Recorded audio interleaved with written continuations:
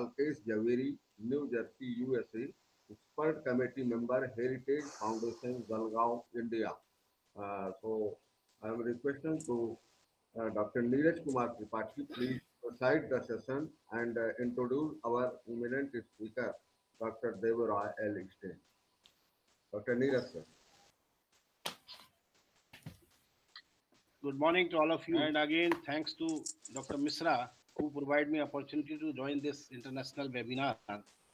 And I have seen the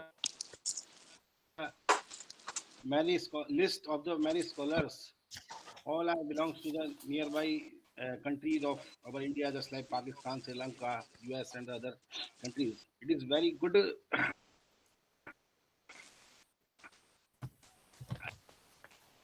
I Mm. think that and appreciating webinar stuck and reevaluate the history and archaeology through this webinar. It is a very simple and easy platform, but the task is very hard to collect the scholars on this in a long time. I think that 10 days, more than approx 10 days webinar and continuation and collect the all scholars online webinar platform on the time and the being. It is very tough task, but very appreciating. And I want to list to Misraji and his team, APS University and Government College Rewa. Second, very welcome and warm welcome to Dr. Deborah. Again, we are on the we know from Dr. Deborah is the very good scholar, not in America, in India also, and his and her studies on the Indian god and goddesses and the Indian ritual systems, heritage, and the archaeology.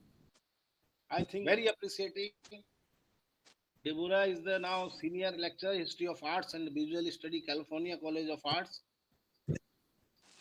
and postdoctorate from the University of California with the subject of the heritage and rituals. And having keen interest in the Indian archaeology and mythology, and as well as the Indian architecture, especially on temple architecture in the part of the Rajasthan. And very popular in the Indian temple architecture history. And each or every temple, I think that the more than 80% temples holding the seven matrikas, seven mother goddesses on the doorjam or the entrance points, the other points. So we will listen. Deborah is waiting from long time due to the some technical errors. So I want to, and it is my request to the Deborah, please continue her lecture on the seven mothers of the India, God and goddesses and mythology. Welcome. Thank you, Dhanyavad. Please. Good morning, everyone here. I want to thank Sri Tripathi for that warm welcome, and I would like to And I thank also, Dr. Mishra. please, and I'm also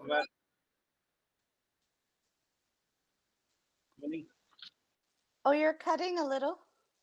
Dr. Alkesh Javeri also co-chairperson in this session, and it is also. I also would like to thank Elkesh. Without him, I wouldn't be here.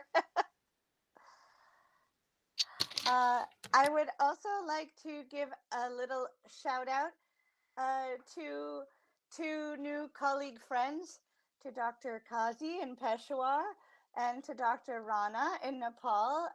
Somebody described this as a galaxy of scholars, which I thought was like Kavita level description. So beautiful. And it's so magical after such a intense pandemic to find each other again. And for me, it is especially magical to find all of you in India. Okay, let me share my screen and we'll start.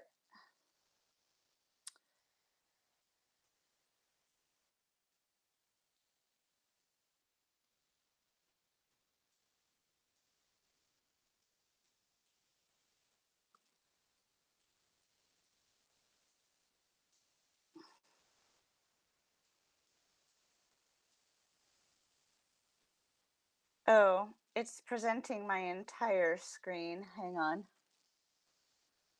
Your entire screen in a browser window can cause an infinity mirror. Okay, hang on. Somebody had this same problem yesterday. I'm used to the Zoom instead of the Google Meet.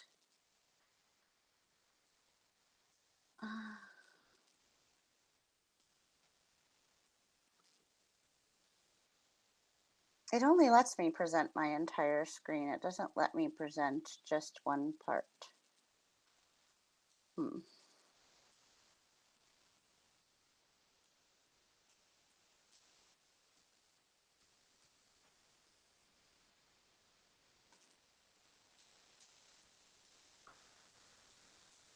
Okay, well, I will have to make you very small. There we go.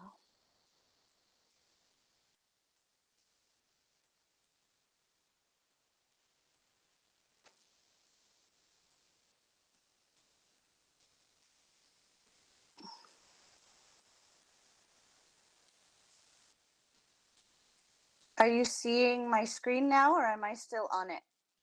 I can't see you. Can you Yes, unmute yes, and we tell can me? see it. TK, okay. So my talk today is called Seven Mothers Then and Now, Rethinking Goddess Sculpture in Early Medieval India. I'm going to focus on Rajasthan, which is the area where I did the majority of my field work in India. And I'm going to focus on some lesser known sites. I could have done what in the 1970s or 60s, or in France, they would have called the analyse de motif, where you analyze a motif again and again and again. But instead, what I want to kind of probe is to think about the gap between what we expect to see, um, just as I was hearing what we expect to see about the seven mothers, maybe in a door jam or as some auxiliary figures, and what we actually see in the field. I was honored particularly to be included on a team of field archaeologists. As an art historian in the United States, I have to say it's often very lonely as somebody who works on pre-modern art. It's also quite lonely as someone who works on Asian art, and more specifically South Asian art. And as somebody who works on art which is in the field as opposed to in museums, that is quite rare these days. So what you're looking at right here is actually a work of art from the Los Angeles County Museum of Art. It is a piece from LACMA, and it is of the seven mothers, and we recognize some of them here.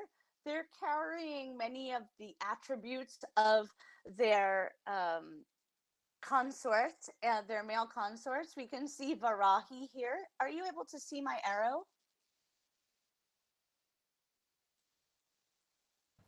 Yes, Good. Okay, so we see Varahi here with her boar's head, and we can see one of the mothers holding a trident in her hands, which makes us think of Shiva. We can see over here one of the most interesting mothers, in my opinion, Chamunda, and one who we see the most often of all in Rajasthan. She's someone where we don't really study her very much in terms of textual scholars of religion, and yet she is often found without the other mothers on her own. Of course, all of you here know her from the very famous um, series of mothers at Khajuraho, uh, which were written about by Devangana Desai. And you can see next to her, she's very skeletal. I love the depictions of her when they're so skeletal that the skeleton goes to the outside of her body, including her thighs and her breasts all over. She has her pinky to her mouth, and this gesture is one we'll see more often. And we will be looking at that. Oh, I see. the first session is going on. And next to Chamunda, we see Ganesh, who, as you all know, is the god of beginnings, somewhat ironic in that we have all of these nubile young mothers, very kind of voluptuous and fertile, and at the end we have Chamunda, who is emaciated. She is a metaphor for time, otherwise known as Kala, with a capital K, as we might say in Sanskrit. And we see her with this gesture, which corresponds to the phonic sound hrum, but we will get into that a little later. So in Western culture, we might think of death as an end, and it might be ironic to have a beginning and an end next to each other as we look at Chamunda and Ganesh next to each other.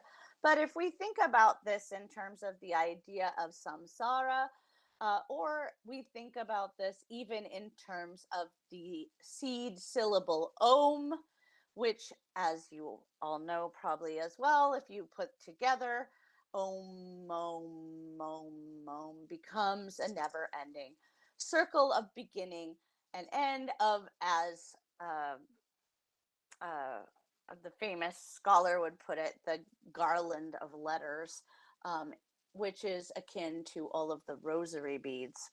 So that's a kind of intro to the iconography of what we would expect.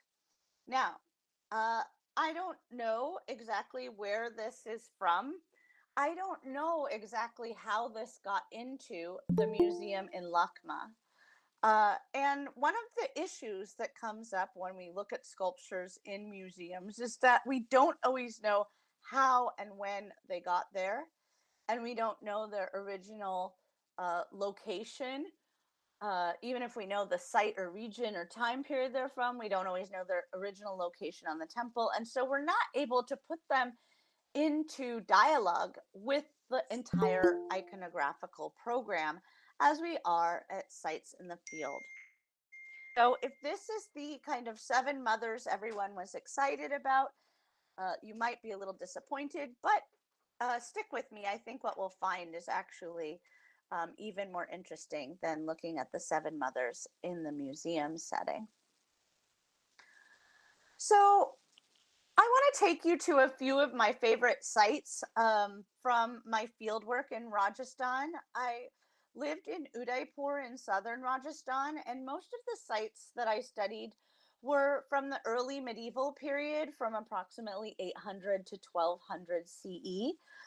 Those sites were all within approximately a 200-kilometer range of Udaipur, and they are part of what was known as Medapata, which subsequently became known as Mewar.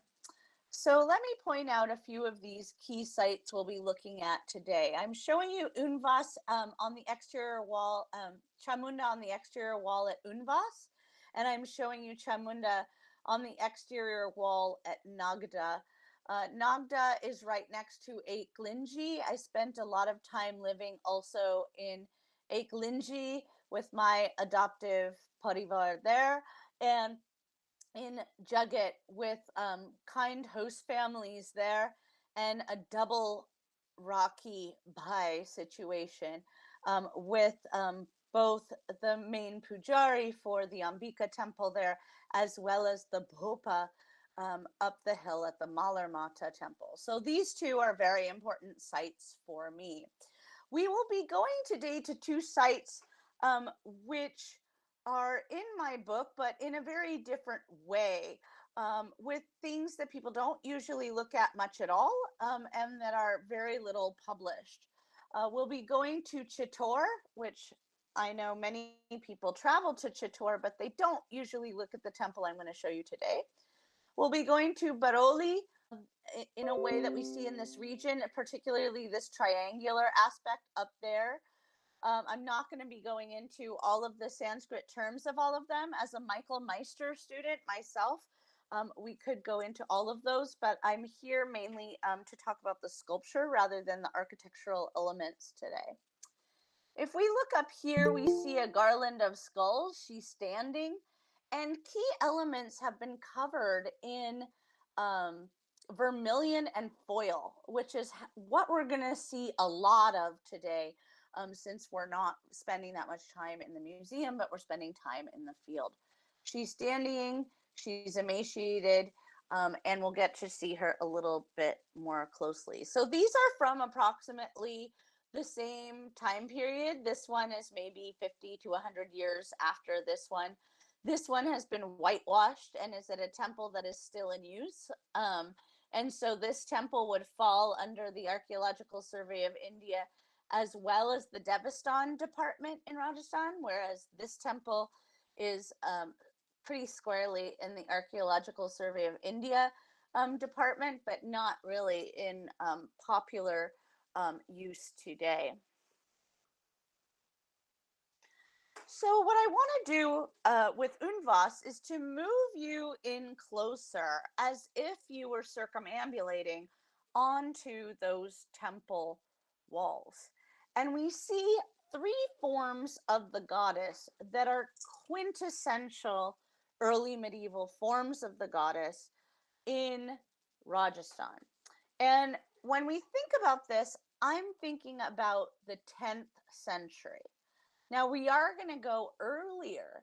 And when we go earlier, we start to see that the seven mothers might have gotten there first, so to speak, made the sites numinous. And then in the 10th century, we're looking at a very particular constellation of deities that's different from what you see anywhere else. And we'll be looking at Jagat as well, which, as you may or may not know, R.C. Agrawala called the Khajuraho of Rajasthan. And one of the things that's very interesting about that site is that it has this kind of exterior layer of 10th century temple and sculpture, which we're used to thinking about, akin to this one in Unvas. And then it has some fragments that suggest maybe a slightly different story.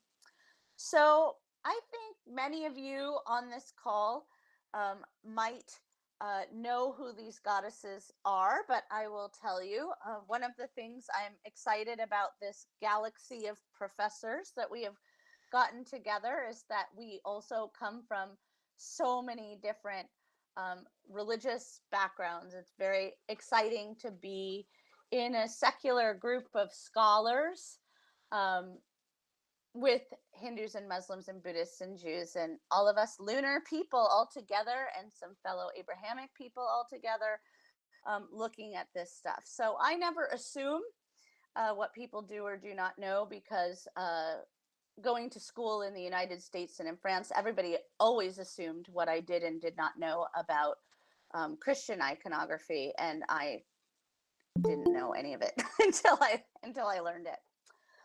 So here we are looking at Durga Mihisa Mardini, and what's interesting about this, some of you might be zooming in from Sri Lanka or South India. You're used to thinking of it in terms of what you might see at the frieze at Mamallapuram, or different kinds of depictions there.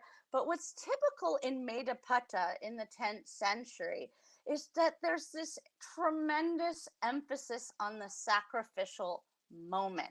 So it's not just a kind of narrative story from the Devi Mahatmya as translated by Thomas Coburn, or as recited as the Durga Saptashati during Navratri by my Buaji, who's also a teacher.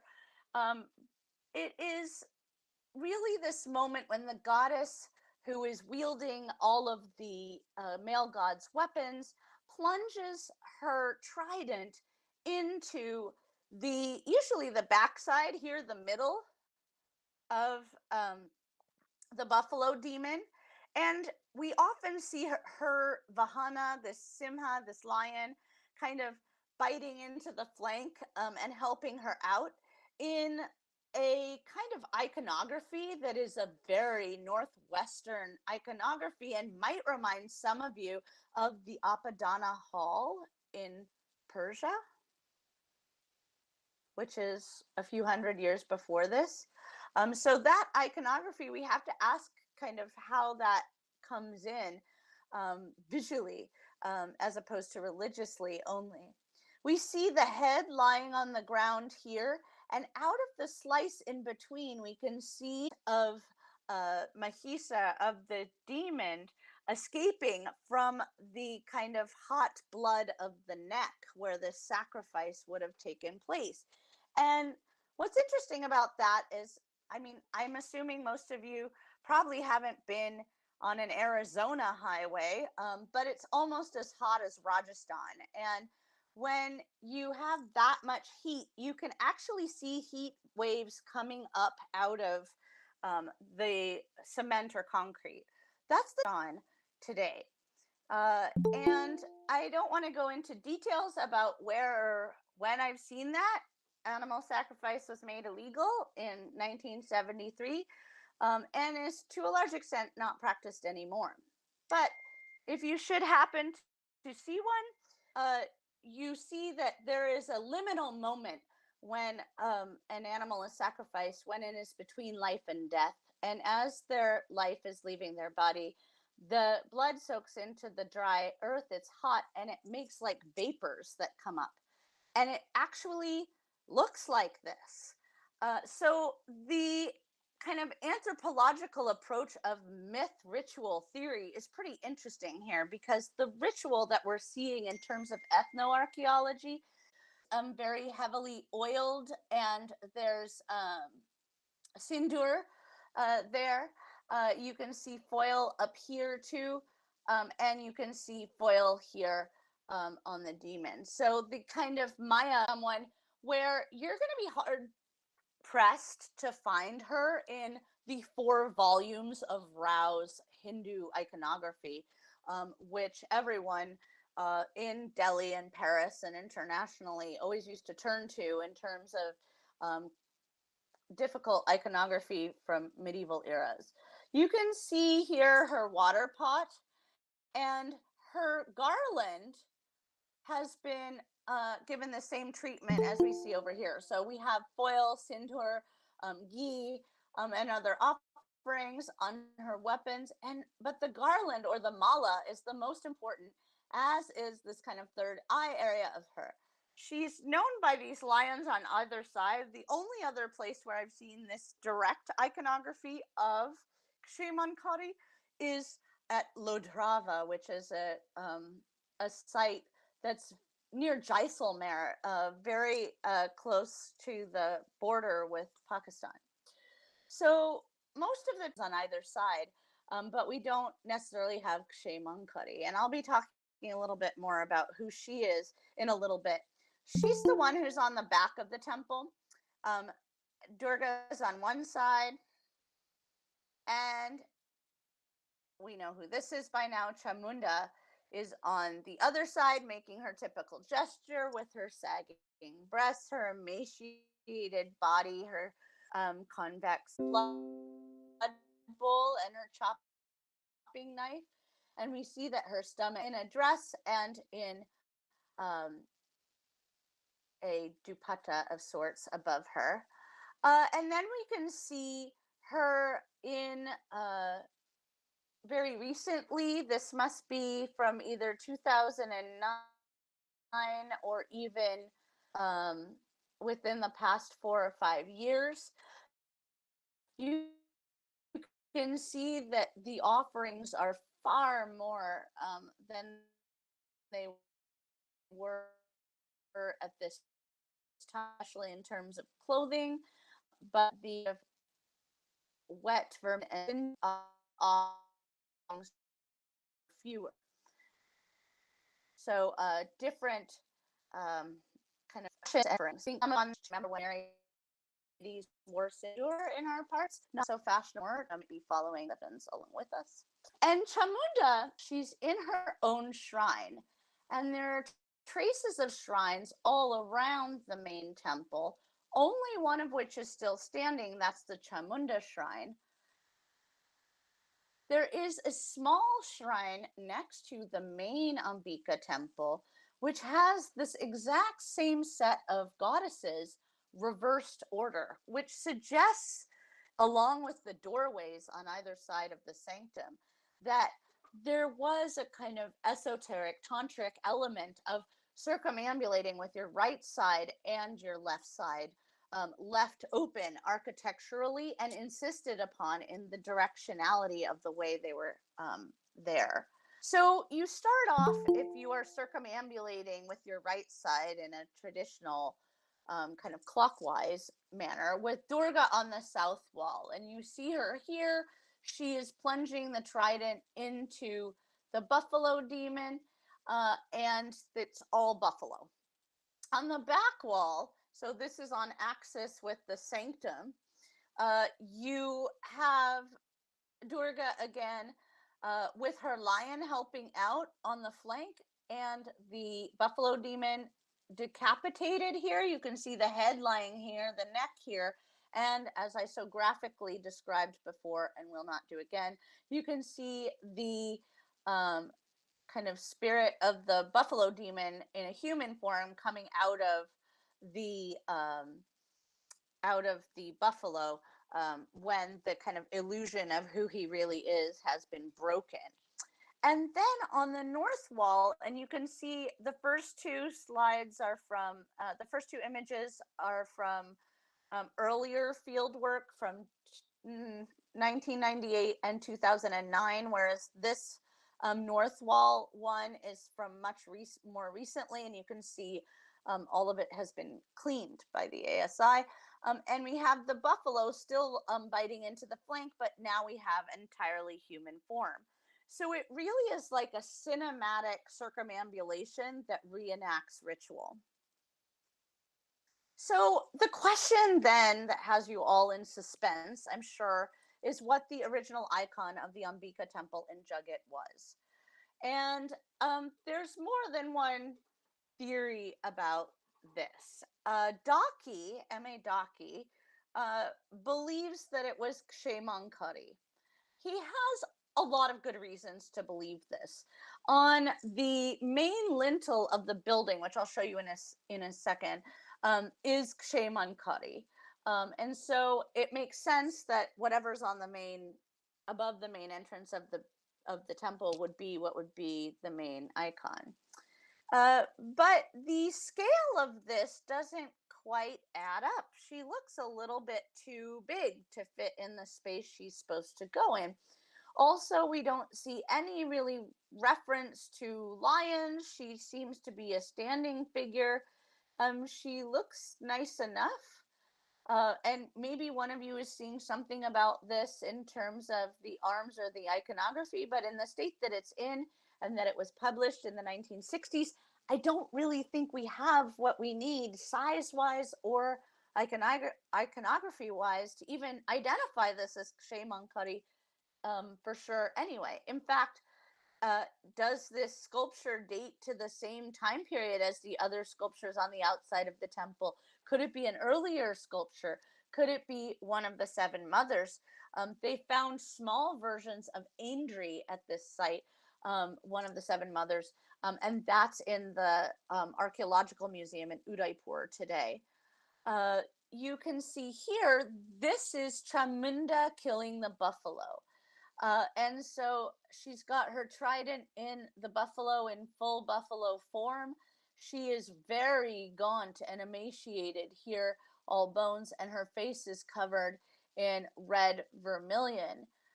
This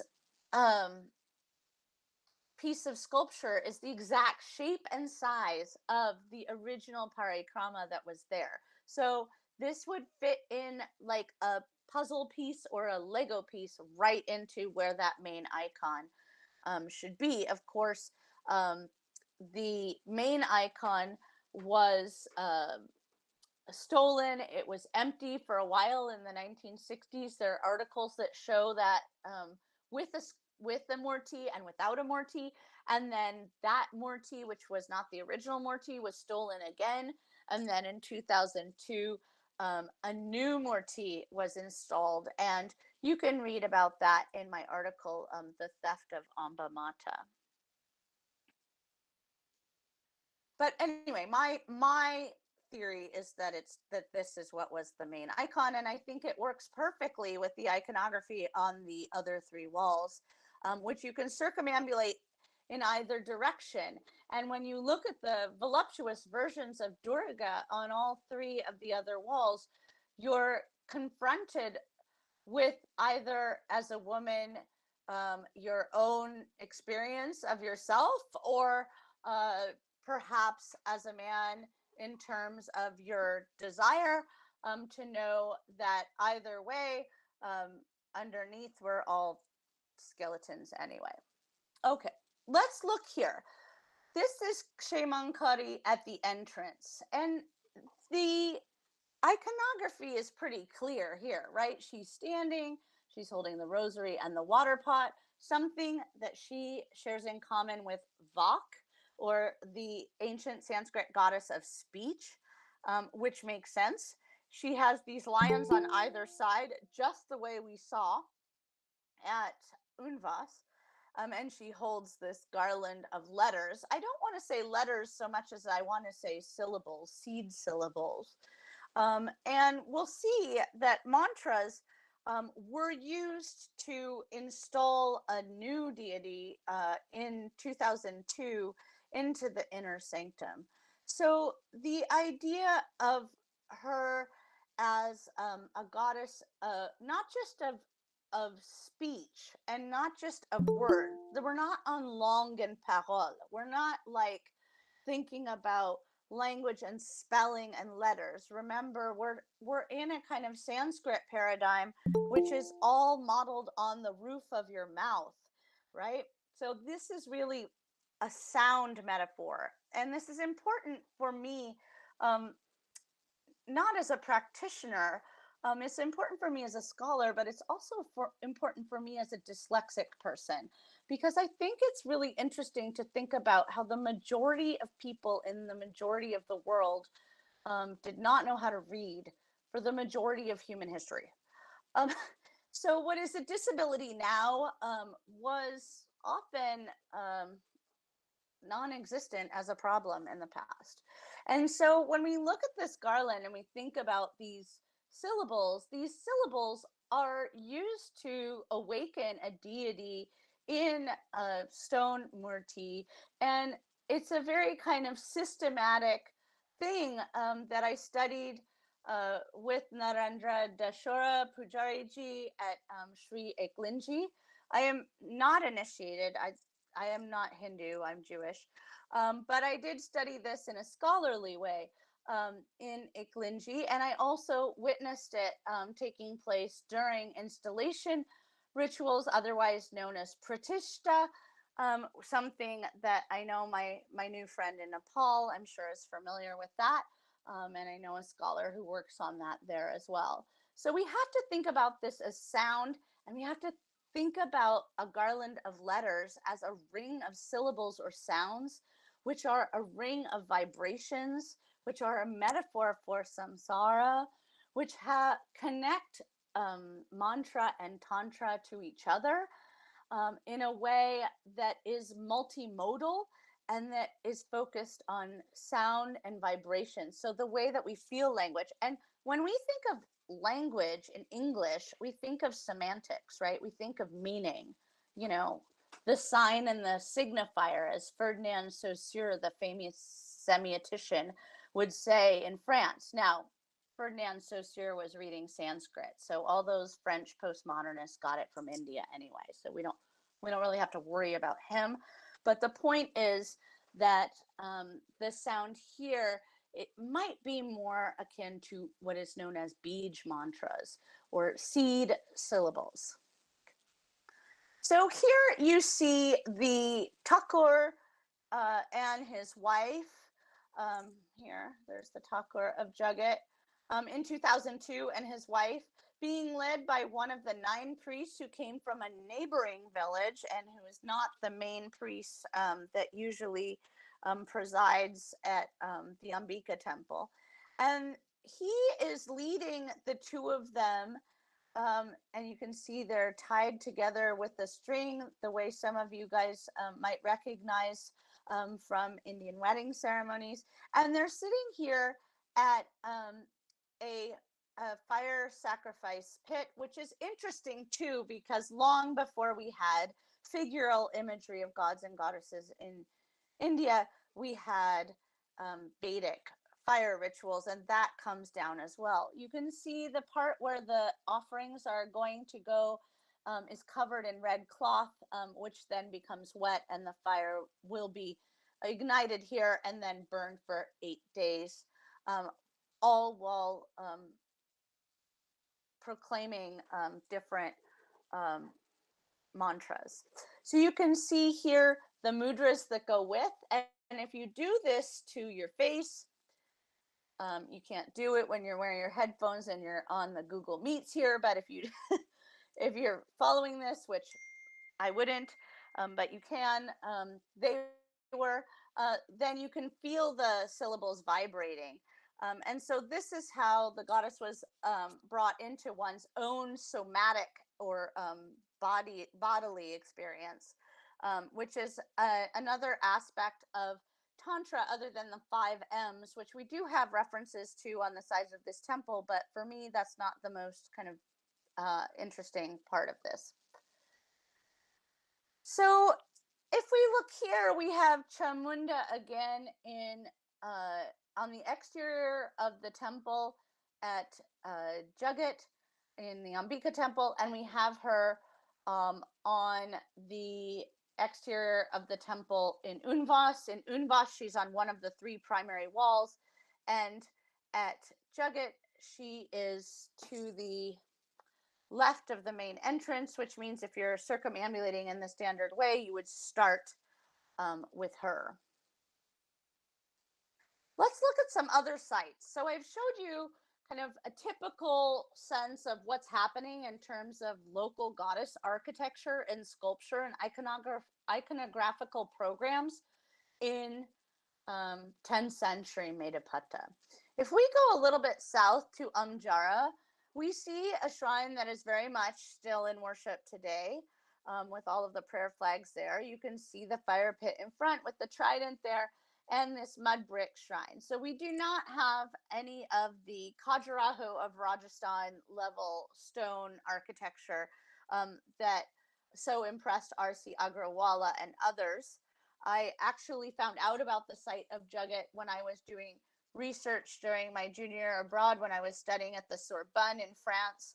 And R.C. Agrawala spent 6 months in residence at the Musée Guimet and left his articles behind. And so that's how I started reading about Rajasthan in France, and then basically followed R.C. Agrawala there, and luckily made it in time to meet him.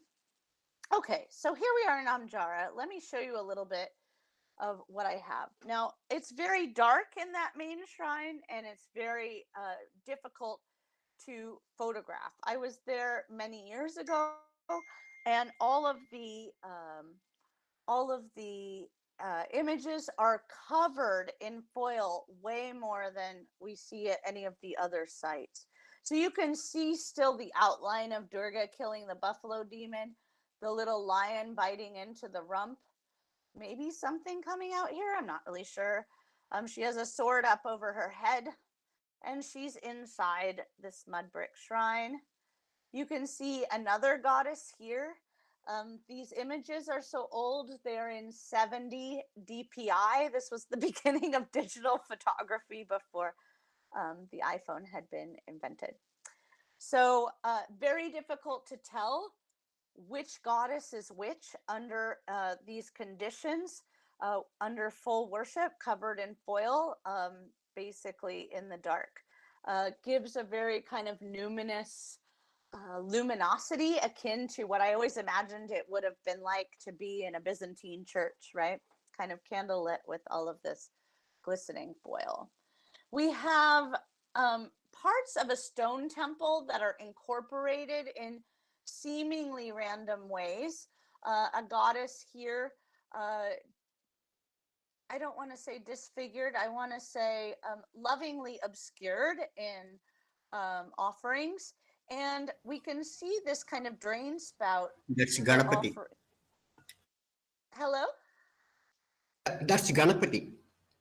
Oh, Ganapati here. That's Oh, Ganapati.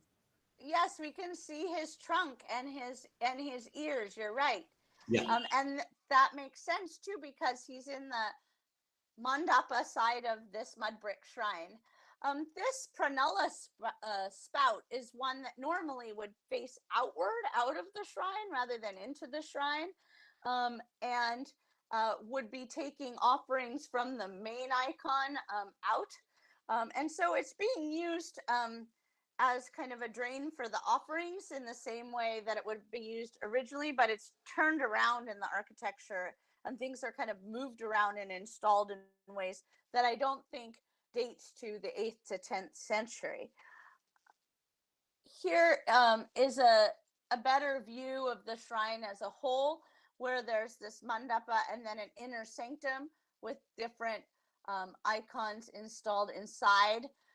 There are not 8 or there are not 7 goddesses here, but there are several, and a Ganapati, which you would expect to find as part of the 7 mothers, and the 8th is him. In an undisclosed location, and not published in my book on purpose for fear of theft, there was a lot of stealing of icons when I lived in Rajasthan. And I mean, the main icon of the main site I was studying for my dissertation was stolen while I was there. And a lot of Medapata sculpture was being trafficked in and out of kind of a Jaipur triangle. I don't want to say too much about that here. I'm happy to discuss that individually if people have questions. But this is somewhere in the Vagada region. And I think that this is a sculpture of Aindri. And I think that what we're seeing here is a mother goddess. And I think that we have sets of mother goddesses that are actually dispersed and kind of reconsecrated in different ways, where they're still being worshipped, but not in a kind of clean, tidy set in the same way we saw in the museum of them all together.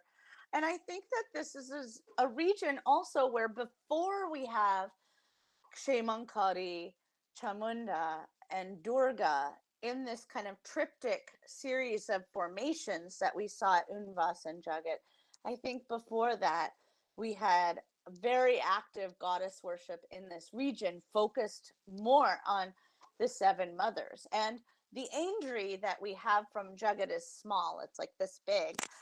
That's in the museum in Udaipur, dates to the Gupta era. So that is kind of what was there beforehand. Now I'm going to take you to some other sites, kind of looking for mother goddesses, and then we're going to end with some different sculpture, and I'm going to let you come to some of your own conclusions about that. Here we are at Chittorgarh, and if you think about Chittorgarh, if you've been to Chittor in Rajasthan, a big famous fortress with all the stories about Queen Padmini, and they've made movies about it, Bollywood movies about it. If you think about goddess temples there, you're probably thinking about the big Kalika Mata temple there. But that temple actually used to be a temple devoted to the sun god Surya, and then got reconsecrated as a goddess temple. And as a scholar who works diachronically or across multiple time periods at once, I'm not invalidating any kind of contemporary use of the site because it's not the original use of the site. I think that there's a really kind of fruitful and productive way of looking ethnoarchaeologically at sites in the field as living, and listening to the people who use them when we learn about them in different ways, rather than relying uniquely on inscriptions and original intent for the temples. I don't think that history and the present are in competition necessarily. So what you're looking at here is not Queen Padmini's palace. It's not the Kirti Stamba Tower of Glory that I write about in my book in great detail. It's not the Kalika Mata temple, which is much larger and much more impressive. It is a tiny, broken temple by the road that no one ever looks at or stops to look at or thinks about unless, like me, many of you, think about the Encyclopedia of Indian Temple Architecture in several volumes. Maybe you've been to the AIIS library, the American Institute of Indian Studies library in Gurgaon outside of Delhi, where there is housed there the AIIS photo archive. This photo is one that I took, but that photo archive is now digitized and online and available to all of you. I can drop that in the chat later. So we're looking at a temple dedicated to Kshemankarhi, known as the Kshemankarhi temple, that dates from 800 to 875 CE, so much, much earlier. See the columns and then this kind of triangular element with these kind of mini, almost chaitya-like forms, and they continue up, up, up above these different sculptures. You have the protrusions and recesses in the temple wall, and you have what I call auxiliary figures. So Dikpalas, Surasundaris, otherwise known as Apsaras, and also Vyalas. And then you have these kind of main icons here. And it's a little confusing. I'd love some help from anyone here if you have strong opinions about the Kshemankarhi temple at Chittorgarh. So you can see this is some of my original photography from 1998 when I was shooting black and white film and getting it developed in France, which is why it looks like it's 19th century photography, but actually it was shot by yours truly. So this is my own image. And we see the goddess here. She's got a trident. She's sitting with one leg bent, and she has her hand maybe to her mouth like that. It might be a skull staff there. I'm not really clearly seeing that this is Kshemankarhi. I'm not seeing a water pot or a rosary or any of those things that all of that French iconography made me think of. Let's keep going. Here she is a little bit more closely. So you can see, I'm not sure what this staff is here. Does anybody know what this is with this kind of plumage on it? I'll save some for the Q&A. Anyway, we can think about this. Is this Kshemankarhi? I don't know. She's explaining something. She's explaining. But she's not holding a rosary. She does have the lions on either side, though. Although lion thrones like that are pretty common for a lot of deities. What is this? Has anybody ever been to Sanchi? Have you ever seen The Great Departure? It looks like we have somebody riding a horse and a parasol above. So a royal figure. I doubt it would be a Buddhist figure. Are these sagging breasts? This temple leaves me and most people with more questions than answers. And I think that's one of the reasons why some of the bigger and more famous and more racy temples get a lot more attention. But it's interesting in this kind of Medapata region that we're still thinking about Kshemankarhi. So there's another image. I'm just as perplexed as you are. Okay, moving right along to Badoli, otherwise known as Baroli.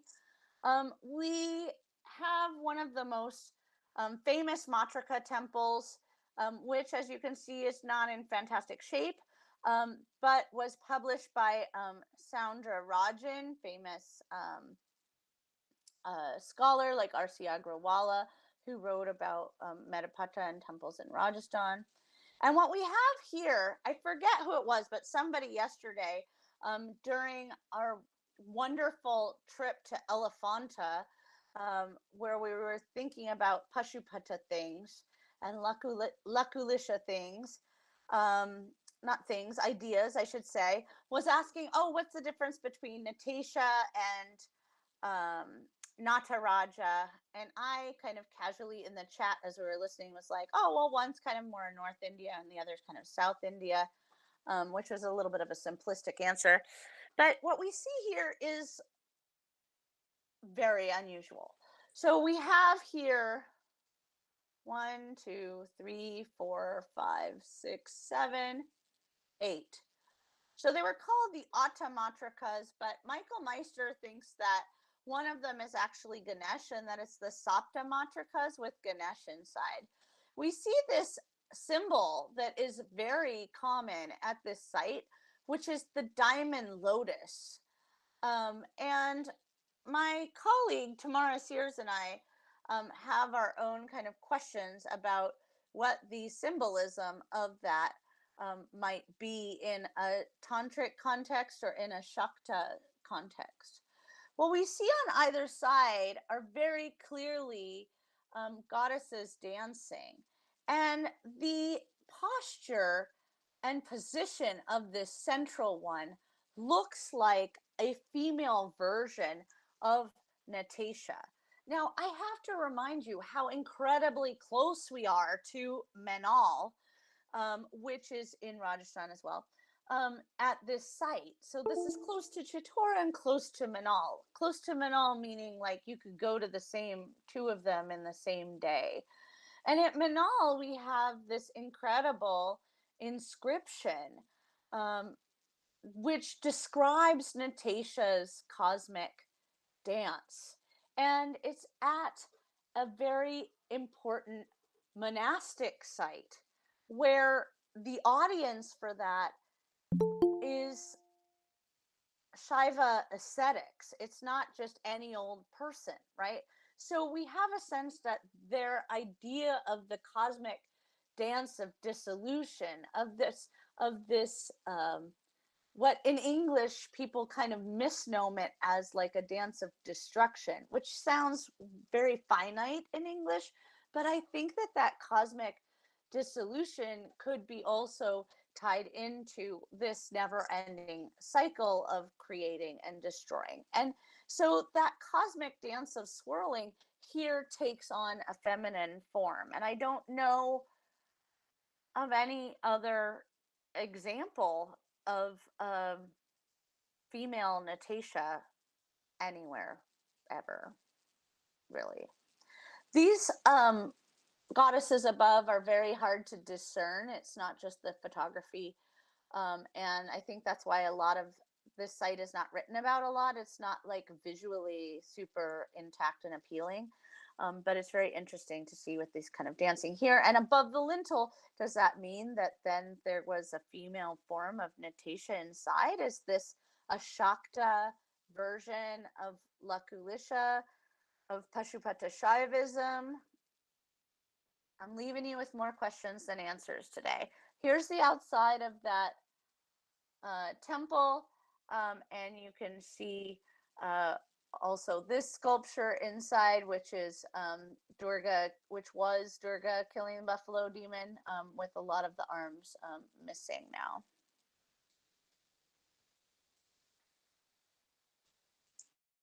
I want to leave time for questions, but we're still doing okay.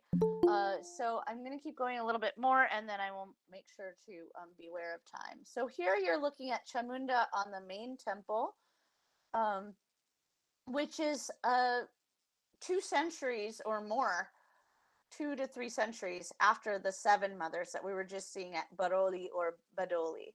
And this version of Chamunda from the 11th century looks just like the one we saw at Nagda. Do you remember that one? Very kind of distinctive form of the breast there. So in this last part, we're going to be looking at sculptures which may or may not be the 7 mothers, which are no longer in sets as they once were. and which I haven't published very much of, for fear that gumtata, that they will wander off of their own volition. So these are at undisclosed locations in southern Rajasthan, and we can see the kind of foil worship that we see here in Sindur, and these different ones, and they're all about this big, so they're similar kind of sizes. And this was, again, like 20 years ago. You can see some of them have feminine forms. A lot of it is obscured. Some of that could be cleaned off and we might be able to tell, and some of it is just obscured over time. As some of you were joking with me yesterday, it's not always the fault of colonial destruction. It might be just wear and tear over time that we're looking at here. Here are some more examples of that kind of sculpture. Here we have ears, right? So we have another Ganapati situation, another Ganesh. And we also have in undisclosed archives earlier images. And you can tell from the hairstyle here and from the little kind of carved pattern at the top, that this is much more of a Gupta era image or even earlier. And we see a little fragment of the goddess with the sword over her head. And I'll come back to her at the end. I want to, before we end, show you what people who worship the goddess in Jagat want me to take pictures of, what they want me to see. This is the Bill ceremony and performance. This is a play that's being performed. And I sat around at the Ambika temple in Jagat for a long time on Navratri, waiting for goat sacrifice or buffalo sacrifice or any of that. They said, you have to stop waiting for this. First of all, it's illegal. Second of all, it's not going to happen. Third of all, if you're here, it's not going to happen. And moreover, that's not what's most important. You have to come 2 kilometers away and see this instead. And the person who told me this was wearing this silver jewelry with kagil and with a folk version of the goddess here. And took me to this performance and said, this is what you need to be looking at, not at those old stone temples. And so this is how people worshiping the goddess today, as opposed to in the 10th century or the 8th century or earlier, wanted me to think about this. And you can see that so this is about 2 kilometers outside of Jagat. This is a peacock broom, and the Bopa from the Malar Mata temple has come and is celebrating Navratri here. I am not one of those anthropologists who believes, well, first of all, I'm not an anthropologist at all. I'm an art historian and an architectural historian. And I'm not one of those scholars who believes in studying the quaint and curious customs of others. I come from a lunar tradition rooted in West Asia.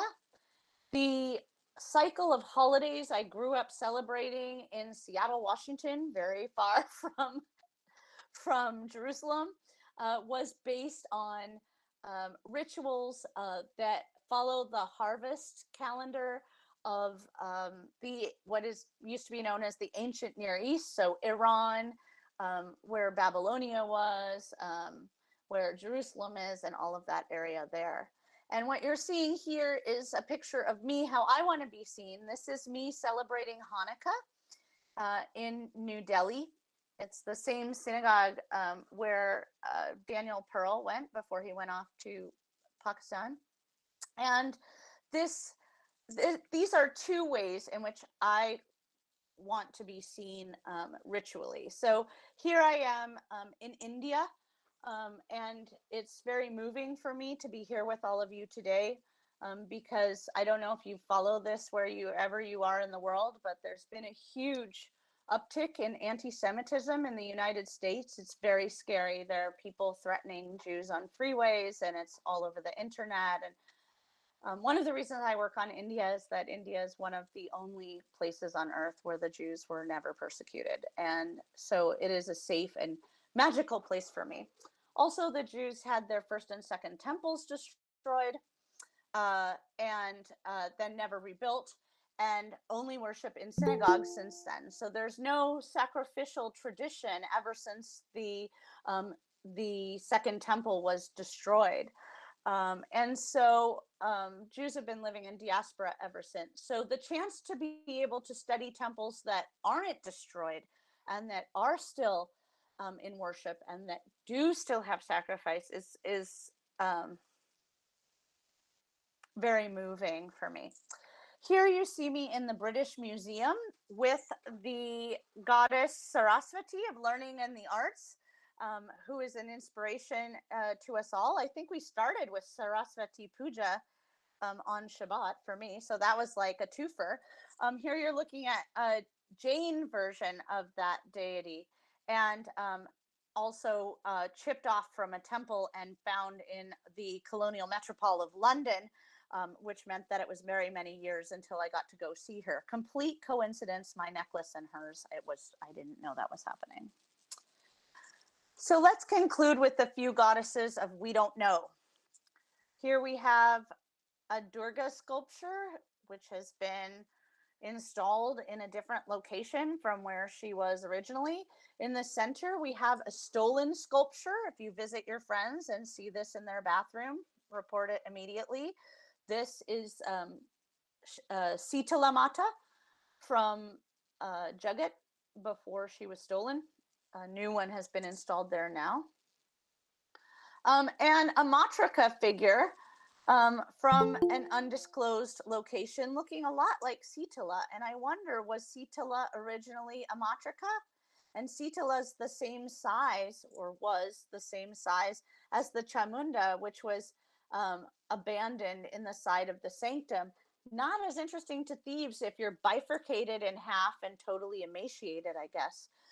And then we have this other goddess over here, unknown. And I conclude with this faded picture of that same image of the Gupta era Durga at the undisclosed location. This fragment is approximately this big. She's missing the bottom half of her, so we're not really sure. Could she have been in a set with the Aindri, which is in the museum? I don't know. And as a scholar who is attached to Saraswati and who's so excited to do this research and be with all of you, I'm going to end with the ultimate scholarly statement of we don't know.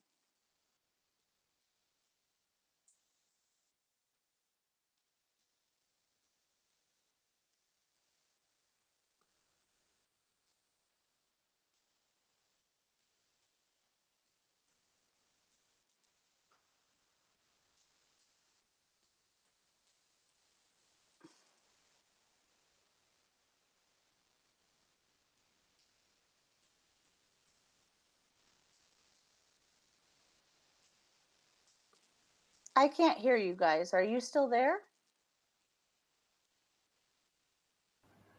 Yes, Yes, we we are. are. Oh, good. Okay. And I I'm had just to waiting hide you all from for myself the while I was talking and just session is go on going to be faith that wrapped you up. were So I'm still just with me. waiting for the chairman to say something, the chairperson of the session. Okay, I'll mute myself.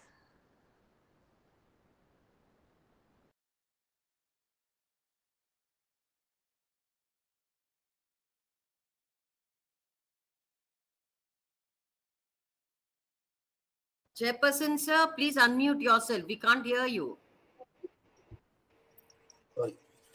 Neeraj sir? Sir. Sir. Yes. Due to some technical Yes, sir. problem, my laptop is not working. Thanks to Yes, sir. Dr. Deborah to explore the all over Rajasthan temples, especially in Mewar region.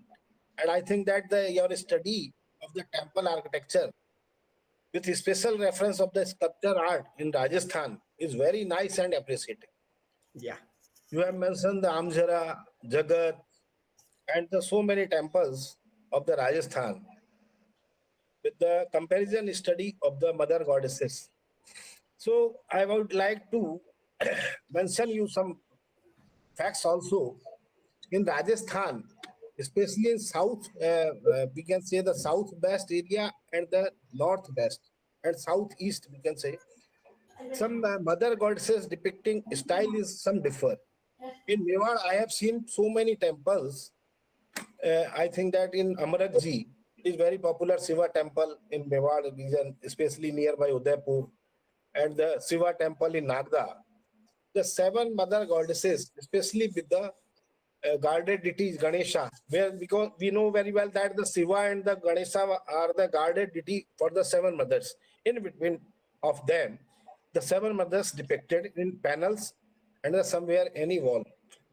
So, eight pillared hall in Amrakji in the Shiva Mandir temple Nagda, it is recently I have explored and very lesser known for the scholars. I have seen the eight pillared hall, which is called the mandapa of the main shrine, and having eight mother goddesses with the Ganesha, seven mother goddesses and the Ganesha form. And on each pillar, it is depicted. And pillar is also octagonal and the hall is also octagonal form. It is the additional and the specific thing in the Mewar region. It is not found. I think that I have explored the Shekhawati and the eastern and northeast Rajasthan. I have not seen such type of the depiction in that area. Second,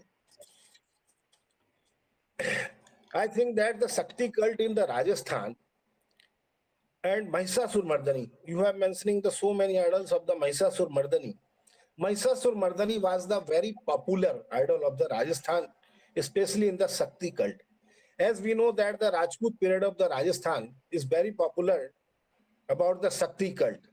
It was really at that time the pre-Islamic India, we can say, our female deities importance and mother goddesses worshipping, it is very clear shows that the strong contribution of the females in the history of the Sanatan Dharma. And Sanatani people who were high belief and the great belief in the Sanatan Dharma, it is also mentioning just like our so many deities, we can say. You have mentioned the other Mankari, Chamunda, Vaishnavi, Brahmi, Mahishasur Mardani. All are having the importance in our Sanatan Dharma and the history. Later on, when the British, especially I want to express my things that in British India, this narrative was the females situation in the pre-Islamic or the India was very poor. Its perception is very wrong when we are seeing that in pre-Islamic India, especially in Rajput period, the female deities having the special honor on the male gods. It is very mentioning things. Amjara actually, you have displayed the Amjara temple. Now that temple which was constructed by the local people, now very huge and the cement concrete temple constructed at that area. Actually, Amjara temple, it is the site which was very highly disturbed by the invaders, especially who used to root Gujarat from the Mewar region. So we have found only the fallen debris in that area. So in the Rajasthan Archaeological Department, Amjara protected as the archaeological site, not temple. So Amjara having the lots of, I think that so many sculptures acquired from that area Amjara, which is displayed in the Dungarpur Museum, Government Museum Dungarpur and the Baroda Museum. The Amjara sculptures especially displayed in that site. Another thing that the seven mothers guarded with the Veerbhadra and the Ganesha. We have seen some evolution regarding this. In earlier period, when the seven mother goddesses depicted only with the seven mothers forms, not guarded by the Ganesha and the Veerbhadra. But later on, when the doors and the special panels and the outer wall panels, it is especially mentioned with the Veerbhadra and the Ganesha. In between that god, we can say seven matraka depicted, especially on the outer wall panels and the panels. And another thing I want to tell that the Semankiri you have mentioned, Semankiri and the Gohasna Gauri. It is the two things. You have mentioned the Jagat temple and the lots you have. I think that I have seen your some slides on the Jagat also. The Gohasna Gauri and the Semankiri. Semankiri, I think that the Indian history, the Solanki Rajputs associated with the Semankiri. So Semankiri deity is associated with the Kuldevi as a Solanki Rajput. And the Solanki Rajput, we can say that it is the Rajput period rulers of the Gujarat and the Mewar at the Central region. So maybe possible that your Semankiri goddesses, I have you to identify and decipher this worshipping in that area, may be possible that influence of the Gujarat Chalukya Solanki rulers. So can I tell you? Can I interrupt you just to say that is so right on? I met a person who has that temple, the Ambika temple in Jagat, as their Kuldevi. They're from a family of Solanki architects. Yes. And at an undisclosed location in Udaipur, they have an undisclosed manuscript, which they will not let me see, which has to do with the Kuldevi there. So it's like a treasure hunt, and you say warm, warm, hot, hot, cold, cold. You're like on fire with where you're going with this. It's just that in order to access it, unless we ourselves are Solanki architects, which I sadly am not, then it's very difficult as scholars. Thank you. And again, Maru Gujar style temples also is the influence of the Gujarat, and Maru is the from Rajasthan word. So it is a joint word used for the Maru Gujar style. Now, very thanks to Deborah, enhance our knowledge in the special field of the temple architecture, especially in Rajasthan. I am also working in Rajasthan State Archaeology Department. So it's my personal thanks to you for enhance and I think that the reevaluate the temples architecture and the idols and the deciphers of the some unidentified idols of the temple, Rajasthan temple. So now I want to invite Dr. Alkes who sum up this talk. Thank you. I think there's some questions from the audience. Are we saving those for the end? Will I be allowed to talk at the end? Sure. Or should I put my question now? Okay, You can put right now. Yeah. Why don't you After ask summarized view, I think that after summarized view of the Dr. Alkes, who is also doing the work on the Gajalakshmi and especially in Rajasthan. Dr. Alkes, I want to mention you that the Umal Sebal Devi temple, have you seen in the Sekhavati region? No, I haven't gone to any places except a couple of in Udaipur. I have seen one Gajalakshmi and one is in I have seen the Umal Sumal Devi temple in especially in Sekhavati region, Rajasthan, and it is the 10th century temple. On the doorway, Gajalakshmi, especially in the Choti Khatu stone, yellow stones depicted, especially on the entrance of the gate.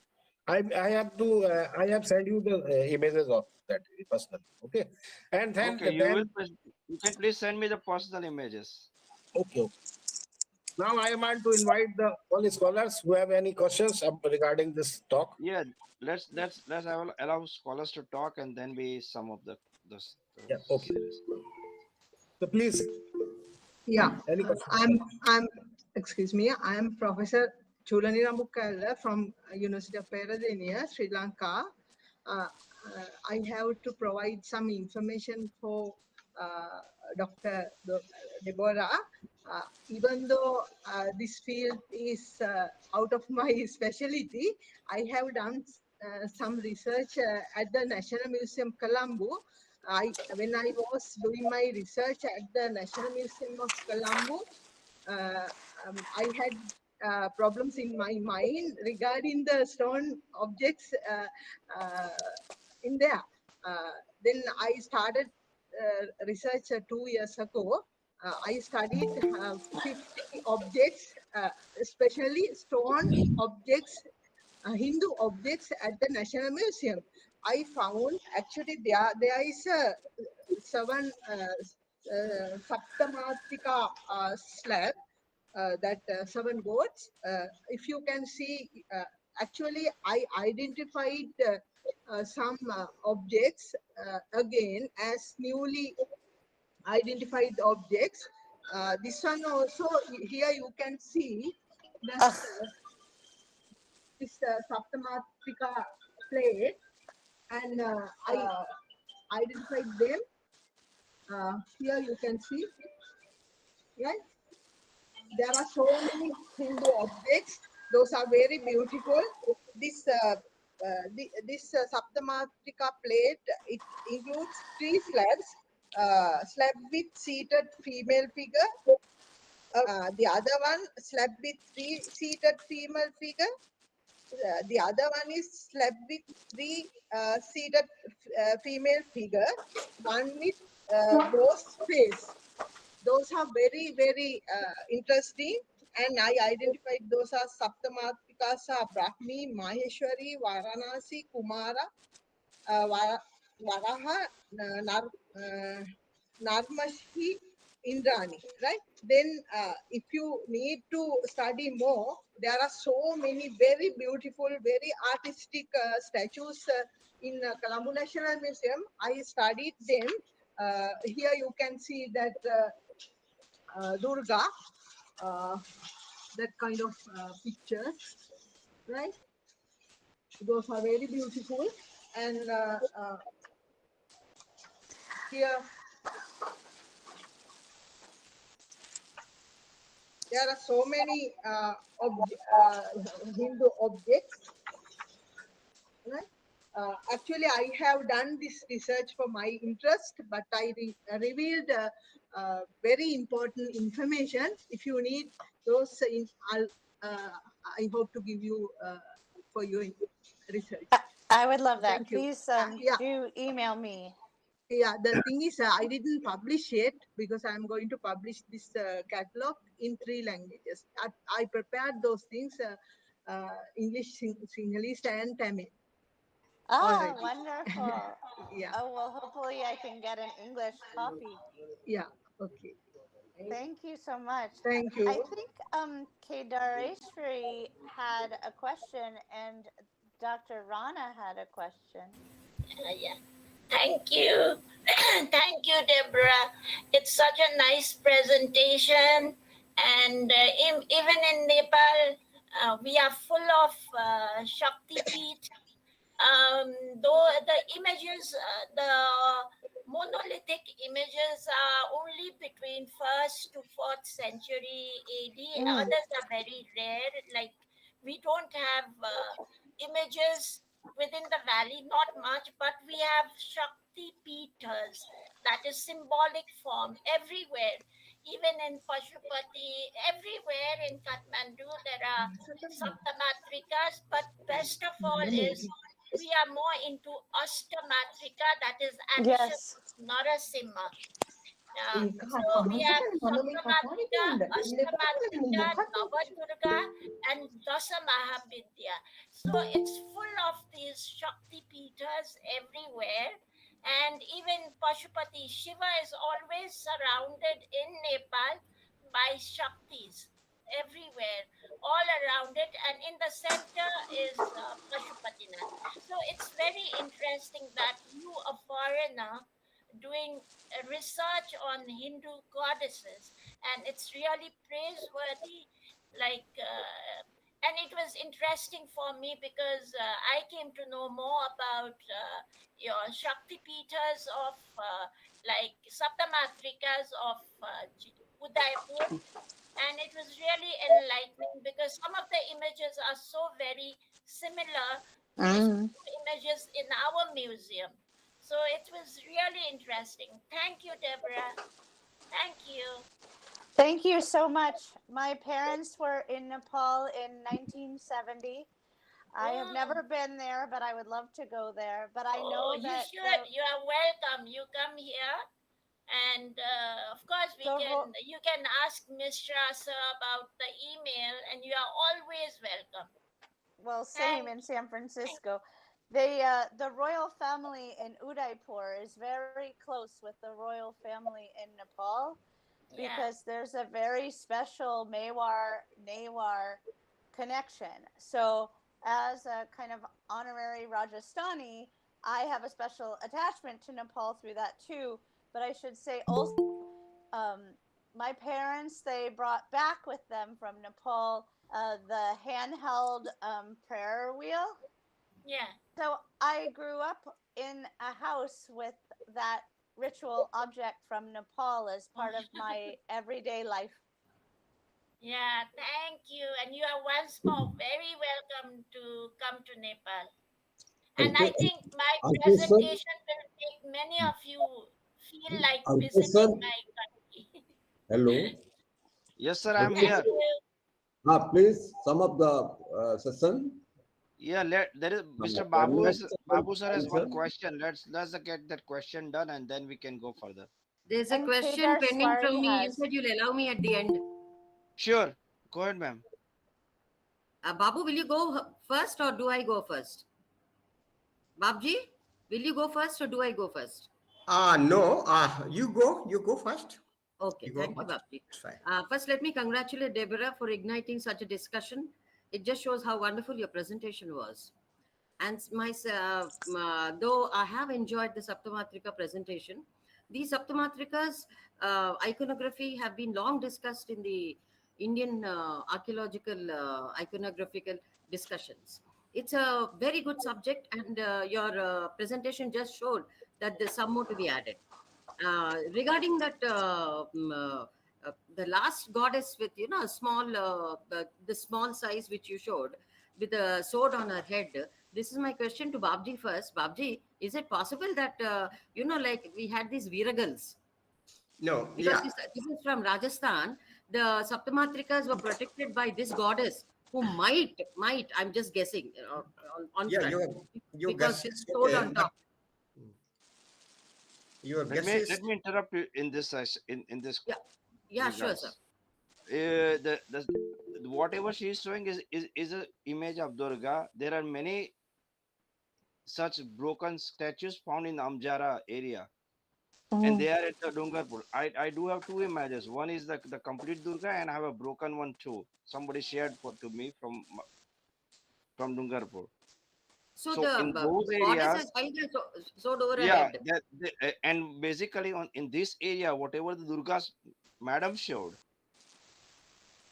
have only four hands. If you have keenly observed, whereas in southern part of India or other you will go, the hands go on increasing.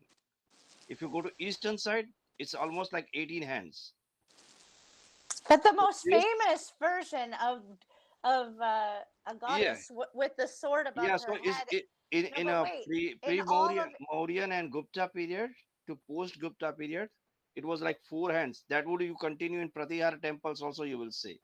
but the most famous version of what you're talking about, Yes, Kedareshwari, Doctor. is Alkes is the wait, stating. wait. It But is the hang on one sec. The most famous example of what she's talking about is not actually a Durga. I think the one that I showed is, but with the sword over the head, the most famous example of that was published in the Tartakov article, and it's the thing that was borrowed from the iconography of Patadakal in the Deccan, and it was found at Mamallapuram. It's the one where there's the most famous woman with a six pack in all of Indian art history, right? She's up like this with the sword, and she has the kutabanda, and we see her six pack.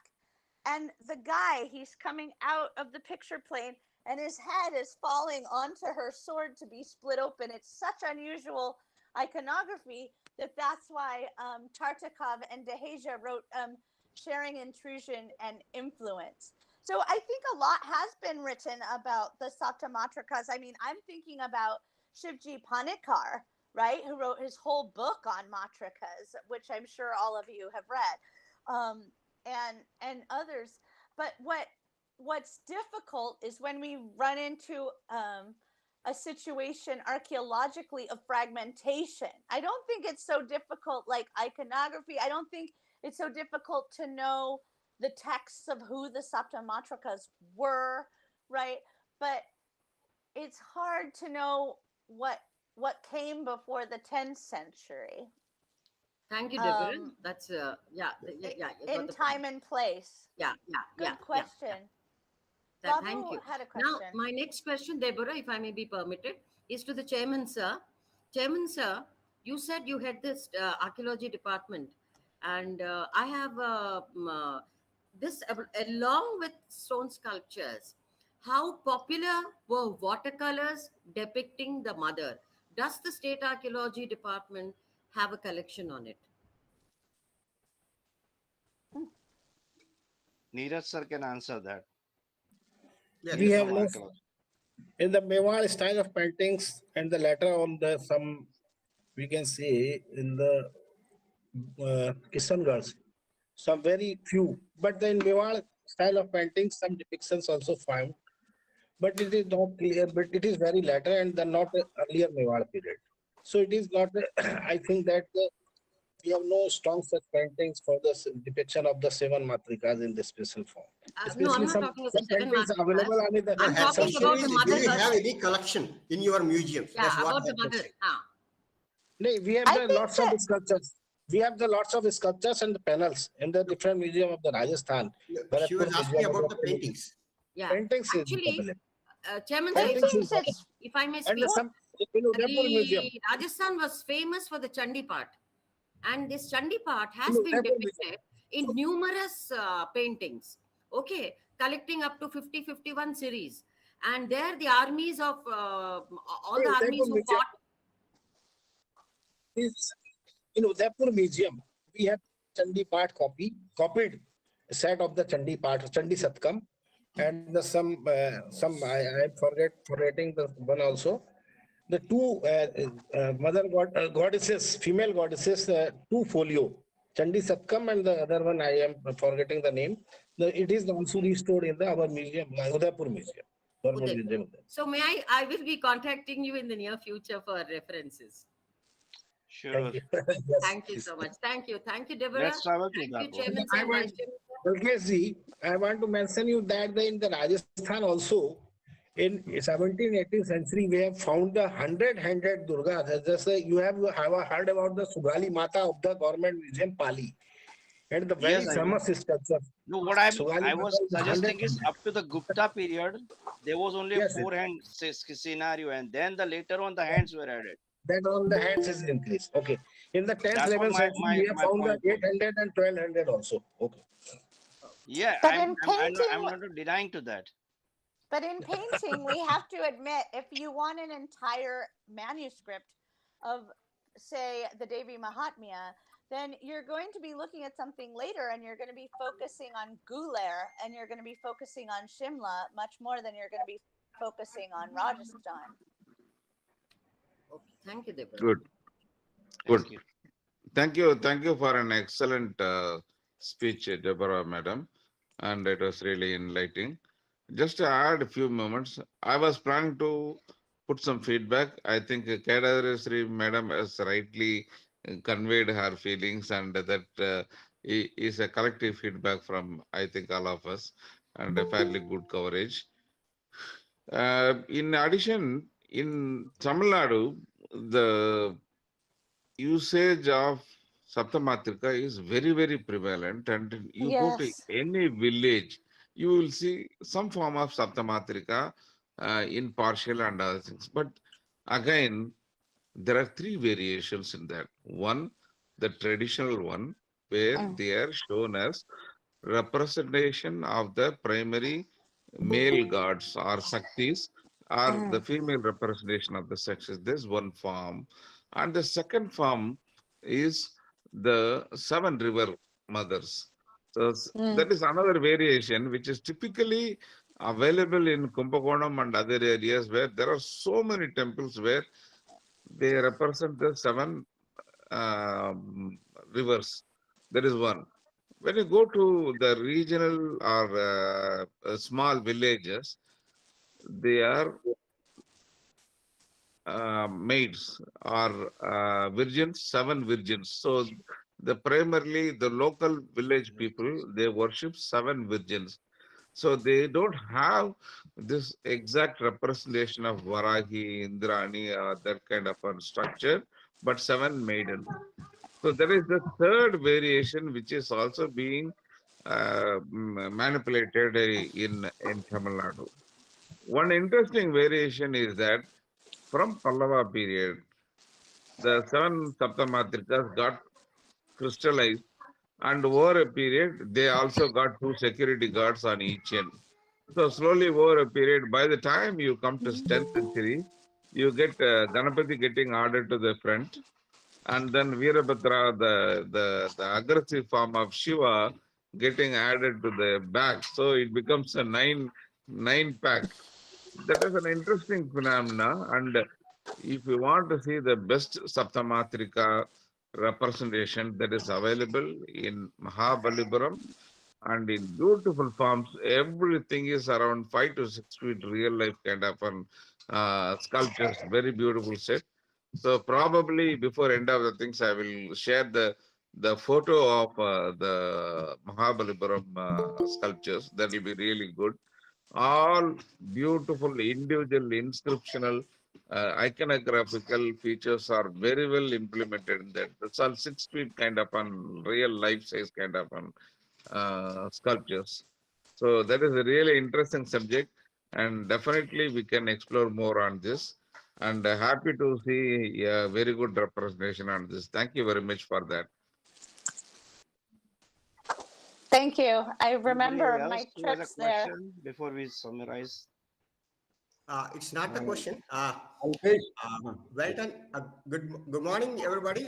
This is a beautiful opening of this second day session. And Dr. Deborah has meticulously done, because it is very difficult to take out smaller things from each of the temples and then to compile them and make a story out of that. She has done very well. But there is a lot to, because Saptamatrikas, the work of Saptamatrikas is like endless. It is 360.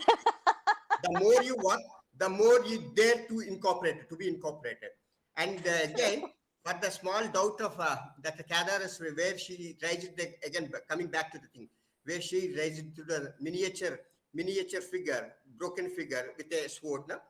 So the best thing is that you yourself has shown it's compared to this thing. One of the pendants, you have shown some of the two pendants, silver pendants, worn by the Bill community. So in one of the time with 10-handed Devi, she was holding the whole sword like this. This is what my observation. So you can give that one, but again, into a maximum extent, such kind of things will be always associated in the down south, especially in the southern peninsula, with the hero stones. That's the thing. Hero stones.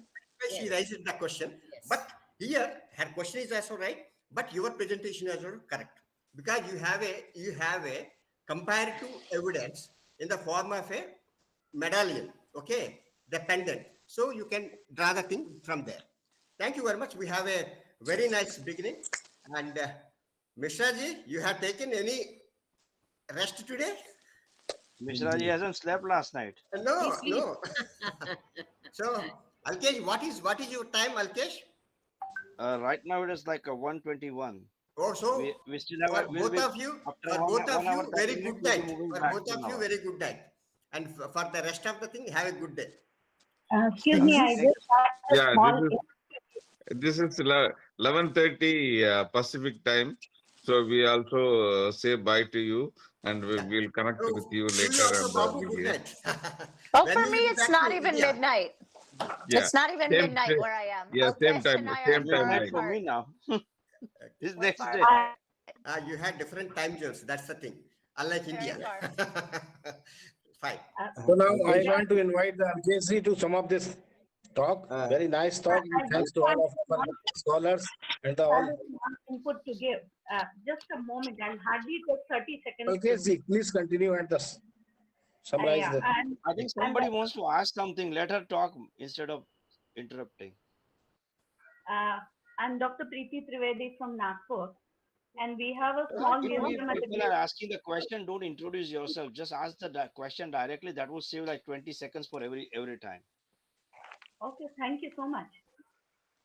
No, this is I just a just suggestion to all the There was scholars. one of the slides that Dr. Deborah showed had dancing goddess, and I just want to Yes. inform that we have a very small archaeological museum in our department of Nagpur University, Department of Archaeology, and in that we have two Nritya Kali images from Central India. One is from Yavatmal and one is also from one of the adjoining regions. The provenance of that other image is not known. And these images have been extensively discussed and researched by Dr. G.B. Deglurkar. So I just wanted to submit this for your information. You can Thank search you. for his articles.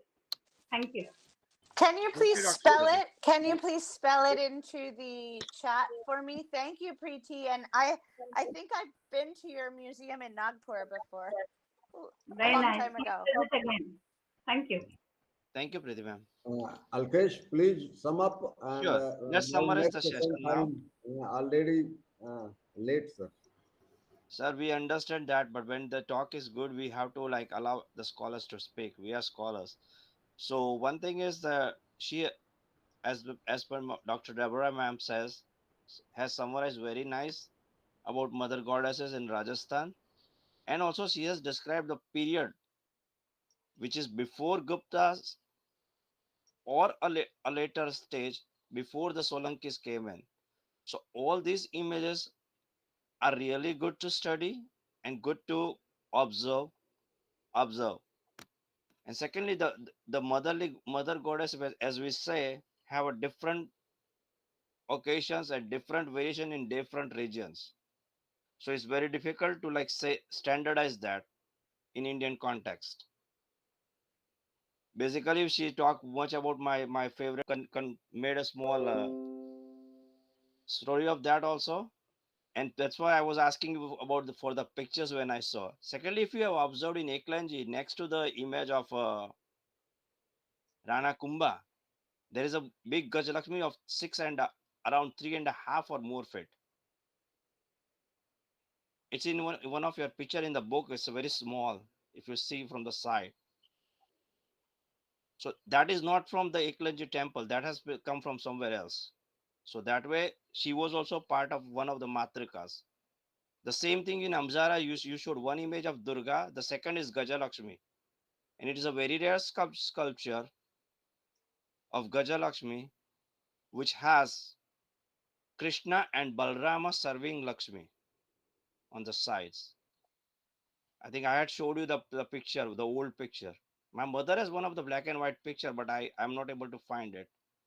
And everything is in India. Third thing is I'm summarizing all these seminars, but I have never visited any of the sites. It's all by my reading. So I would like basically to try to get under you to do some really research work, ma'am. And thank you very much for giving us such a time and knowledge to all our people in Southeast Asia and US. Thank you very much. With this, I conclude the session and thanks Dr. Debra, Dr. Mishra, and all the scholars who are present here. As a suggestion, just now I interrupted Preeti ma'am also, but like instead of introducing yourself, you are, just ask your question to the scholar so he can answer you, and that way we would be saving like 2 seconds into the total number of the days we are going to say. Thank you very much. Thanks for giving me this Thank you. opportunity to say all about this. Thank you, Here, Dr. last, Deborah. Yes. this is the condition of Amzara temple. If you guys can see my cell phone. No, we can't see it because it has the fade on it. Oh. But you see now, I know that you wanted the pictures for your mother, and it's so magical, the stories for you around Amjara. I really appreciate your elucidating the Gaja Lakshmi angle.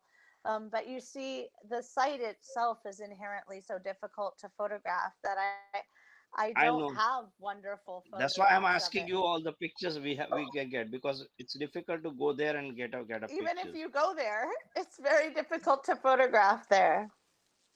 Yeah, no, because I am also from Rajasthan, so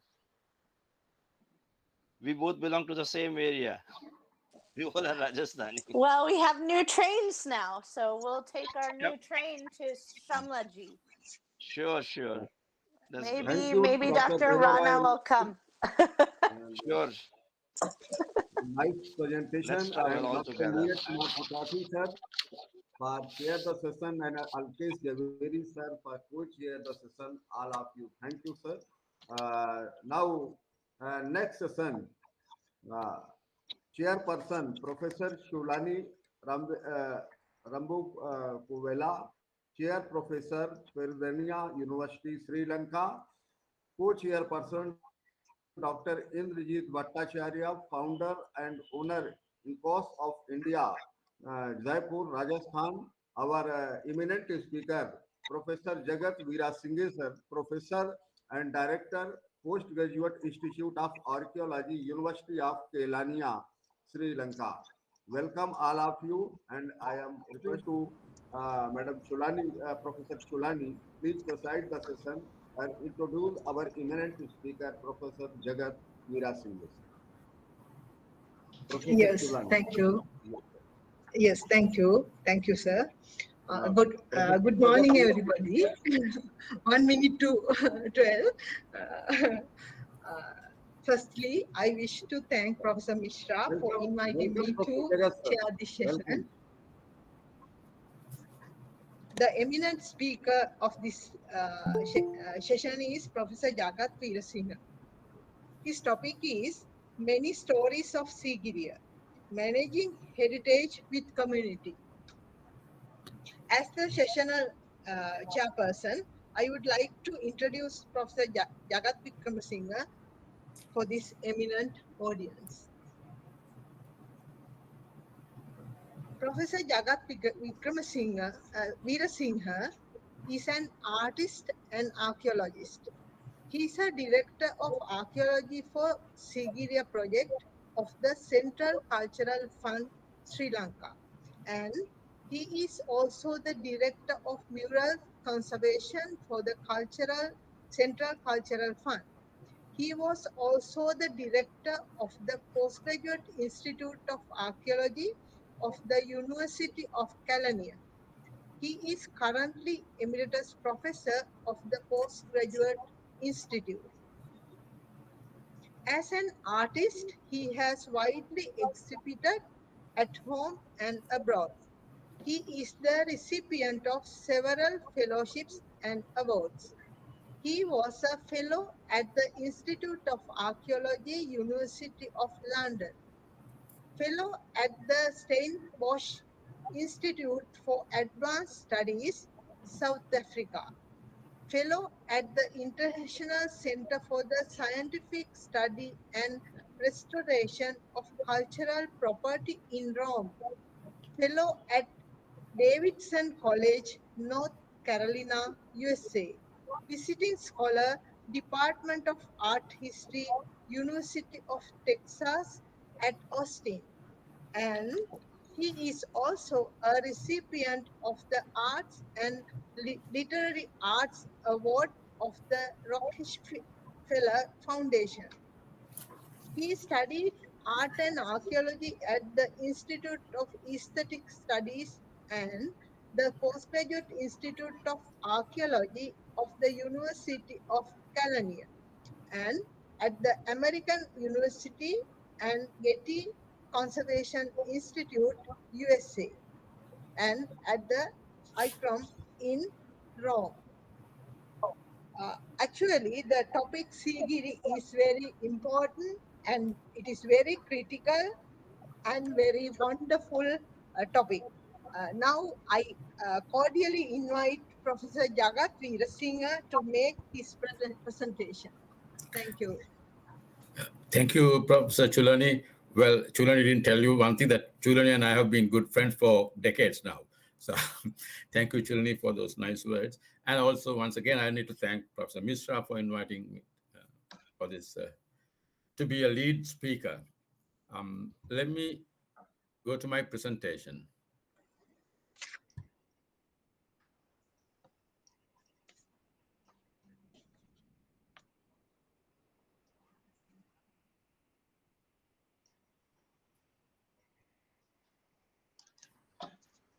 I need some advice on how to make this full screen. Yeah, I got it.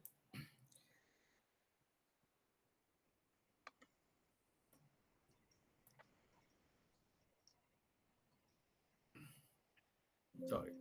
Sigiri and its many stories, and how to involve communities. But in this presentation, which I will take about 20 to 30 minutes to speak, I would only come to a point where community participation as agents of interpretation management is necessary when it comes to heritage management. So I would develop my presentation or my speech to this argument that interpretation management cannot be left alone to the archaeologists or the experts, but the community has to be part of the interpretation management system of heritage and also of museums and museum objects.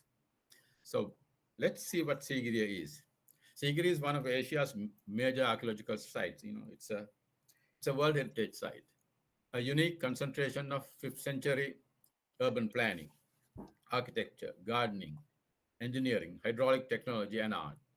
Sigiriya, the rock, is located in an archaeologically significant area known as the Sigiriya-Dambulla region, which contains a plethora of cultural sites from the island's prehistoric and historical periods. So, in a way, Sigiriya is located in a cultural and ecological niche between the mountainous wet zone and the dry zone. Most of the important rivulets begin from this area. For example, the Yarnoya and the Mahoya and all these oyas that saw the coming of civilizations in the dry zone of Sri Lanka, they originate from this part of the island. So Sigiriya is located in an archaeologically significant area. So Sigiriya is in the midst of a vast forest. There are about 22 traditional villages in this forest. The fauna and flora of this forest cover is exceptional. Then there is a vast array of traditional knowledge practices in these villages and in the neighboring areas, such as traditional medicine systems, crafts, dance, and drama. So this is Sigiriya as it is today.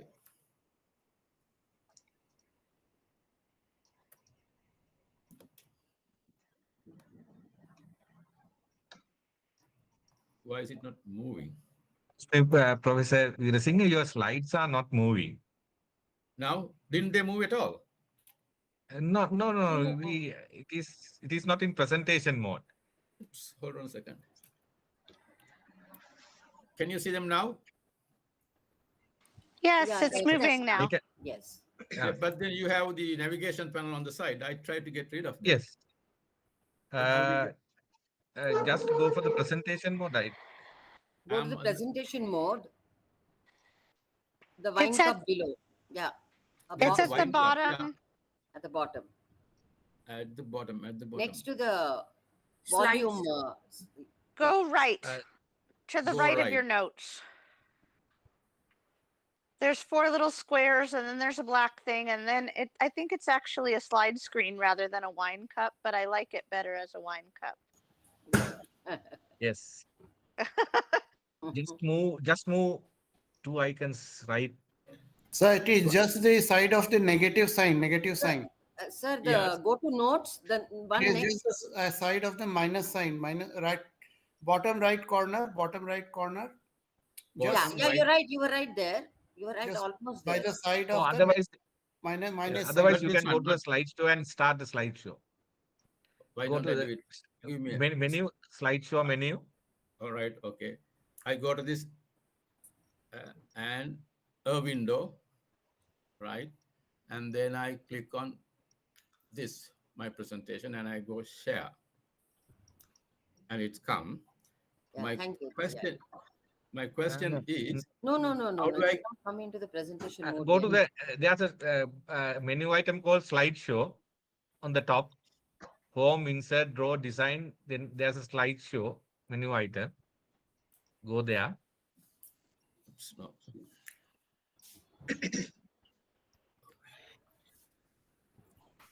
Oh God. I think I lost it. Give me a second.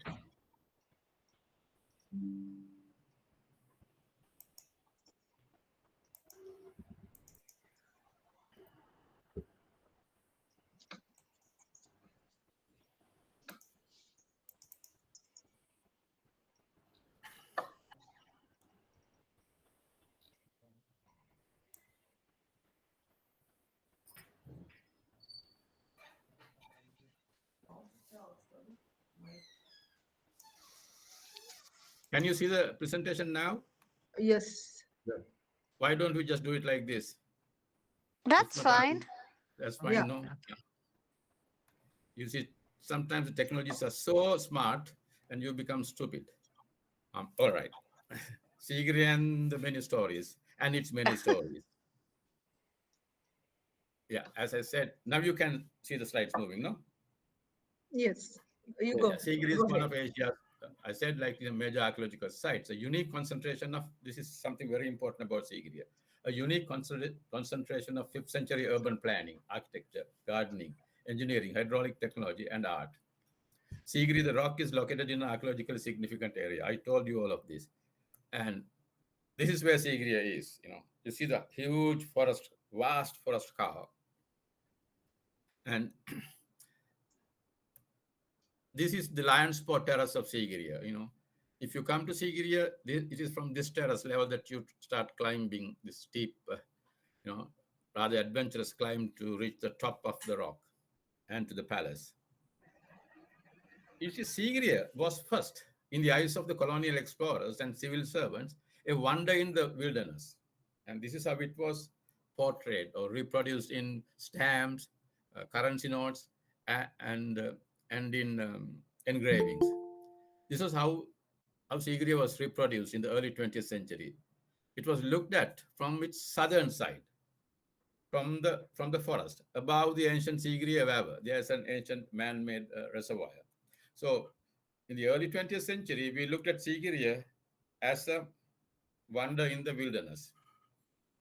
But then, by the mid-decades of 20th century, Sigiriya acquired its current identity, a national sign of ancient grandeur and historical sensualities. This is the work of archaeology and art history. It is archaeologists and art historians who change the gaze from its wilderness to this archaeological side, the western side. Sigiri became to be seen from its western side. The gaze of the modern nation state of Sri Lanka is fixed on the western precinct of Sigiriya. This is very important. Today we imagine Sigiriya from this kind of image, from the side of the Western Ghats. Sigiriya became in the popular consciousness of the masses as the Sigiriya rock, its water gardens, palace on the rock, and the Apsara murals. I'll show you Apsara murals later on. So there's a shift in the way that we begin to think of Sigiriya by the mid-20th century, and it got so hardened after independence.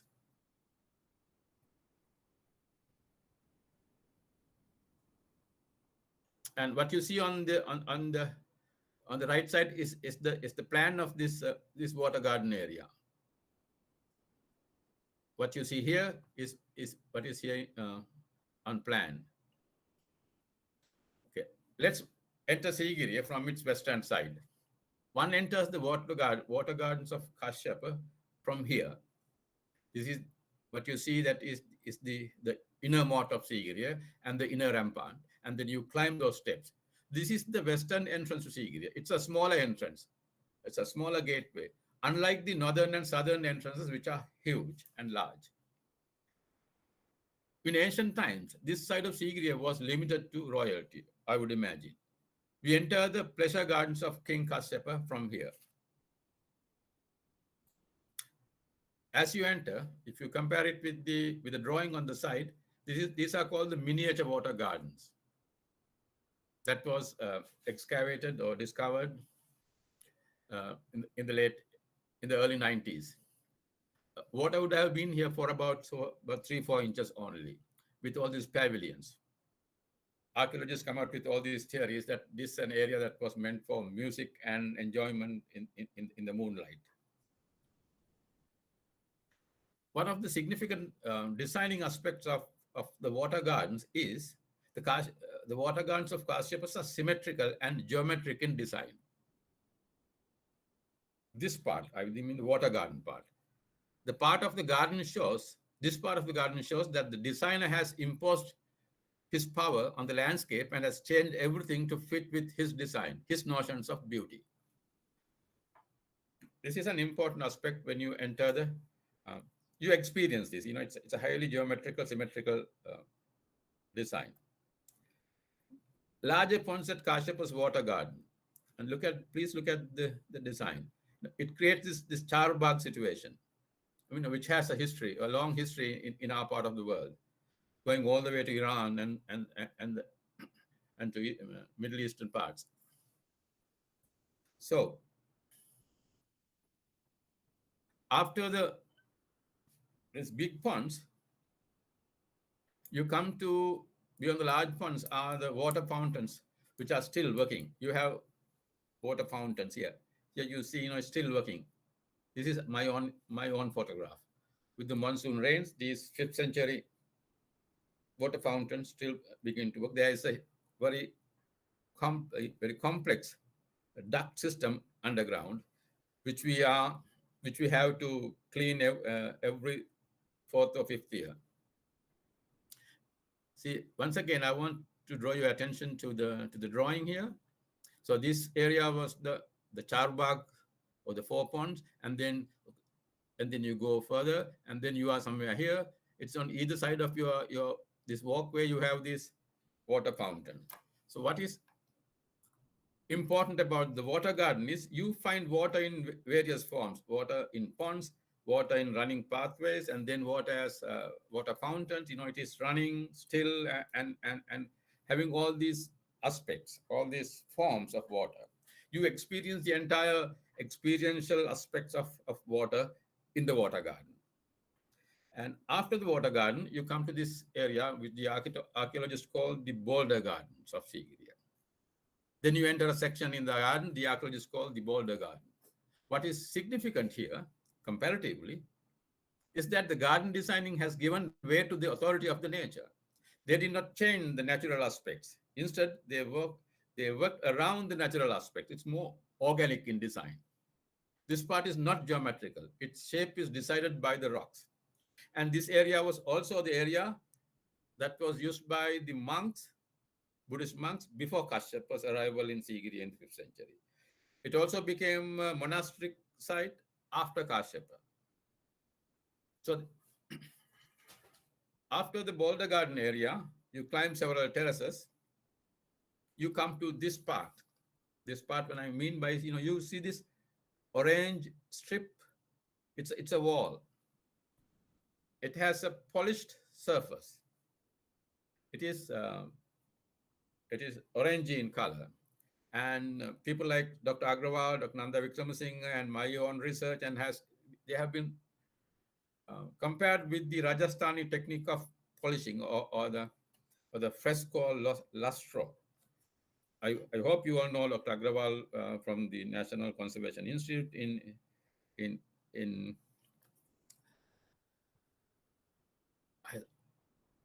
name of the institute escapes my mind right now. NRLC. NRLC, yes. Yes. I was also there for a while. Yes. So thank you. And then just about in this area, somewhere here, there has been a huge mural with these ladies, which Kumaraswamy, Ananda Kumaraswamy, called them the Apsaras.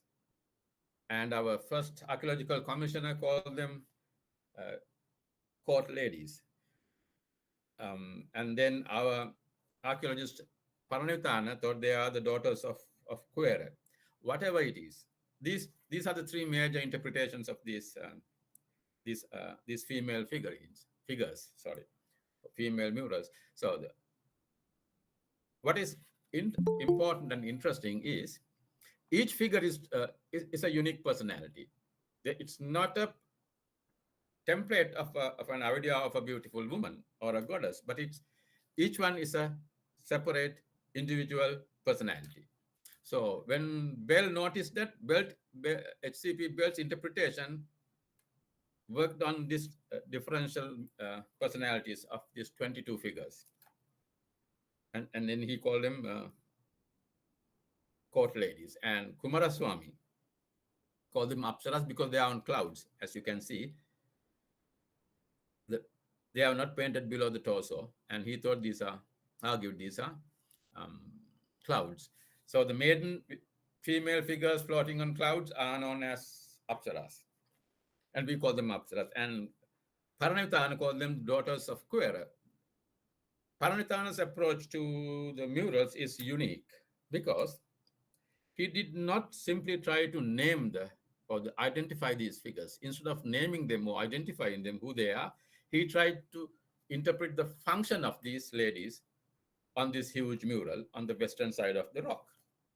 In order to do that, what he did was he first tried to understand the politics of Kashyapa, the idea of kingship in the political scheme of Kashyapa. Kashyapa is this unique king who committed parricide. He killed his father, and then because he's a son of a non-royal consort. I'll come to those parts later on.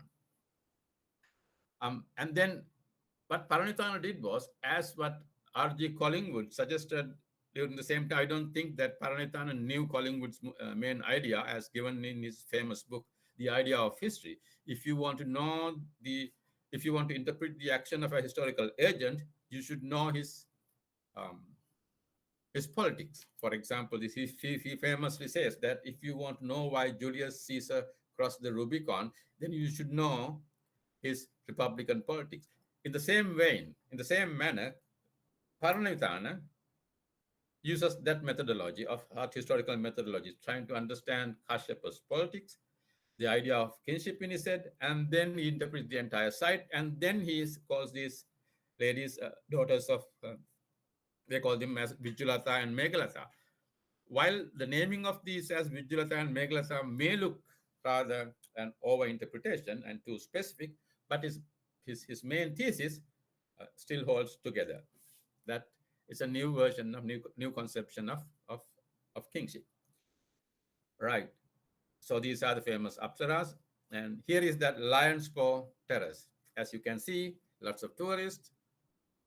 These are archaeologists identify these parts as a lion's claw, and we believe that there was a huge lion face looking north. This is how you go. This is a bit of an adventurous climb. Yeah, this is that. And as you go up, this is what you come across on the top. The palace. Palace has a major, it's a two, you can have a two-section palace, a very complex construction. And then, yeah, this is that mirror wall, and in this mirror wall, so those apsaras are painted here. You can see a depression here.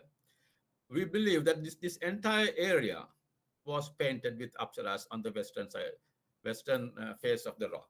We don't get signs or archaeological material to suggest that the whole rock was painted on the other side as well. No, it's only on the western side or the royal side this mural had been painted. So on this mirror wall, people who came to see this site, visited this site after Kashyapa's demise, from around 6th to 13th century, those ancient tourists, they left.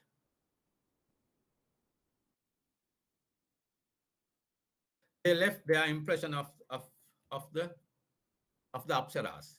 You know, some were falling in love with these apsaras, and they were making all these comments about the apsaras, their meaning. Very sensuous poetry of the 6th to of the 8th to 13th century. So when people were writing these, inscribing these poetic expressions on the mirror wall, there was a Buddhist monastery in those caves. As I told you, Sigiriya was a monastic. There was a monastic settlement at the foot of the rock before Kashyapa's arrival, and it became a monastic settlement even after that. Then people came to serve the Buddhist monks, worship them, and with their arms and all that.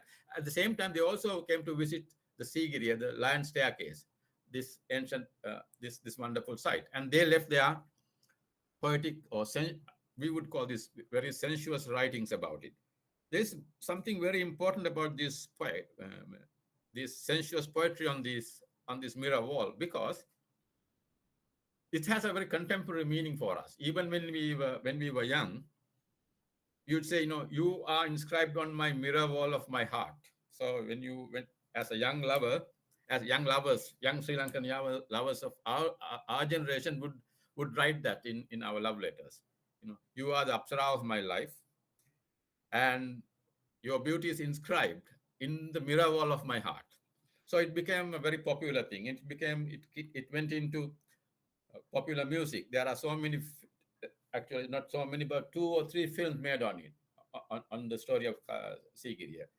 There are so many songs that talks about the beauty of these apsaras. They are all love songs. So as I told you before, this is below this black line. There must have been this huge or gigantic mural.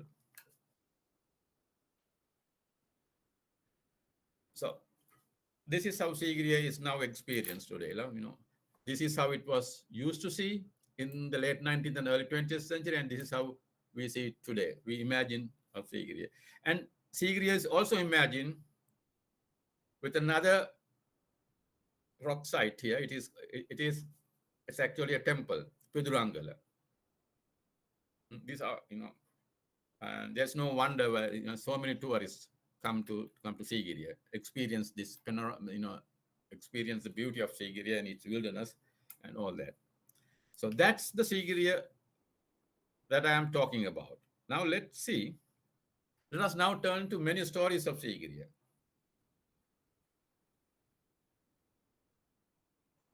So, yeah, there was, okay, Sigiriya, the historical past. The history of Sigiriya from historical documents. The Mahavamsa narrative of Sigiriya is, chapter 38 says that the king Dautsena had 2 sons, Kashyapa and Mugalan. Kashyapa from a non-royal consort. Chapter 39 of Mahavamsa says Sigiriya was like a second Alakamanda. And Kashyapa lived at Sigiriya like King Vesamuni. And it also says, Mahavamsa story says, Kashyapa was hiding at Sigiriya for fear of his brother because he killed his father. He committed parricide. Then it also says the Prince Mugalan, who fled to India. See, we always, when our kings, when our rulers are in trouble, they always go to India. Even today, you know, we were bailed out by India. The Prince Mugalan, who fled to India, comes back with an army to Sigiriya, and Kashyapa commits suicide. That is the Sigiriya story. But the Sigiriya archaeological past, the kind of past that we discern from archaeological excavation, is different from that. An inscription at Timbrivavar, belonging in the same time as of Kashyapa's reign, mentions that Kashyapa lived at Sigiriya like King Alakamanda, which kind of fits on with what Mahavamsa says. The poetic inscriptions of the mirror wall, written between 6th and 13th centuries, shows that the continuation of historical memory. Such a memory can be seen in many historical literature. There is a memory of Sigiriya that is being continued throughout centuries. The archaeological finds inventory is vast from Sigiriya. I have been there for I've been there for about 30 years, but I've been the director of that site for about 10 years now, or 9 years, yes. The archaeological finds inventory is vast. It contains Sasanian pottery, glazed tiles from China, Roman coins, especially lapis lazuli, the blue mineral pigment from Badakhshan. You know, in the ancient times, this lapis lazuli, the blue mineral pigment, was, I think, the historical resource was in Badakhshan, a place above Pakistan. And it is also believed that this expensive color went to Rome also from there. Blue mineral pigment you find in Sigiriya. So what these archaeological finds suggest is that Sigiriya had been well-connected to an international trade network. The archaeological past of Sigiriya does not present us of a king hiding at Sigiriya with fear and guilt. Instead, we come across Sigiriya as a busy urban center. The mega construction program carried out during Kashyapa's time tells us that Kashyapa, as king, did not have any problem in human and material resource management or accumulation of human resources and material resources for his project, and also in maintaining international trade links. So already we have two different stories of Kashyapa. Of course, the Mahavamsa story is more popular than the archaeological story that we find from Sigiriya. Then these are historical phases that my professor, Senaka Bandaranayaka, found. I'm not going to go into details of this, but we have found about 5, 6, 7, 8 phases of construction up to modern recovery. Professor Saab, can you just tell us the different phases? It's quite interesting. You said you won't go into it, the historical phases. Just brief it up, no, please. Yeah, it's early monastic settlement, that is 3rd to 2nd century BC, right? Then pre-Kashyapan between 1st and 5th century. So early monastic settlement, this is the archaeological story. Early monastic settlement, then the pre-Kashyapan between 1st and 5th century, and then the Kashyapa, that is AD 477 to 495. Then post-Kashyapan A, that is the 4th phase. The 5th phase is post-Kashyapan B. Then the 6th one is abandonment, 13th to 17th century. Total abandonment of site. That is what we think. It might have not, but archaeologically we see it as a total abandonment. Then phase 7 is Kandyan, 17th, 19th century. Sigiriya and other surrounding villages are outposts of the kingdom of Kandy. And then the modern recovery is the 8th phase, that 1830s onward. These experts called archaeologists take over Sigiriya. And then there's yet another story of Sigiriya proposed by Dr. Raja de Silva, who was as archaeological commissioner. So about 20 years after his retirement, or 22, maybe about 25 years after his retirement, he come out with this theory. He claims that Sigiriya is not a royal palace built by Kashyapa, but a religious site of goddess Tara. This is his book, Sigiriya Paintings. In a way, he was trashing all the archaeological work by H.C.P. Bell to Roland Silva to Senaka Bandaranaike to many others. This proposed past is totally opposite to the historical past of Sigiriya given in Mahavamsa and contemporary inscription, because even during Kashyapa's time, there is the Timbiri Wewa inscription says that Kashyapa was living there as a king, as god Quera, or in Alakamanda. So it is contemporary, it's totally opposite. And to the archaeological past proposed by H.C.P. Bell, Senath Paranithan, and Senaka Bandaranaike, and many, many more. So my first question is, considering the many stories, how do we make sense of these opposing narratives on the past of Sigiriya? What can we say about, because now, Dr. Raja Silva was the commissioner of archaeology. Paranithana was commissioner of archaeology. Roland Silva was commissioner of archaeology. And Senaka Bandaranaike was an academic archaeologist. He was the director of archaeology at Sigiriya since his founding days. So what does it say to us about the nature of archaeological data? Because Dr. Rajan Silva argues his case very meticulously. Well, I don't want to go into that aspect of this issue. I'm presenting you, we already have one historical past and two archaeological pasts for Sigiriya. And then Sigiriya also has another past, which is neither historical nor archaeological. That is the anthropological past of Sigiriya. This famous Princeton professor, Gananath Obesekar, done vast and extensive research, anthropological research in the area, and he has published stuff. The villagers at Sigiriya do not buy our narrative. When I say our, means the experts or the archaeologists' narrative. Not that they oppose what the archaeologists say. They simply don't care what we say. Their understanding of Sigiriya is founded on their family traditions and in their everyday life. They believe in our fieldwork. They remind us more than once. They exactly said this line to me, to my face. Sigiriya is not only that big rock, it's much more than the rock. What does that mean? Much more than the rock. For them, according to them, the story of Sigiriya is not what is given in Mahavamsa. It goes beyond Kashyapa to the reign of another famous king, Mahasen, his 3rd century AC king. He is known for his mega irrigation work. And villagers of Sigiriya also claim that Kashyapa is of Tamil origin. This is, these divisions that are so real to us today, to the urban intellectuals and urban Sri Lankans, for them, that divisions are not so real. For them, Kashyapa is of Tamil origin. And there's also another theory, actually, based on Paranithana's, one of Paranithana's writing, that Kashyapa was a Christian.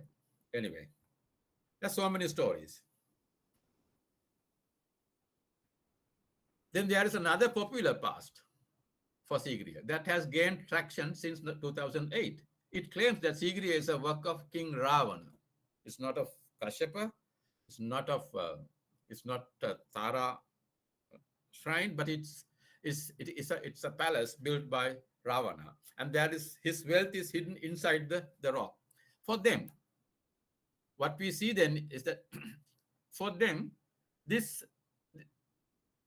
archaeological thing, the thing that the archaeologists see as lions, or they see as the pose of I don't know if you call the word pose, but it's a gurulas, nails and all that.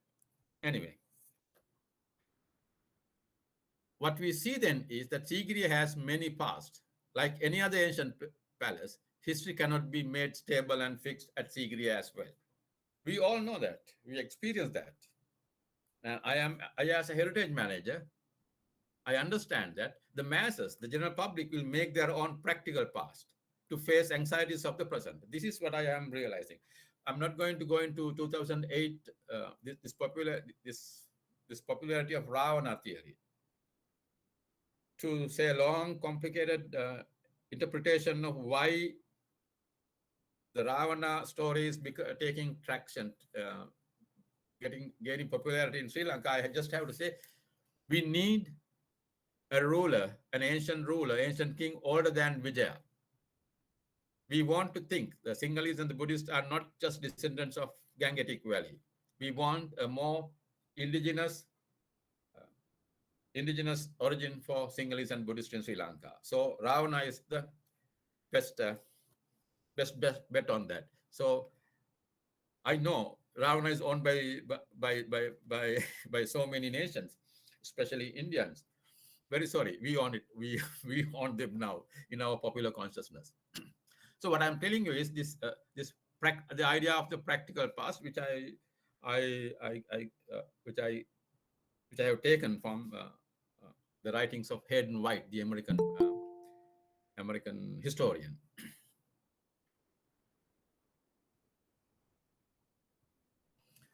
These many stories, many past challenge us. Are we to look for one correct past for Sigiriya? Can we suppress the other narratives, that which is wrong according to our beliefs and our positions as archaeologists or as historians? This is where we enter the domain of heritage. Heritage is this is what David Lowenthal has written in his this famous book. This heritage writer. I think it's Spoils of History, and his book. Heritage is a passionate celebration of a past. It's not only history or archaeology or anthropology. It's also a celebration. This is where community becomes an important participant in the interpretation management of past, of archaeological sites, or of objects in museums. We do not associate with objects, placing ourselves in one narrative. This is my argument. So then what do we manage in terms of heritage at Sigiriya? We know archaeological sites live in the present, in front of us. All these pasts are also present in its own right. This is my proposition. All the archaeological sites, they live right now, right here in the 21st century with us, with our anxieties, with our political fights, with our family fights, with our, with all our psychological, mental, conceptual, and corporeal existence. The sites are living with us. All right. If you agree on that, we can propose with confidence that King Kashyapa wanted to give a narrative specificity to the western precinct of Sigiriya, the site from which the royalty entered the site. That means the western side, which the archaeology and art history of Sri Lanka made the most important aspect of Sigiriya.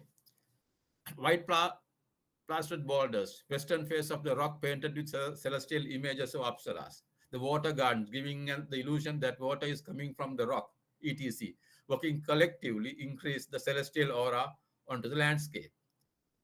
This archaeological interpretation of the past of Sigiriya is also the present of Sigiriya. This is my point. This is why it is a World Heritage Site is made. If you consider the outstanding universal values that made Sigiriya World Heritage, these are exactly the western side developments.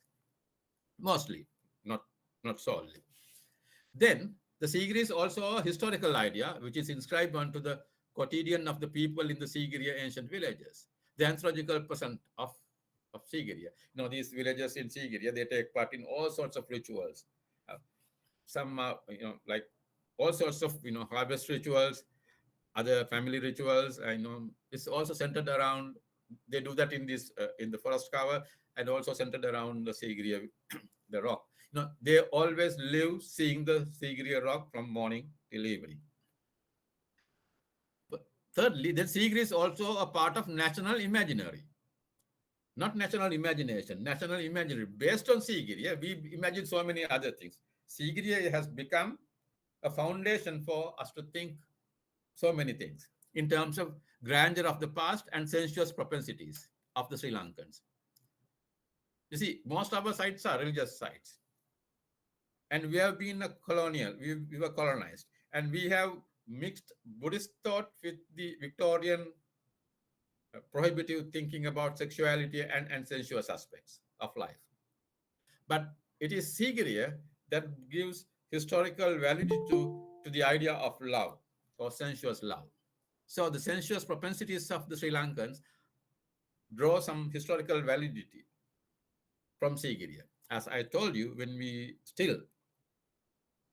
one way of expressing your true love is to invoke Sigiriya and the Apsaras and the Sigiriya poetic inscriptions into your present-day anxieties. It's also a site where the southern Sinhala consciousness is trying to archaeologize an ancient story of Ravana. We try to archaeologize. See, even my own father, had this idea of Ravana, but he did not try to archaeologize it. He had it as a story. He did not say it's a myth, but he had a story. He did not try to make it a scientific statement about the past. But now, we try to archaeologize the story of Ravana by way of archaeological sites. So this is the contemporary political present of Sigiriya. Then Sigiriya is also a part of sustainable development of Sigiriya region, its inhabitants. There's huge tourism industry built around Sigiriya. There are souvenir vendors. There are tuk-tuk drivers or three-wheel drivers catering to tourists coming to Sigiriya. There are homestay. there's a huge homestay system. There are five-star upper-end service providers and low-end service providers. So Sigiri also has an economic presence. So Sigiri has an economic presence, Sigiri has a contemporary political presence, Sigiri has an anthropological presence, and Sigiri has an archaeological presence. So it is because of these so many presents working around one archaeological site. I'm sure this is true for museum objects as well. That we need to consider the importance of involving communities, the others, in the interpretation management of archaeological sites. That's all I have to say. And thank you.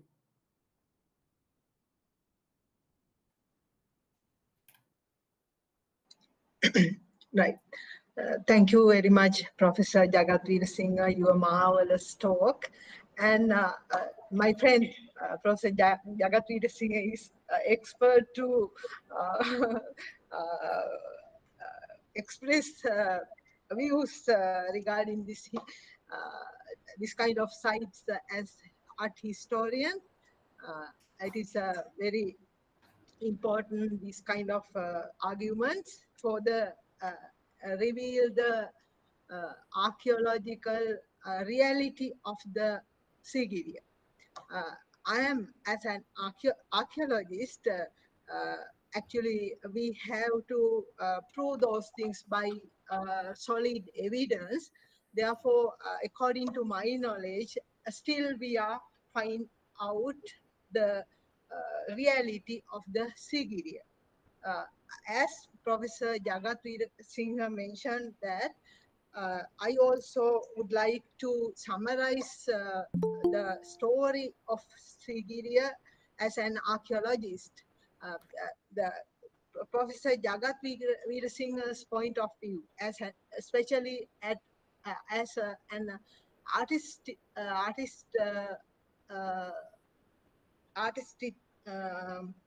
art historian.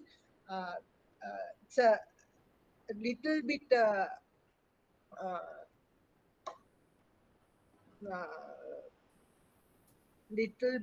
vague with archaeologist because sometimes we can express our views in different ways.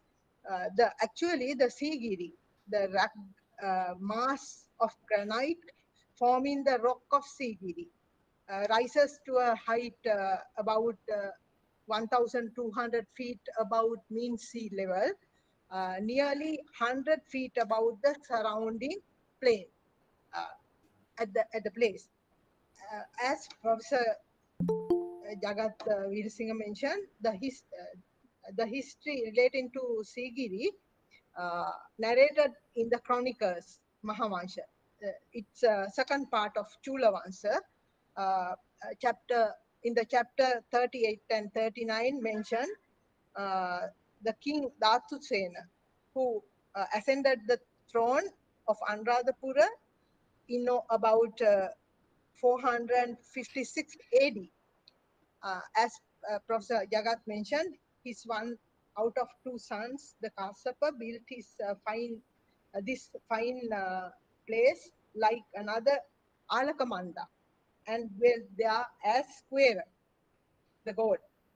Later on, after many unpleasant stories during the period of Kassapa's brother Moggalan, that's Mugalang, converted this place into monastery. Then after that, until 19th century, it was given up in the jungle. Actually, in the 13th century,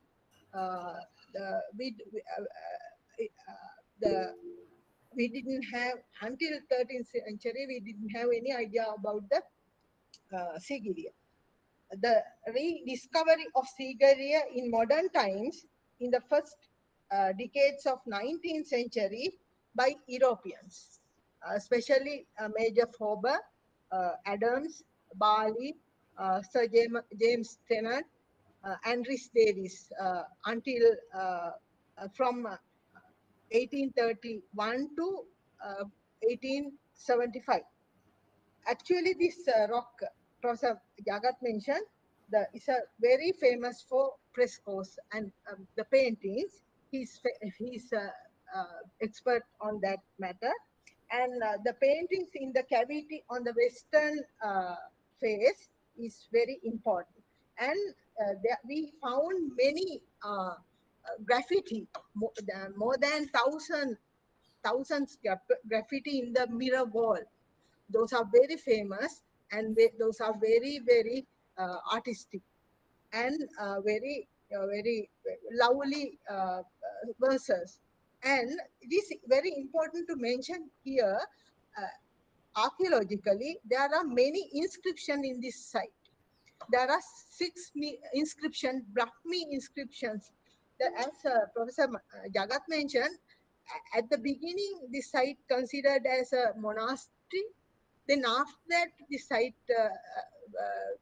considered as a fortress, as a secular premises, and then after that, it again become a monastery. The very important that this early Brahmi inscription, according to the Professor Paranavitana, he mentions that there are many inscriptions. Those are belongs to the Parumaka, Pramukha, that is the chieftains at that time. In Sri Lanka, Parumakas are the chieftains at the beginning, in the society.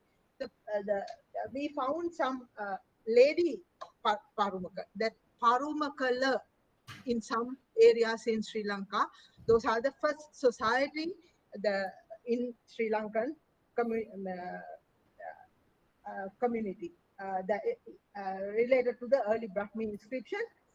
That Sigiriya, Parumaka, Kadiya Putta, Parumaka, Tirik, those inscriptions mention about the generations. Then we have to understand that there are so many generations in these areas.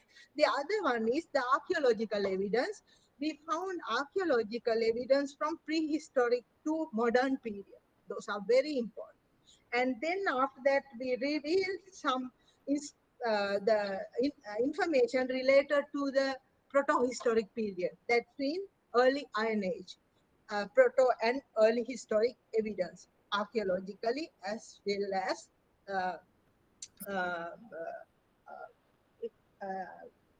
inscriptions information. Then we found some iron smelting sites nearby Sigiriya. It implies the technology related to this site. And then after that, surrounding the Sigiriya, that Professor Jagat mentioned that the other site is very important, that Pidurangala, that area also we found is Brahmul Brahmi, the early Brahmi inscription. It mentioned that Kolagama means that village, that we have lot of connections with this inscription with other parts of this region, that central highlands, this site is situated in the middle part of the country. There is a Kolagama that in the Kandy district inscription also, that Kolagama, that inscription called Bambaragala inscription. The other one is the Piturangala, Nilagama, and there are so many surrounded inscription sites related to Sigiriya. Therefore, we can say it is not alone. It is connected with the other side. Sigiriya connected with the other side at the from the early times. The other one is the Sigiriya has many ethno-archaeological evidence, because if we can reveal that graffiti, there are so many evidence we can reveal. Therefore, I'm not going to talk much about the Sigiriya. It is very vague, and we didn't identify properly the Sigiriya story yet. As Professor Jagat mentioned, there is a, according to modern excavations, there is a summer palace, summer garden, boulder garden, and palace garden. We have that problem with architectural form, also the technology, the water pumping system, and the top of the palace garden there was a lot of ponds also. The surviving of this site is very vague. It is very difficult to mention reality regarding the site. Therefore, it is open to world to recognize the reality of the Sigiriya. Therefore, this kind of studies, my friend Professor Jagat Veerasinghe, trying to explore some new way to identify the stories and the truth of the Sigiriya. Thank you. The discussion, the presentation will open for the discussion. Thank you very much.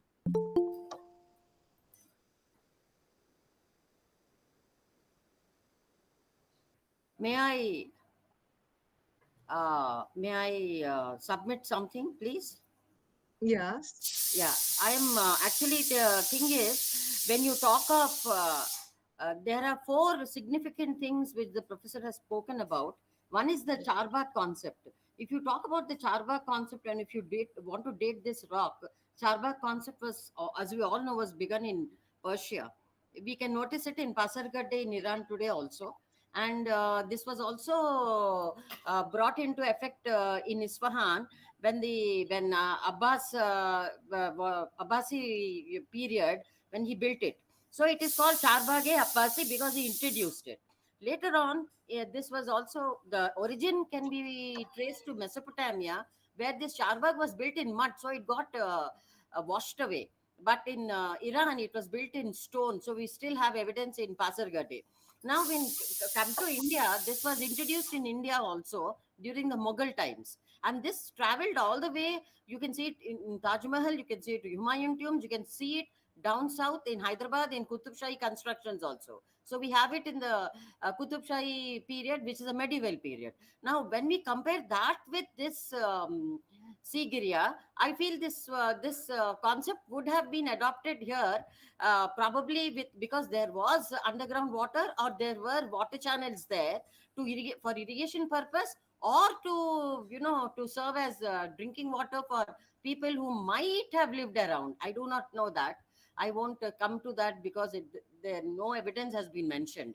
Now, regarding the wall frescoes, I feel that the wall frescoes are similar to what we see in Ajanta. And the fact that it was a trading point and lapis lazuli was available, tiles were available, it means that these gemstone colors were used in these paintings, which was a similar thing which occurred in Ajanta. And Ajanta paintings can be attributed to the Gupta period. So probably the Mughal who fled to save his life and fled to North India, at some point, did he come into touch with Guptas? That is one question. And how did the paintings reach, or did they precede Ajanta period, the beautiful wall frescoes? And these are some of the observations I would like to make and pose to the eminent speaker, because this lapis lazuli, use of lapis lazuli is so common in wherever the trade took place. And that was a very important trading point. Of course, Ceylon is still an important hub of trade. So these are my questions to the speaker, please. May I respond now? Yep. Yeah. See, about the similarity, the stylistic similarities between Ajanta murals and these, there are many people have commented on it. Many people have even proposed that, they have probably Indian artists did these things or whatever. See, my way of looking at archaeology it's more in a more theoretical sense. I like, why do we first raise the question? You see, the idea of India, idea of Sri Lanka, idea of Bangladesh, idea of Pakistan, these are very much of 20th century constructs. And we are talking about 5th century. See, we belong into a one large cultural region. There were exchanges between, thinking that things came from India, or that, so think of an exterior that had something to do with the interior, and that thinking that these contemporary national borders transported them into historical and prehistoric period is not the way I look at the past. I think, as my professor, Senaka Bandaranaike, has beautifully written his rock and wall paintings book, is that, this is a Sri Lankan expression of an idea of aesthetics that grew up in one common cultural womb, that is South Asia. So this is the Sri Lanka, but if you, this is my response to that, the link between Ajanta and they are all coming from the same culture, idea of aesthetics, of beauty, of female beauty, or the notions of nature, all that is. So, but if you get closer to Sigiriya works, Sigiriya line is, and Benjamin Rowland has observed this, I think the first one to, to come out with this idea. Sigiriya lines are very different from Ajanta lines. It looks like, if you take the famous Padmapani image of Ajanta, I don't remember the cave, and its line, it looks like the artist put the final, put the final line at the first to begin with. But here, if you look at it's so many lines. There's some sketchiness. There's some abruptness to Sigiriya lines and the coloring.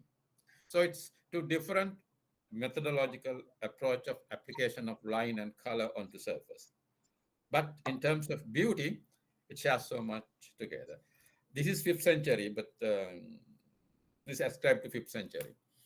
And so once again, my approach is I don't ask certain questions, because I think raising some questions also presupposes certain assumptions that we already have in our heads, which is very colonial or problematic, in my opinion, in my way of. So the idea of influence I never used in my art historical work, because I find this idea of influence presupposes an authentic origin, one origin in terms of styles. As for me, in life and in archaeology, in society, there are no one origin to begin. There's always more than one origin. There's always more than one reality. You cannot stabilize the past. The past will always be reinvented, rephrased in relation to our contemporary anxieties. Just what I did, when I was mentioning Mughal, that he ran to India for support. I took it to 21st century Sri Lankan issue, the same way that we look up to India to help us. See, so this is what I think, we will reinterpret or rephrase, rediscover past so many times as we go on. So that's my response. The Charbagh thing, yes, you are very correct. Yeah, it goes into those parts.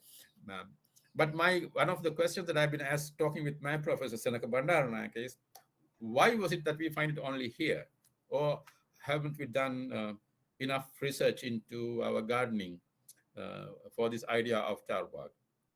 It is up to others to think about it. That's my response. Thank you, sir. Thank you. Yeah, I would like to add a little small thing that Professor Bandaranaike and the Professor P.L. Prematilaka also mentioned about the Persian concepts and their connections and Indian connections, because India is, the connection is, we are discussing about the close proximity. Thank you. Yeah. Thank you, Professor Jagat. It was an excellent summary into various intricacies of the famous monument, which has been there in continuous tourist attraction for a very, very long period with well-documented things. In fact, I am more interested in Sigiriya primarily because my apartment complex is also named as Sigiriya and designed like a Sigiriya kind of a land slope. And somehow it brought in a lot of passion and interest into this monument. I am yet to visit the monument, but it has got a lot of interesting things. Like I would like to draw a parallel between the Konark Temple and the Sigiriya, where both of them are enigmas. There are a lot of unanswered questions around them, which we still now scholars are debating, or can it be this, can it be that? Like how the king who built with such a fortress, and finally when it came to the fight, he didn't stay in, and then he came out to fight. And what happened to the Buddhist monks who were occupying it for such a long time? And there are so many interesting stories which are there to explore it in this one. And this is one unique monument which started in the past, which dwells in the past. It is there in the current as the major tourist attraction of Sri Lanka. And it is also one of the rare monuments which goes into the future. This has been depicted in the science fiction stories. This is one of the rare monuments which has been depicted in science fiction stories of Arthur Clarke in the famous the journey to the and where they built the first skylift to the moon from the exact Sigiriya site. So this is a totally different dimension for a monument to be there in the past, present, and future, and it has got attracted so much of interest and then debate from scholars all over the world. And it was an interesting talk. I would like to know more and more and get connected with you offline later and to get to know more information on that. It was a delightful talk. Thank you for that. Thank you. Come to Sri Lanka. I'll be your I guide. second that. I second that. I've been Getting the guide connected to with so many important people. You can't have a better guide than me for, to Sigiriya, sir. You're most welcome. Thank you very much. I reciprocate the same to you. Whenever you come to Chennai, I am a professional guide and I can handle, I'm a certified guide. I can handle Mahabalipuram as well as Kanchipuram anytime any of you come in. That will be a very good time spent with all the scholars. And I invite all of you to Hyderabad. You can see the Charbagh concept in most of the monuments here. Yeah. The Golconda Fort and the Seven Tombs. And I can see the Golconda Fort every day from my terrace. So first I'll show it to you from my terrace and I'll take you there. Definitely. Now that you came on, there was something that I was going to write to you. So I think after listening to your presentation yesterday, I'm dreaming about seeing India through museums. So you have to advise me about India through museums. What are the museums that I have to see? Okay, I'll be your tour There guide. are a lot of experts on museums currently in this forum. Madam Kedarasri Madam and then Bujang Bobre and a lot of others are there who have been breathing about museum. And there are excellent curators of the museums available in this panel. And this is the best network for museums for you.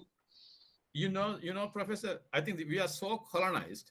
We don't see India as a country of museums. We see British Museum, Louvre, and Berlin Museum. We don't think of India, at least in Sri Lanka, or at least me. Okay, let me become the cultural ambassador of India now and introduce you to the various facets, gardens, monuments, and common stories, anthropological stories. In fact, it won't be, if it's not very late, I would like to share one story. Just like you were telling about the anthropological tribe, part of the story for Sigiriya. In Andhra Pradesh, we had a area where about 800 tribal families used to live, climb a hill, and worship a mother goddess. The goddess was not in form. She was only on a stone. And they used to apply vermilion and all and worship her every day. Now the government got interested in this particular hill, and because it was very rocky. And as a director of archaeology, I was asked to give my comments on the importance of that temple, which the tribals went to. So it is not a protected monument, but I wrote very clearly to the government that though it is not a protected monument, it should be protected in the interest of human faith. So many tribal families go to worship. So it should not be touched or demolished in any way. I must share with you that there was a lot of pressure to change my opinion. I did not. But unfortunately, the hill was demolished for my name. Oh my God. Listen, I want my colleagues, Professor Kadeshwari and my friend Chulani, you are not picking on my main argument. That is the involvement of communities in interpretation management of sites and objects in museums. How do you take that? See, Yes.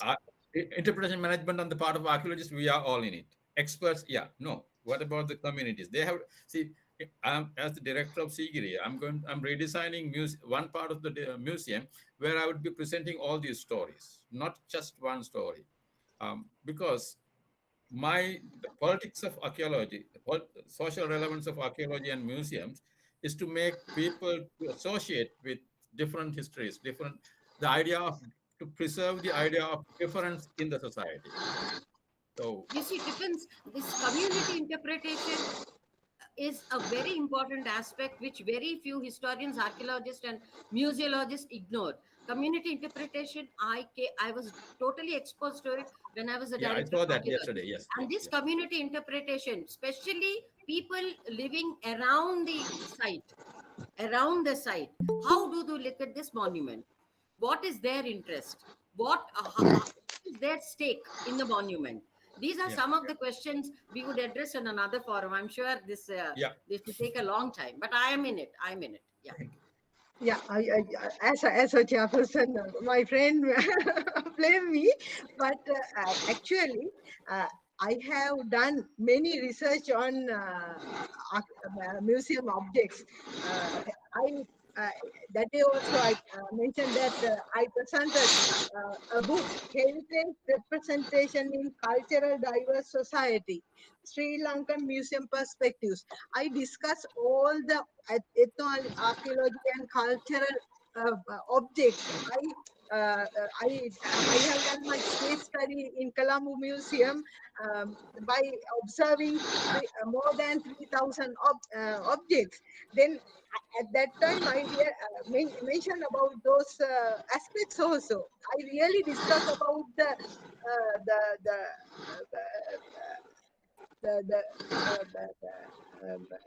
explanation and the representation and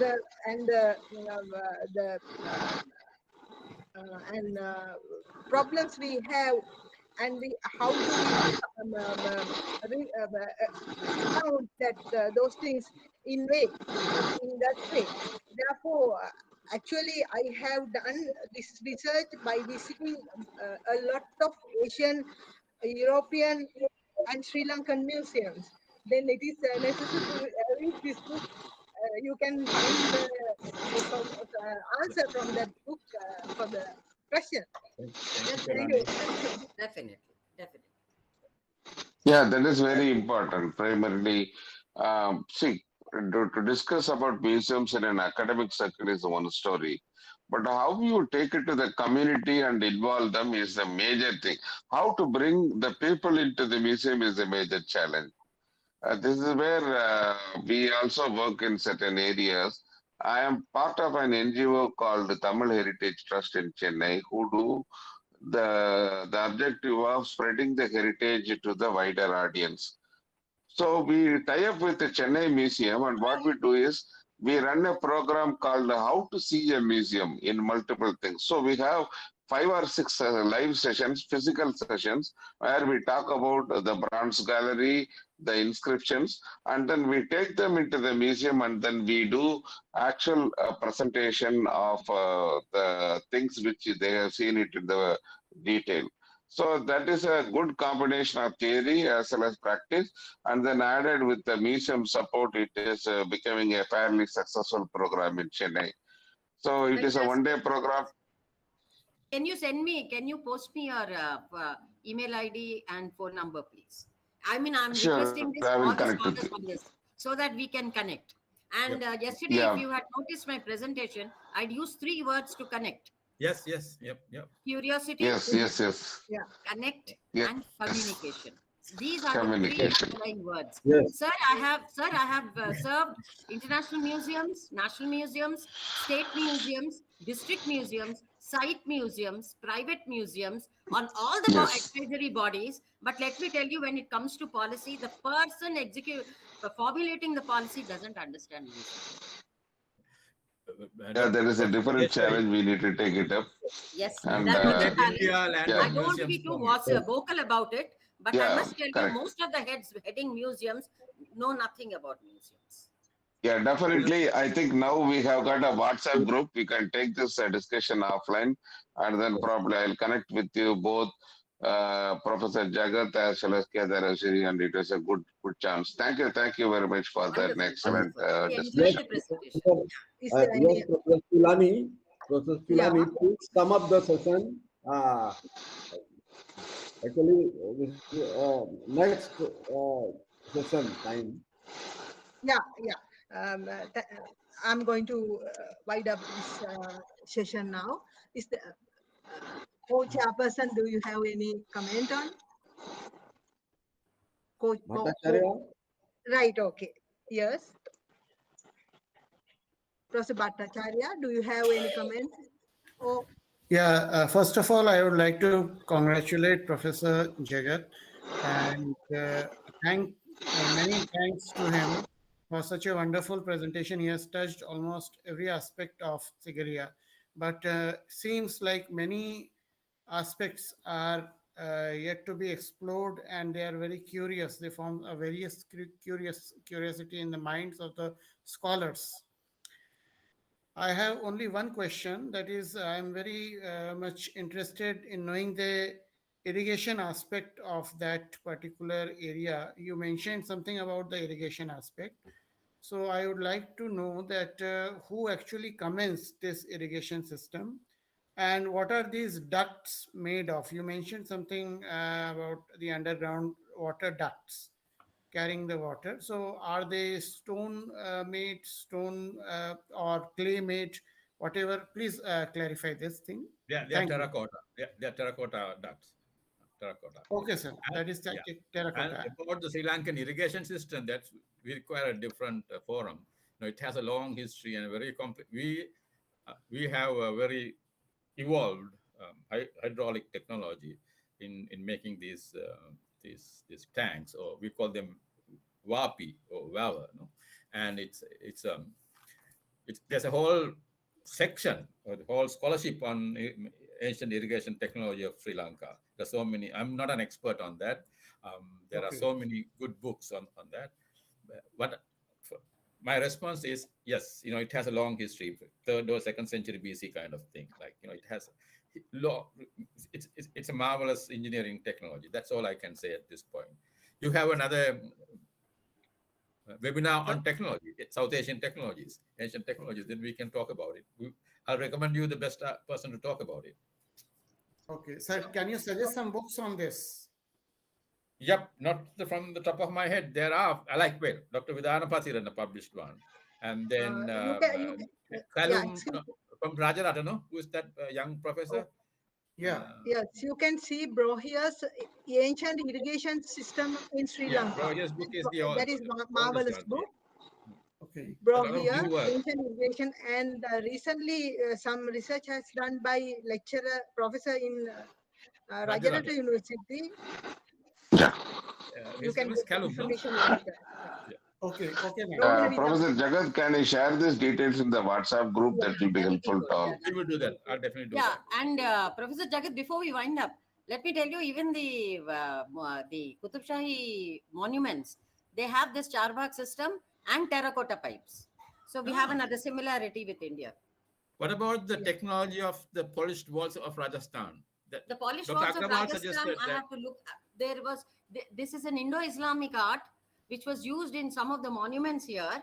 It was used in the Paiga tombs. Paigas were nobles of the Asafja dynasty. Their graves, the Paiga tombs are polished. They shine like glass. So this is a Rajasthani technique. It's you have correctly pointed it out, but this is a Indian technique. Let me not say Rajasthani. Before we end up, Professor Mishra, this only shows us that we have to have this kind of communications, meetings more often, not once in a blue moon. Like, we have so much to exchange. Sir, Mr. Mishra, professors, I would like to submit that because of these discussions, I've opened a society, Bharatiya Dharohar Evam Sanskriti. I will open up that platform also to all the scholars. If you all are interested, we can have some brainstorming sessions on that also and record it for posterity. Right. Yeah, that will be interesting. Yes, I'm going to wind up this because we are running. Thank you so much for eminent scholars involved in this discussion. Yeah. Thank you very much, all eminent scholars to involve in this discussion. Actually, Sigiri is important not only archaeological side but also in other aspects, politically, economically, and socially and culturally, as Professor Jagat Veerasinghe mentioned. Thank you very much, Professor Jagat Veerasinghe, for your scholarly, comprehensive discussion. It is open to the world to discuss about the Sigiriya in new way. We are all. I'm also inviting all to involve in this matter, to discuss and to research more and more in future to get reality about the Sigiriya setup. Thank you so much. Thank you, Professor Mishra, giving me this opportunity to handle this session. Thank you so much. Thank you. Thank you, Professor Chulani, Madam, for the session, and Professor Jagat Veerasinghe given a nice talk in this webinar series. Thank you, Indrajit Bhattacharya, for co-chair the session, all of you. Thank you from our institute and myself. Thank you. Now, next session, Chairperson Dr. Kulkarni Jayasri Ramesh, Professor and Head History Department, Venkatesh Mahajan College, Dharashiv, Maharashtra. Co-chairperson, Madam Anita Bose, author, researcher, guest lecturer of RMIC, Bangkok, Thailand, and our eminent speaker, Dr. Puram R.L. Rana, Associate Professor, Central Department of Nepali History, Culture and Archaeology, Tribhuvan University, Kathmandu, Nepal. Talk on Nepali history, culture of Nepal, archaeology and museum also of the Nepal. So I am requesting to Dr. Kulkarni Jayasri Ramesh, please preside the session and introduce our eminent speaker, Dr. Poonam Rana. Madam. Thank you, sir. Thank you. Good afternoon. I am Professor Dr. Jayasri Kulkarni Deshmukh from Usmanabad, Maharashtra. Firstly, I welcome to all of you in this international webinar series. First of all, I would like to thank the principal of the college and Mr. Mishra for giving me such opportunity. Thank you so much. I welcome today's eminent speaker, Dr. Poonam Rana, the co-chairperson Anita Bose, and all participants. Then I would like to introduce our eminent speaker. Dr. Poonam R.L. Rana is an associate professor at Tribhuvan University, Kirtipur, Kathmandu, Nepal, with more than 21 years of teaching experience and research work. She presents papers to the mountaineers, students of Himalayan heritage, and foreign visitors or road scholars on Nepali society and culture and tourism, heritage management, research methodology and cultural concept, religion, art, architecture, etc. As the Deputy General Secretary of Nepal Heritage Society, she has been actively working for conservation and preservation of the heritage. Dr. Poonam holds doctoral degree in Nepalese history, culture, and archaeology, and her research topic was an analytical study of customs and ornaments in Nepalese art, 3rd century BC to 12th century AD. Ma'am hold a master's degree in Nepalese history, culture, and archaeology, master's degree in sociology with Vidya Bhushan Padak, gold medal from his my Majesty King Birendra, and master's degree in environment and ecology from Delhi. She has conducted numerous research using multidisciplinary tools and published numerous articles and books. Ma'am is guiding masters as well as PhD thesis and impart lectures on research writing, cultural concepts to doctoral candidates of fine art and the Central Department of Culture. She has been invited as a short-term visiting scholar to universities in Sechun University, Yunnan, Minjo University, and Tibet University. Ma'am had completed 2 research project reports on poverty study at Sino-Nepal border, finding common solutions, and cross-cultural study on the ethnic community of China with thorough ethnic community of Dang or Deokhuri of Nepal, similarities and differences. Her recent research paper was submitted on NRA, National Reconstructions Authority, for the International Seminar Conference 2021. Post-earthquake reconstructions, livelihoods, and economic recovery in the WHS historical area of Dolagiri, Changu Narayan, Bhaktapura. She has completed many research funded by Research Directorate Rector's Office, Tribhuvan University, on the topic traditional role of female and discrimination among Tharus of Dung and Deokhuri and changes. Poonam Madam is a life member and Deputy General Secretary of Nepal Heritage Society, which works for the conservation and preservation of heritage, and also life member of Nepal Britain Society.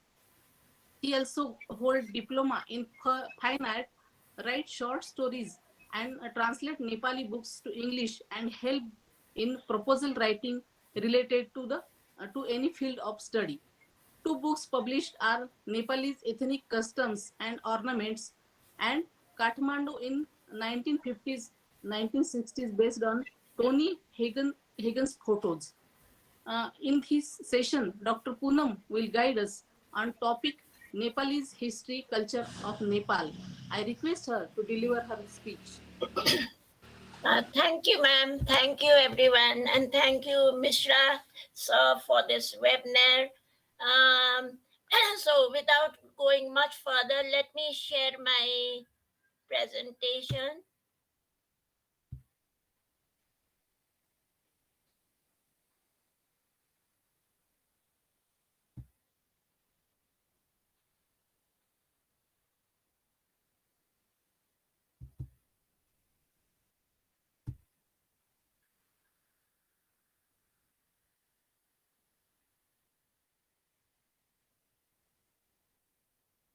I don't know.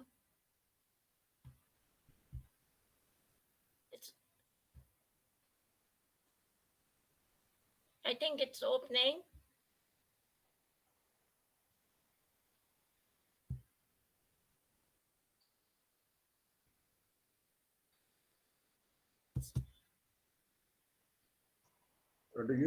Yeah, I don't know. It's opening. It's not.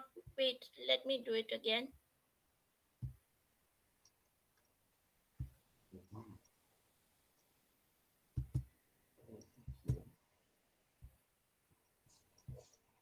I think now it'll open. Mr. Bhattacharya, please guide.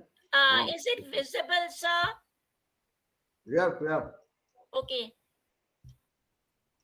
Since I cannot see you all, I hope because can you see the topic? Mishra Yes, sir? ma'am. Yes, ma'am. It's Okay, clear. thank Please you, go sir. along. Thank Yeah, you, please thank you. proceed. Okay, so the topic is Nepali culture. So including into that, I have included everything. So that let me begin. So beside going into this kind of topic like what is culture or definition, you just come to know that culture includes everything, even museum, archaeology, heritages, whatever we create as a member of society is culture. So this is the history of Nepal before 1816. So this is the gray part was all Nepal once upon a time. So it was a bigger area like Kumaon, Garhwal, Dehradun, all those areas belonged to Nepal. And it was after 1816 Treaty of Sugauli, then this white part is what we have today, and there is still Lipu Lake yet to be added. So here this is the present, like later after 1816, 1816 Treaty of Sugauli, boundary became smaller. So in Nepal, for everyone who are not aware of it, we have different dynasties. So the earliest most has been, as per literary sources, Gopala Bamsi. Then we had Mahisapala. We had Mongoloid groups, Kiratas. Then we have the Lichivi period coming from Vaishali, and then having the rule year, which has been divided into two divisions so that it becomes easy to study different aspects. Early Lichivi between 1st century to 4th century, and Lichivi from 5th to 8th. Then we have Please move the slide. uh, have you? It's not moving. हाँ, अच्छा Not अभी moving, not moving. अभी दिखा नहीं नहीं अभी नहीं आया. तो किसमें but I'm The first moving. slide is there. Only the first slide is there. ये okay. Then अब इसको क्या करें तो? इंद्रजीत जी. नीचे Because कीजिए ना, नीचे. for me it is moving. Okay, it is moved. Yeah. Okay, then I'll do it like this. It is Did the you second see slide. this? Did you see this map of Nepal? Okay, it is seen. Yes. Yeah. Okay. Then I'll do it this way. Now the dynasty. Do you see it? Gopala Bamsi. Okay, it is okay.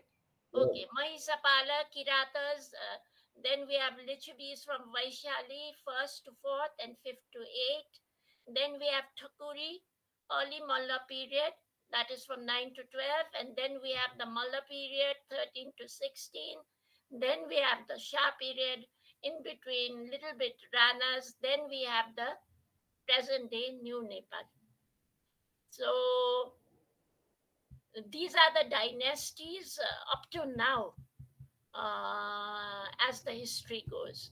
So when we go into the background, the name Nepal itself is an interesting part. Etymology of the name Nepal. There are many sayings, but one important is there was a saint called Ni, and based on his name, Ni Muni. Muni means rishi, saint. So based on from him, the name Nepal came, has been said, and there are many interesting stories related to it. And as the legend goes or myth goes, so it is very interesting that once upon a time, the place where we are now, especially Kathmandu, Bhaktapur, Patan, three sisters within this valley, was a big lake. It was, and it has been also proved that once upon a time it was a lake, and it was, the water was drained, and from the Mongoloid aspects, from the Mongoloid aspect, the Buddhist aspect, they say that it is Lord Manjusri came from China and drained the valley, and from Hindu aspect, it is believed that Krishna came during Dwapara Yuga. Krishna came, and then with his Sudarshan chakra, he cut through the gods, and the water was drained. And with him came the Gopas. And some of the Gopas, Krishna returned, and there are many interesting tales, all interrelated, like what do you say, spider's web. And when you connect, it seems so very true and real.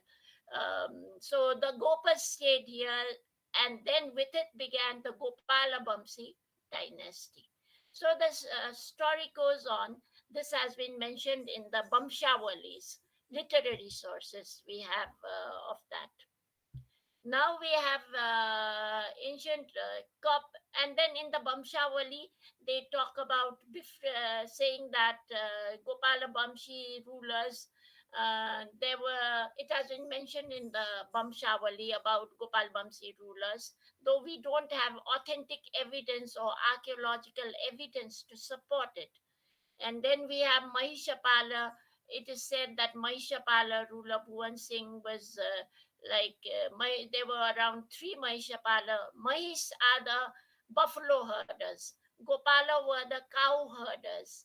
So Mahishapala was again defeated by Yalambar, the Kirata first. The first was defeated by Han dynasty, Elam or Yalambar. And the story goes that Yalambar, there is a story in the Kirata mythology that Yalambar existed during time of Mahabharata war. And when they were fighting, he was about to support the Kauravas. And interesting part is when Lord Krishna came to know about it, and he was supposed to be very brave.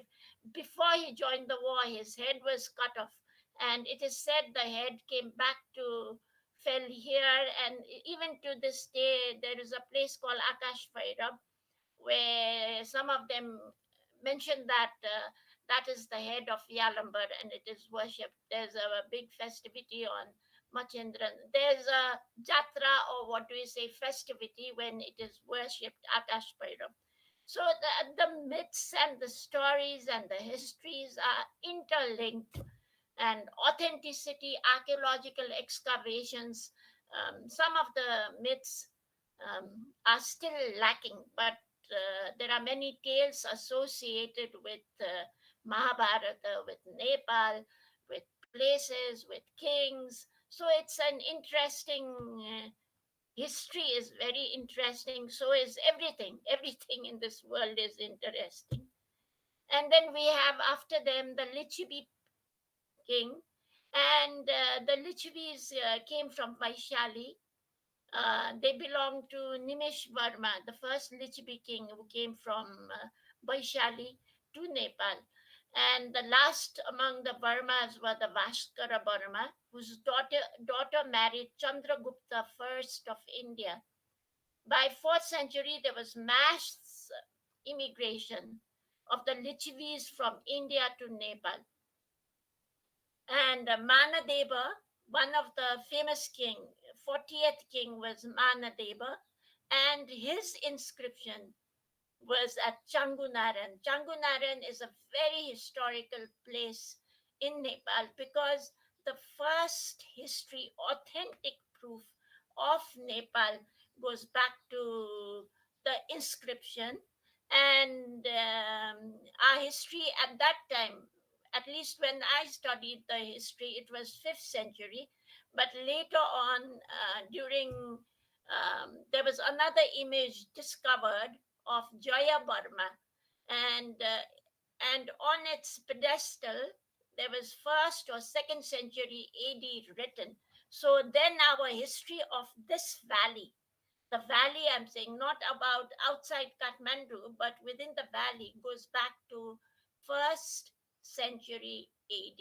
And that is how the authentic proof we have of that image.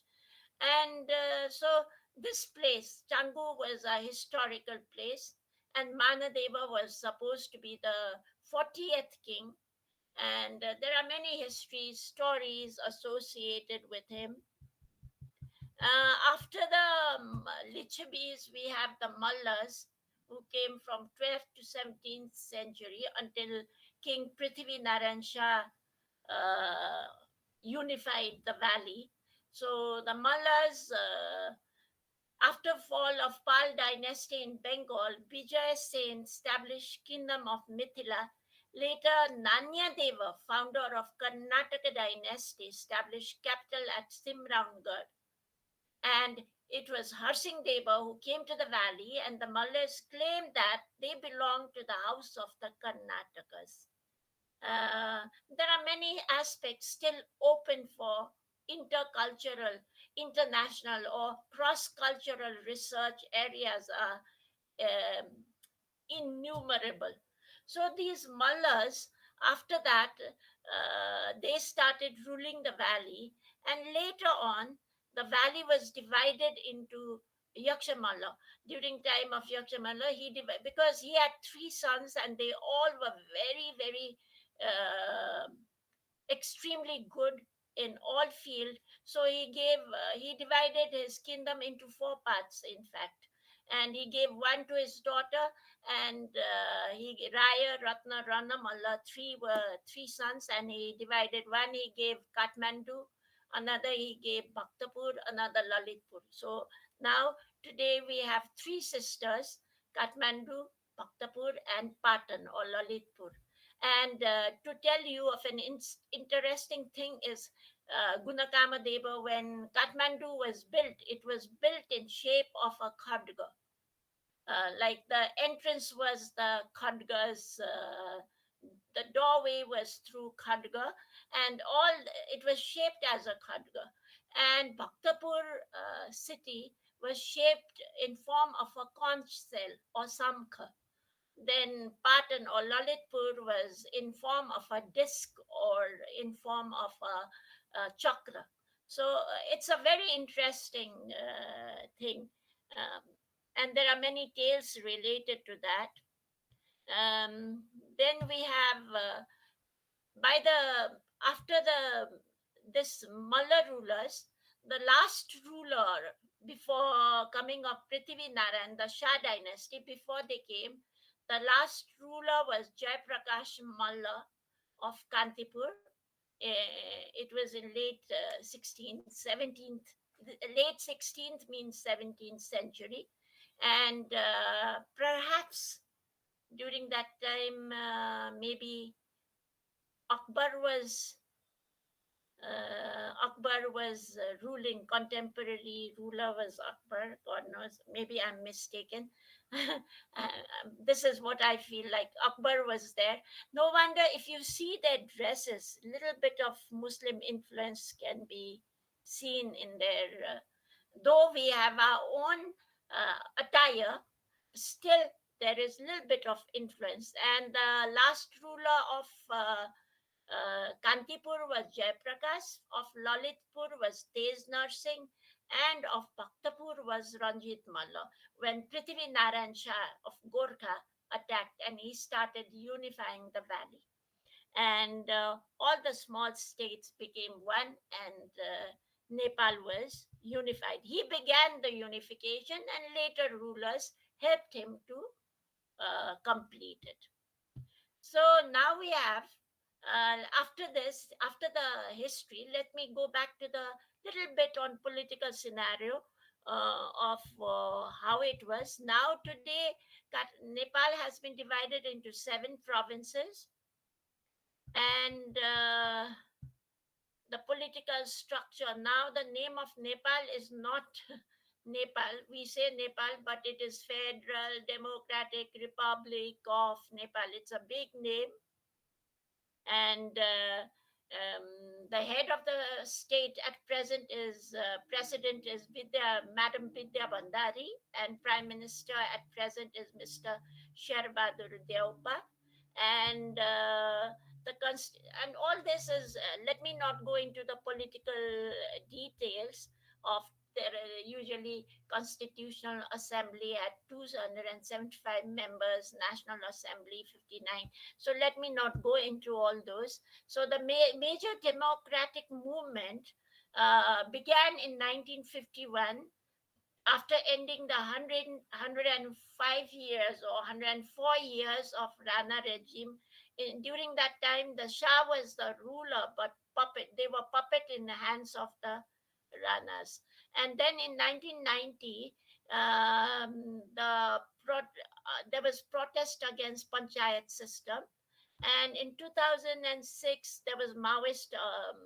Seven major political parties signed agreement with the government to stop the war. But in 2001 June, King Birendra and his family were massacred, and that was a very sad part.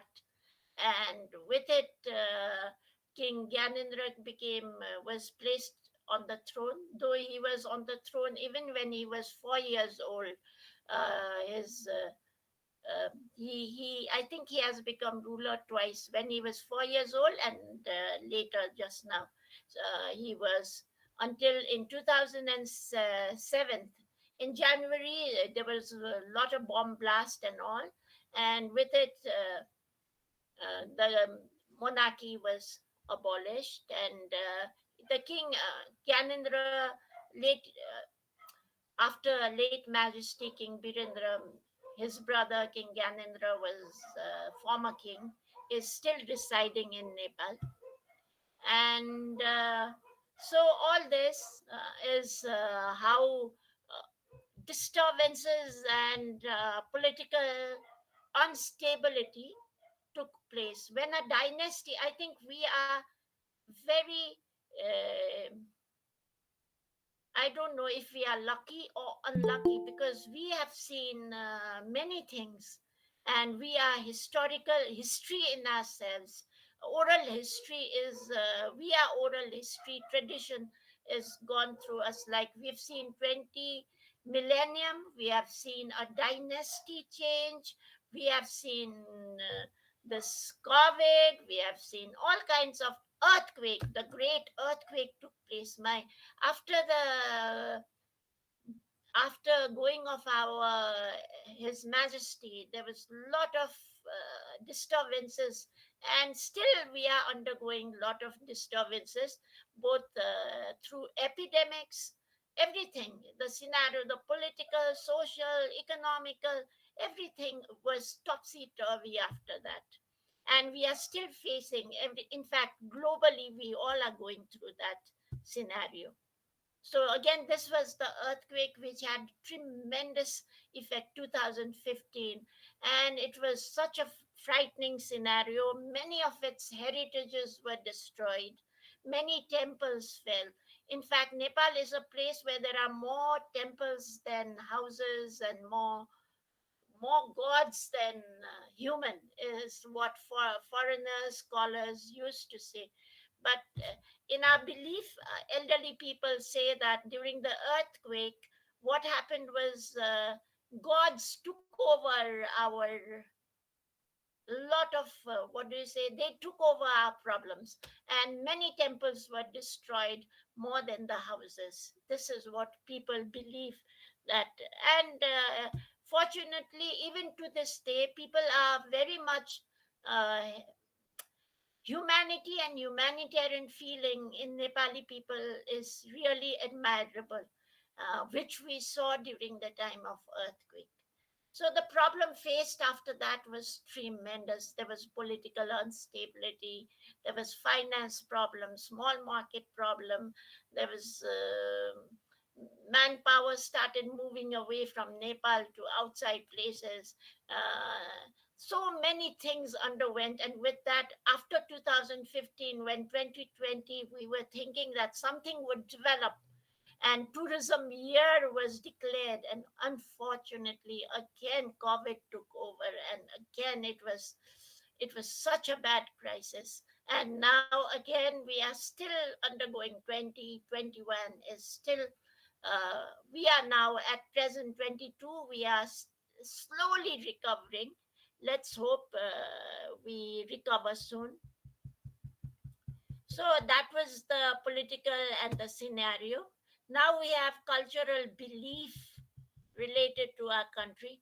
And it's interesting that we people still, even in the 22nd century or 21st century, 2022, we are still believers of animism, shamanism, witch doctors, we still believe in that. And I don't feel ashamed in calling ourselves animist, because we worship cows, we worship trees, we worship everything in this world. We stone fetish, totems, everything.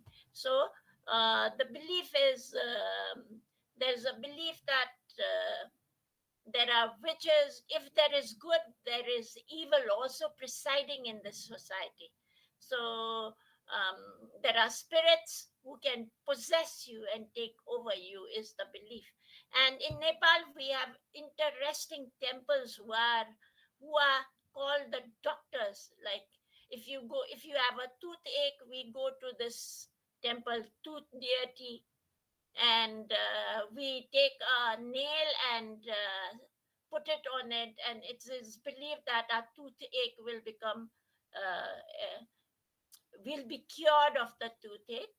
And there is also a temple where if you have ear problem, we go and pour oil into that temple ear, and then our earache is cured. And there is skin small naga premises where people go and offer cotton flakes, garland, to cure themselves of skin diseases. And if a child is scared, there is Botany, where when children are frightened and they keep crying, they take them to this temple. So temples are still, to this day, we believe in such things.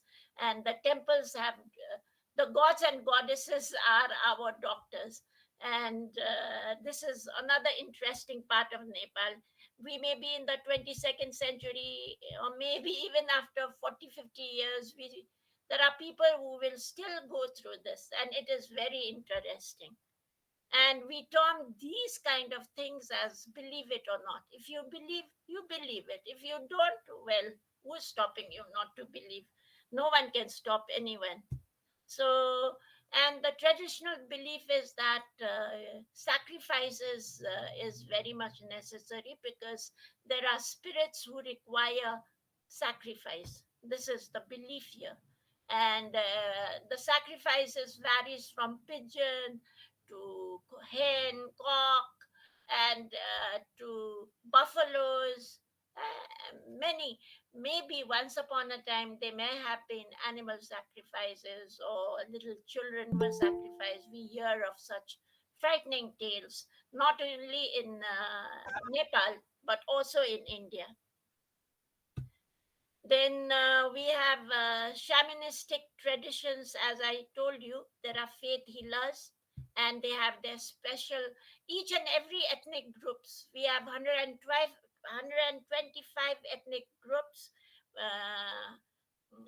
as per the government, and 123 languages officially declared by the government. Though it's a small country, but we have a lot of ethnic groups, and all of them have their own local deities, gods, goddesses, and they have their rituals and healing systems. So we have Pandit, we have Guvajus, we have what do we call Jyotishis, horoscope astrologers, and Gosai Achat, and there are many other names like Guruba, Gurau, and Pidingwa. So there are many such things in Nepal. And the process of healing also varies. It is pukpak, like breathing, blowing into the body and curing. And there is bali, offering sacrifices. Then there is jantar mantar, like the guru will say the mantra and put it in a paper, and you have to put it in an amulet to safeguard yourself from evil. Like that, there are many such things. I have an interesting video to show. I hope you will like it.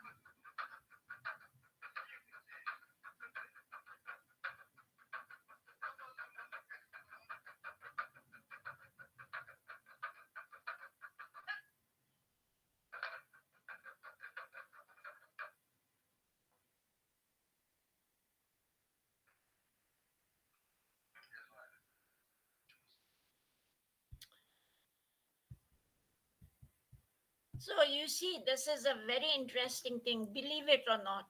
Sometimes when people go for the yellowpathy medicine, and when they are not healed, they go to the shamans or the guvajus or the healing doctors. And if they are not healed by the healing doctors, the healers, they go to the yellowpathy. And this is very much existing even to this day. In fact, one of my book I'm writing is on healing goddesses of the valley.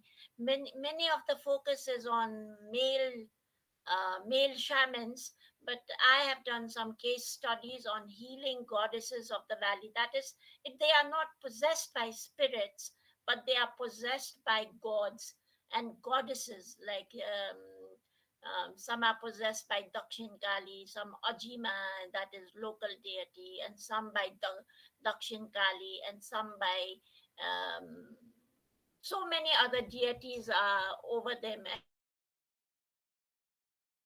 Very interesting what happens, because that's my next book. So what is happening today is now people are going, some of them are sick and tired of the penicillin and the antibiotics and its effects. So they are going into naturalopathy in Nepal also. And many of us still believe in grandmother's herbal medicinal things. And this is, even to this day, this continues. So now let me go to give you a brief, interesting tour of our World Heritage sites. And so that, let me hope that many of you who are here present will wish of coming to Kathmandu. Then I will feel that my presentation is successful. So Nepal is very rich in its culture, heritage, and it has ancient history. So the UNESCO has identified 10 natural and cultural heritage sites, including the natural sites. So in 1979, the first heritage site to be designated was Pashupati, and our department head, Professor Som Prasad Khatiwada, will give you interesting tour of that heritages of that area in another sessions, I think, coming sessions. So this is one of our heritage site. It's a very interesting place.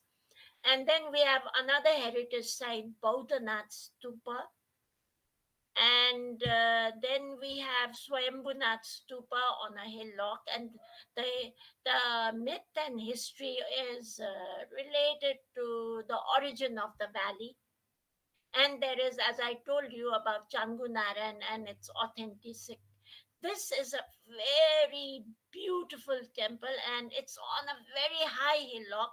You have to climb a lot of stairs to reach there. And when I went to Ellora, my mouth opened wide, and I was awed by those lovely colossal art images, because I'm an artist also. And like that, when I reached first time, not just now, I've been going there regularly, my mouth opened wide at seeing this temple. It is so beautiful. And I was wondering, when technology did not exist, when there was no modern technology, how did they make such a temple on such a hillock? It is extremely, if anyone comes here, they should visit this. It's a World Heritage Site. Then we have, of course, the whole Kathmandu Valley is an open museum. See the Hanuman Doka area. This is Palace area. Is again another heritage site. Then there is Lalitpur or Patan Darbar Square area, another open heritage site. And then you have Bhaktapur Darbar Square, another heritage site. Then you have Lumbini, birthplace of Buddha, another heritage site. Then we have, what do you say, Chitwan National Park, which is which was declared as World Heritage Site in 1984. And then there is Sagarmatha National Park. Uh, that is where the Mount Everest is another heritage site. So with this heritage sites, and there are many other interesting sites which are writing proposal to the UNESCO to include them as a heritage site, and there are extremely wonderful sites. And then the oldest museum in this in Nepal is National Chhauni Museum. In fact, even our Misra sir wanted someone to present on it, but unfortunately, the head was not well. And so this is the National Museum, and it was established in 1928 as a national arsenal. It was a Chhauni Museum. It is near Swayambhunath Temple, at the foothills of the Swayambhunath Temple. Then we have Hanuman Doka Museum, which is a darbar, and it is Tribhuvan Museum. And it's very interesting. These museums take you back to the bygone days, where you wonder how life was, how it was. And you simply, if people love museums and love history, then you are lost in those museums and their goods. Then we have recently Naraniti Palace Museum, where our late Majesty King Birendra resided, has now been turned into a national museum. And then there is also Ethnic Museum, where ethnic groups are portrayed in tourism board. But as per Department of Archaeology, DOA of Nepal, there are more than 50 museums in Nepal that showcases Nepali history, culture to the visitors. And throughout Nepal, nowadays, there are innumerable small museums coming up. In fact, one day, even I wish to open a museum on dress and ornaments of the Ranas, a private museum, a small one, because that was my PhD thesis on dress and ornaments.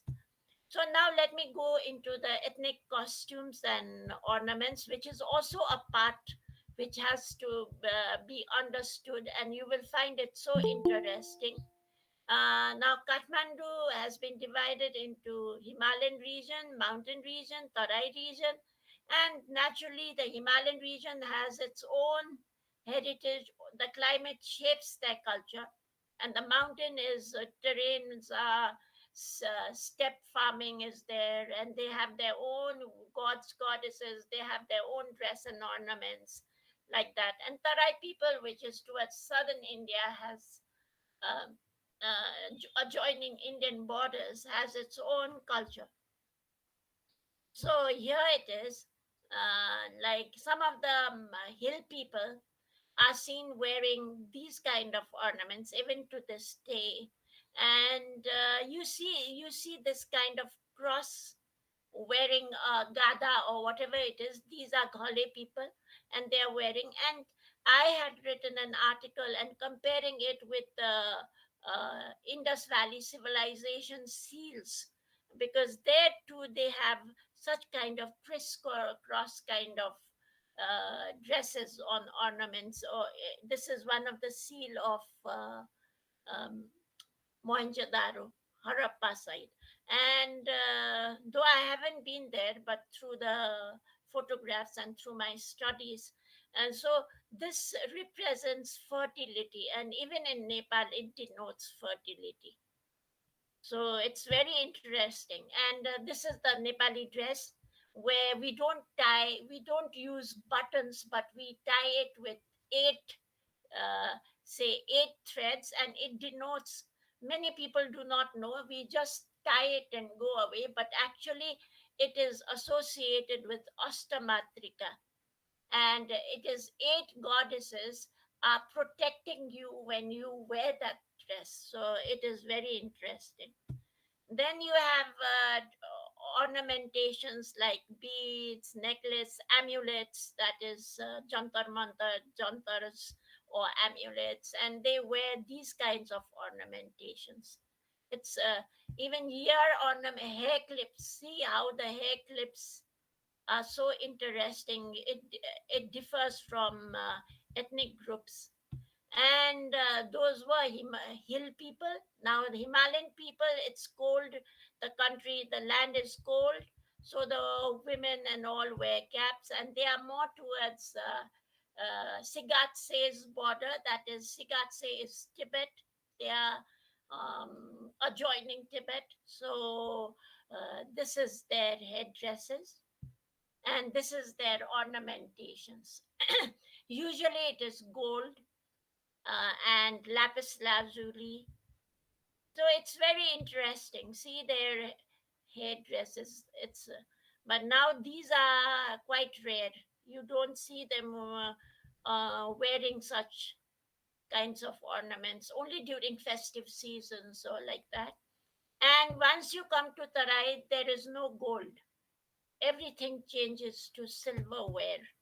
So they wear silver ornamentations. See, all the ethnic groups residing are more into silver. And in Tarai, they are also into tattooing. So young people who think tattooing is a modern thing, it's not that. Tattooing existed long time ago, and the belief among the Tharu ethnic group is that you can reach heaven by selling tattoos. So that is another interesting part to do research on for those interested in tattooing. And so these are the ornamentations, and this is Newar community. Earlier in 1860s, this was their dress, but now the changes can be seen. See how modern people have become. And not only that, a Newar girl could not marry until she knew how to make her own clothes. That was the customs in those days, and this was the head ornaments. And many of these head ornaments, all of them are of gold. Then we have our living goddess, and gods and goddesses have their own ornamentations, own symbolic values. Those are another field for further studies.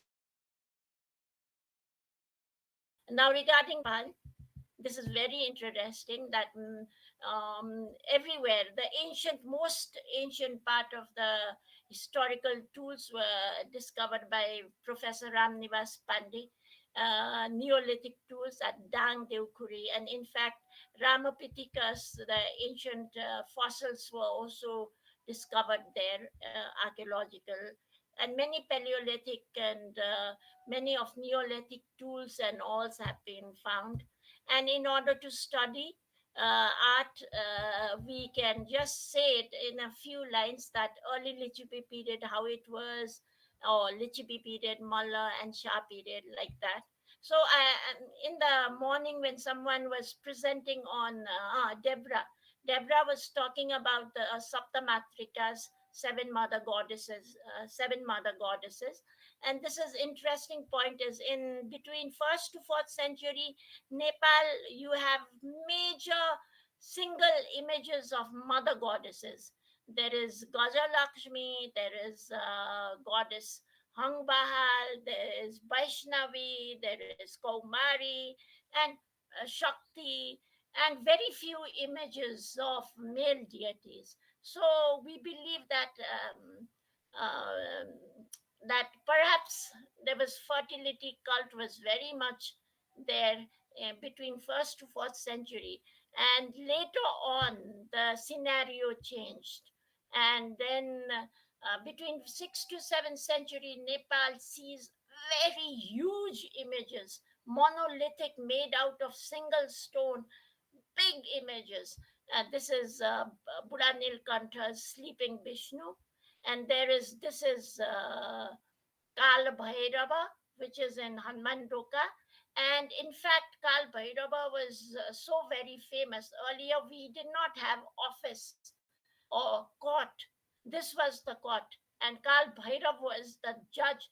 And even in 19, you can see this is 1910, where court is being held in front of Kal Bhairava. That was the belief in Nepal. Then, slowly as time passed on, simplicity to complexity, then tantric influence. Earlier, it was one without any ornamentation. Slowly, by 6th century, heads increased, hands increased. Now, tantric influences increased. The gods and goddesses were represented with numerous hands and heads and Vishwarupa and so many things. Perhaps there are many ways of explaining to show that there is a superpower who can see you and who can watch you and who can perform everything at once. So maybe that can be one of the things. So it went on increasing, and later by 13th century, what happened was the size of the images became small but very exquisite, and it was made very beautifully. So the images you can see by 16th century, 16th century, you can see that the images were very much interesting, exquisite, very ornamented. So in Nepali architecture, now I'm about to finish. It's not very long. Nepali architecture is very interesting. We call it Chhana Soili, that is pagoda. Chhana means roofing shaili or system, which is pagoda. And these are the temples you can see. And the most interesting is at Bhaktapur, which is Natapola, which has 1, 2, 3, 4, 5 story, and it has like this. And as much as it is up, there is underground. That much is what they say. And in fact, there is a tale that from the sanctum there is a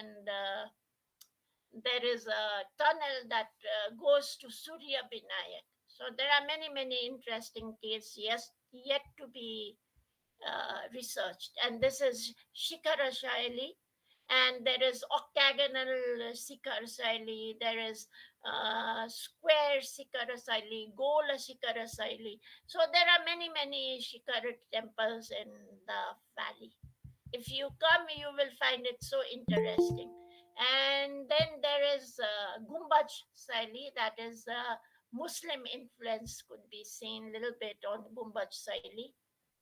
And then we have Buddhist stupas, like Buddhist art and architectures, and you can see all this starting from birthplace of Buddha. And then there is architecture, architectures, which are very interesting. And there is secular architecture. That interesting part is in Nepal, everywhere every temple used to have called resting places, where, because in those days people had to travel from one place to another, there was no hotels or motels. So even the villagers, every houses had an outside room in the, say, like a balcony, where people could rest. That was dharma, and giving them water was the greatest dharma.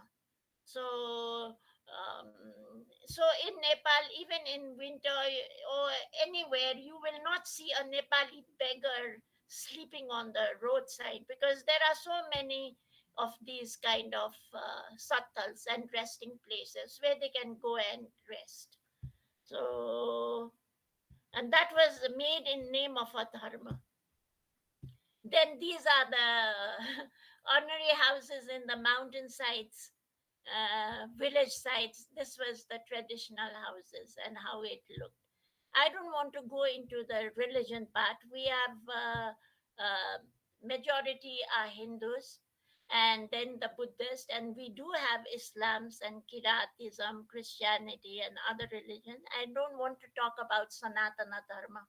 Yeah, there are many scholars based on. Actually, I do not call it as a dharma. It is a way of life. It taught us Sanatana Dharma or Sasvata Dharma. So that is our main dharma here. And of course, there is Buddhism.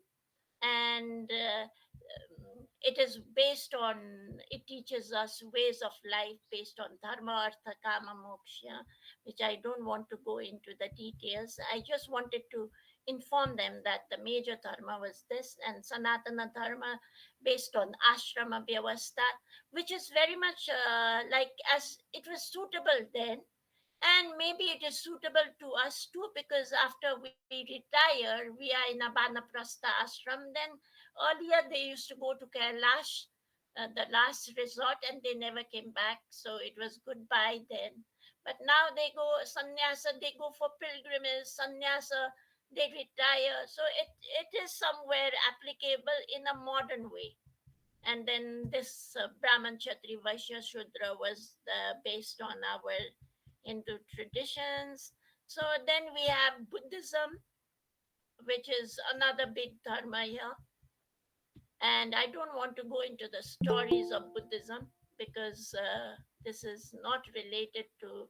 Um, I am just telling you that these are the religions here.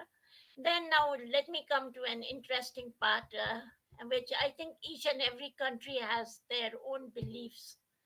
An interesting belief that may be interesting to everyone in this presentation. We still, though it's not there, modern day youths don't believe, but somewhere when their parents are socializing them, they learn about that and they still hesitate. When you see an empty picture, it is not considered good. Not a good omen. And like that, when someone sneezes before you are going out, they'll say, oh, sit down for some time, don't go out just now, it's not good, and after some time we can go. And three people, if they go to work, will not work out, because I have a feeling this may be true, because when they are teen tirkat mahabhrikat is what they say, and they say that maybe they gossip a lot and the work is left undone, maybe. And falling off a chameleon on oneself is not good. Appearance of a big spider on the ceiling is saying it will bring there will be a quarrel in the house. And to see gold in one's stream is not good, but to see stool or toilet is good. God knows These are many beliefs, and if the cat crosses the road, it's not considered good. And even today, I see many people waiting. When a cat crosses, they will wait for another person to pass until they go. And to circumambulate 3 times is not considered good. And to see snake is also not considered good. And fluttering of the eyelids is good luck for male if it is the left eye, and for female, right.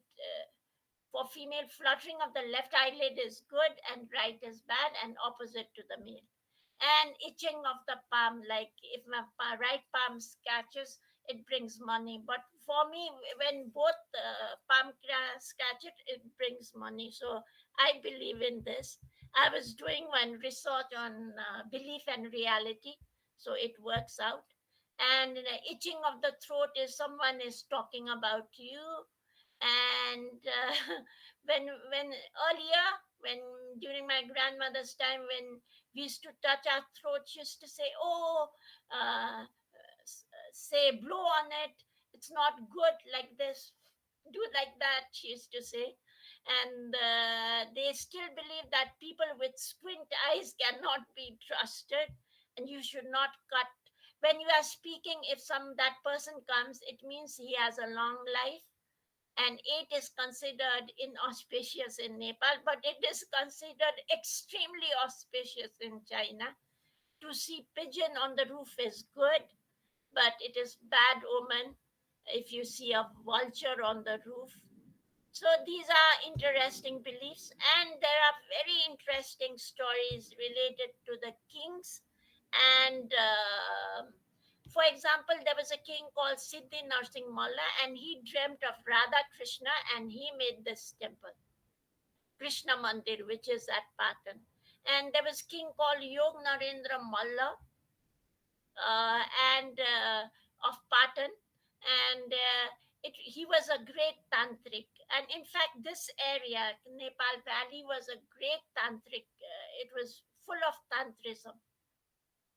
No wonder we have innumerable Shakti Peethas in Nepal. And it is believed that once he disappeared, he did not die, he disappeared. And he said to his subjects, like, he went underground and he never came back. And he said, you cannot consider me dead until these things happen. And one of the interesting factors, rainfall of jewelry should take place. And the people, elderly people, say that once upon a time there was rainfall of pearls. So the first part has been fulfilled, is what the elderly people say. And there is an image of 2 stone elephants, and down below is a water tap. If those stone elephants go to drink water from that water tap, then you may, another part, that when all these 7 points fulfilled, then you can consider me dead, is what Yog Narendra Malla said. So there are many things. Milk should flow from water tap, and there is an image of ghosts, skeletal ghost, and they should start dancing. And there is an image on top of this. There's an image which of a bird, and that golden bird should fly away. So there are many, many interesting things which is open for research. And there was another king called Pratap Malla in the 16th century, and he made Bhandar Khal because and brought water from Buddha Nilkantha. And this was and the god Buddha Nilkantha was angry. Since then, no king is regarded as a representative of Lord Narayana.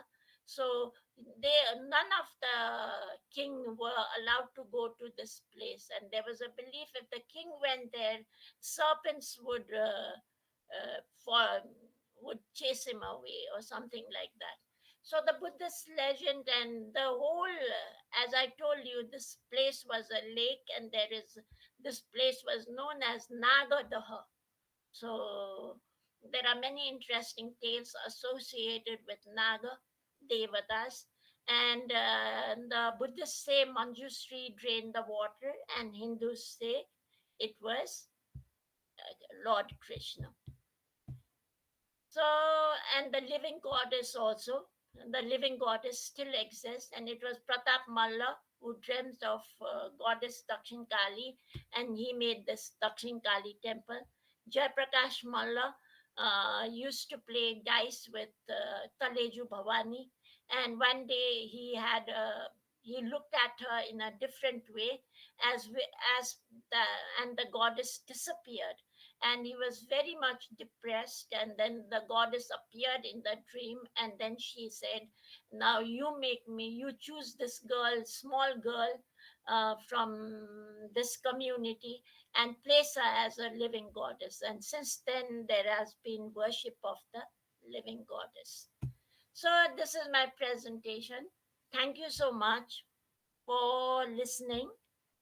Let me stop sharing first. Yeah. Yes, madam. Thank you so much. Yes, Dr. Rajshri madam.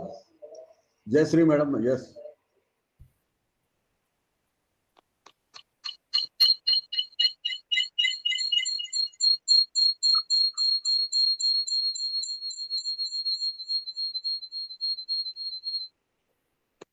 Good afternoon.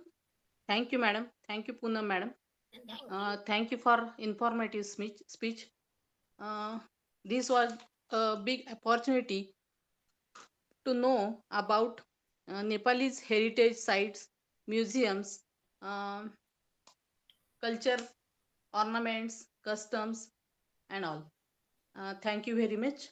Now, after this, I will like to request co-chairperson to conclude the session. Co-chairperson madam Bose जो है other conference में है, अयोध्या पर conference हो रही है. Any person queries, any question? Yes, yes. I must first congratulate Professor Poonam, and to say, I mean, you have taken us through Nepal history, archaeology, architecture, social fabric, and beliefs, faith, jewelry. You didn't leave anything behind. It was very interesting, very interesting. And I must really thank you for taking so much of pain to prepare so much of a presentation.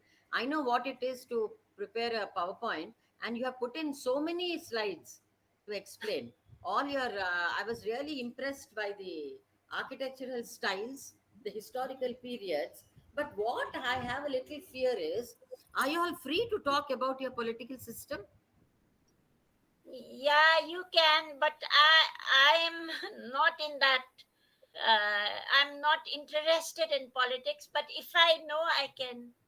So you are free to talk. Yeah. We That's are. what yeah. You can. Yeah. That's what I wanted to know. And I really wish your country, the old glory, should come back again. Yeah. The earthquake was the most disastrous for your country. You lost a lot also. Yeah. But I do wish you all a very, very happy, prosperous, and meaningful time in Nepal. Thank you. Thank you, madam. Thank you. Thank you, madam. Thank you.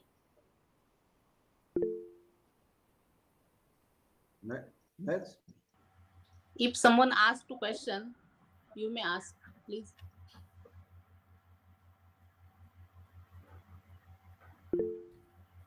I hope Hello. everyone. Hello.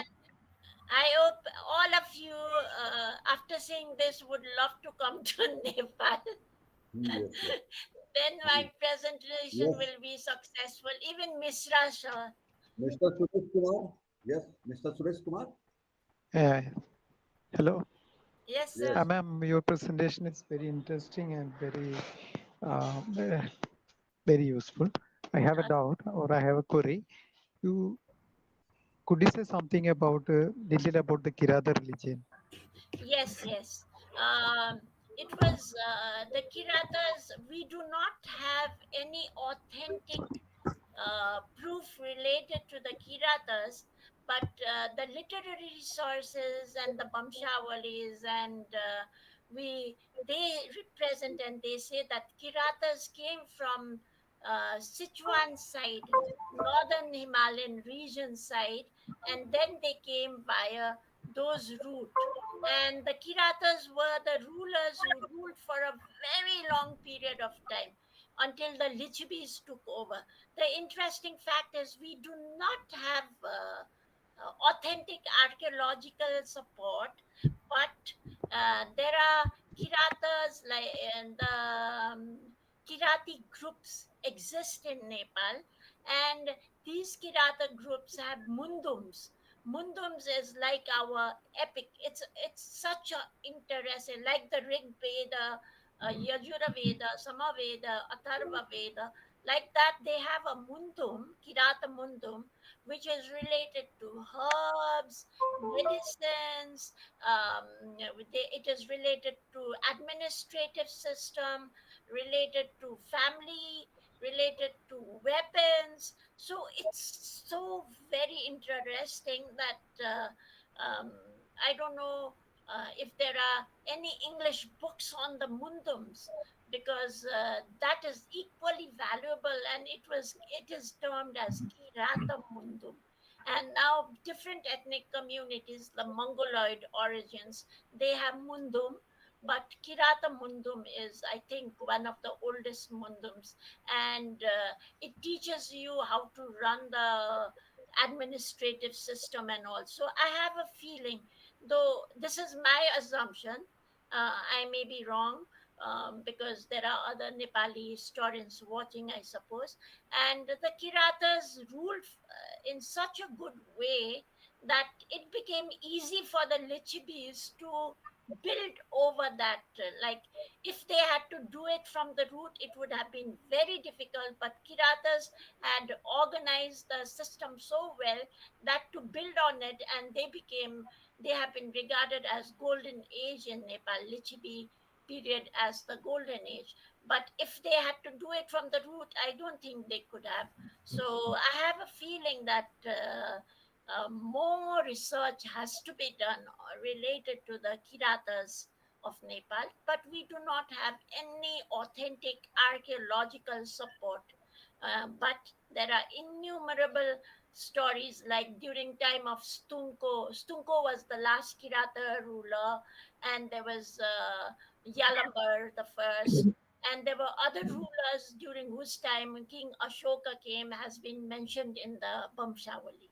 Thank you. I hope I have been able to say a few things.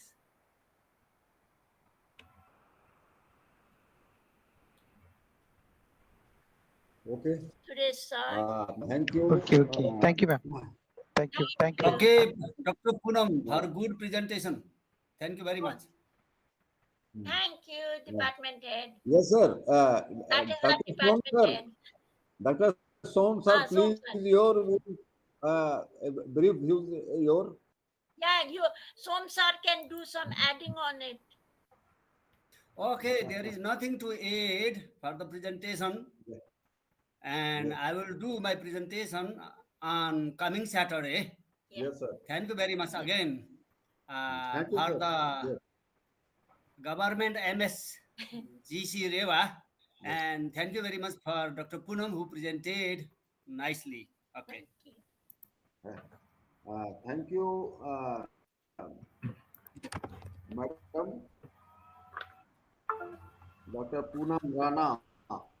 Give a nice talk in this international webinar, and thank to chairperson Dr. Kulkarni Jayasri Ramesh and co-chairperson Madam Anita Bose, and a special thank Dr. Som, Professor Som from Tehuan University, given time as a special guest, our special guest for this his university professor talk. Thank you. Thank you all of you. Now, next session, chairperson Dr. Samantha Gunasekara, former Director Biodiversity, CITES, SCOP, Sri Lanka, Chairperson, and Co-Chairperson Dr. Ujjwala Shivaji Deshmukh, Department of Geology, Government Vidarbha Institute of Science and Humanity, Amravati, Maharashtra, India. Our eminent speaker, Dr. Satya Prakash Mehra, Environmental cum Development Professional Consultant, Director, Research, RSNH, Rajasthan, India. I am requesting to Dr. Samantha Gunasekara, please preside the session and introduce our eminent speaker, Dr. Satya Prakash Mehra. Dr. Samantha, sir. Thank you very much. Thank you. First of all, I have to thank you for inviting me for this session. Welcome all of you for this session. To introduce Dr. Satya Prakash Mehra. It's a pleasure for me to talk about Dr. Satya Prakash Mehra.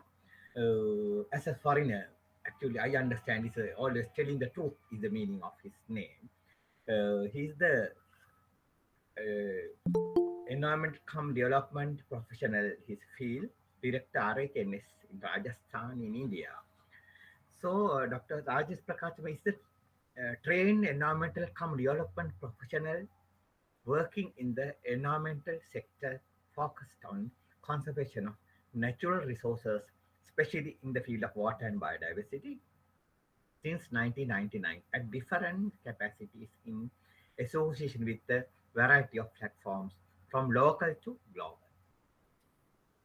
Especially with the professional experience of over 23 years in environmental sciences, in journey in the field of environmental protection and conservation dates back to the late 1990s from a volunteer knowledge seeker to a professional environmentalist through esteemed platforms of governments, non-governments, academia, consultancy, and private firms, etc. Also, the execution and implementation of the learning with the professional skills in different aspects of the environmental conservation sciences were kindled in 2000 to 2002 with the responsibility of the academia institution of principal St. Paul's Sector School, Abu Dhabi, Rajasthan in 2002, followed by the involvement of global programs, important bird areas, and also there are so many. He's well qualified and lot of qualifications and the experience. So it takes long time to talk about him actually so much in his professional and his career. Therefore, and also he has done a lot of in qualifications. If we talk about qualification, he is the academy. He is BSc. He's already masters and the doctorate in degree of environmental sciences, and also he's a LLB and also LLM law degrees, and also human rights focus, and so many variety of platforms and variety of fields. Therefore, long time to take to if I explain all his capacity and the training. Therefore, I don't mention all his qualifications. I think you already know he's a well-known person, and also because of his service rendered, he has been awarded by lot of national and international awards, especially Humanitarian Excellence Award in 2021, Global Educational and Environmental Award in 2021, Innovative Principal of the Year Award 2020, Indo-Asian Chris Freeman Distinguished Scientist Award. Likewise, there are 13 national and international awards he has achieved. And also he has written so many scientific papers, media contributions, so many things. So I don't spend so much of time because if I start to talk many things about him, it takes more time. So, but you are here, like to hear the presentation. I think it knows well-known, eminent speaker. Therefore, I invite Dr. Satya Prakash Mishra to do the presentation. So, Professor, Doctor, the floor is yours. Thank you very much. Thank you, Dr. Samantha. It's nice to be once again with Professor Mishra sir. I was hearing a lot of things and recently talked from Dr. Poonam. I just came to know about the cultures, briefs, and what the ethics are there. So my presentation, today's talk is something, relating the same aspect. So far from the morning, what I had listened to eminent speakers, all of them, they are discussing about the natural heritage or the historical heritage or something, the heritage from their nation or their places. So what I did, my presentation here will present that how I use such type of heritage in practical application in today's, world. Right now, we all know that we are facing a lot of challenges throughout the world. It's not only of one country or one nation, it's throughout the globe. We are having not only the economic crisis, but the social crisis are there. And of course, the ecological crisis are there. Although we say that three of them, the sustainability. ఈ IAS officer Lakshmi లేదు. Excuse me, please mute the. Rajagopal అయ్యాడు బాగానే ఉన్నాడా? Dr. Kedareshwari, ma'am, please mute. అదే అంటున్నాను. ఆ సుబ్బులమ్మ కొండ ఇంకా తప్పుకోలేదు. So please mute the phones. Please mute other mics. Yeah. Okay. So my simple presentation is concerned with the practical solutions. I'm not talking about the challenges. Challenges, we all know about the challenges.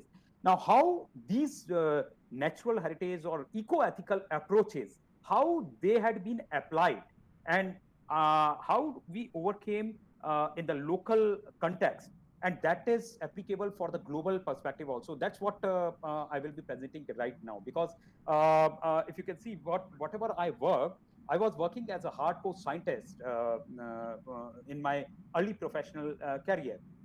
At that time, I felt that it is not possible to eliminate human from nature, because human is the part of ecosystem. But today's, what we say, the intellectuality, or we say that the most wisest animal, the humans, they treat themselves as on the top of the hierarchy, and they say that we are different from the nature. I think this is what it's a disbelief or misbelief from among present world. And this recent pandemic, already it has been proved that a small virus, how it created the havoc in mind of the humans or the most intellect animals. So keeping all this thing in mind, and taking view of our heritage, we applied, although they were customized. So from individual level to the community level, and making such type of models, which was not only coping up with the present day ecological challenges, but also the economic challenges. So such type of models were created in Rajasthan, but these all site specific models are having the global relevance.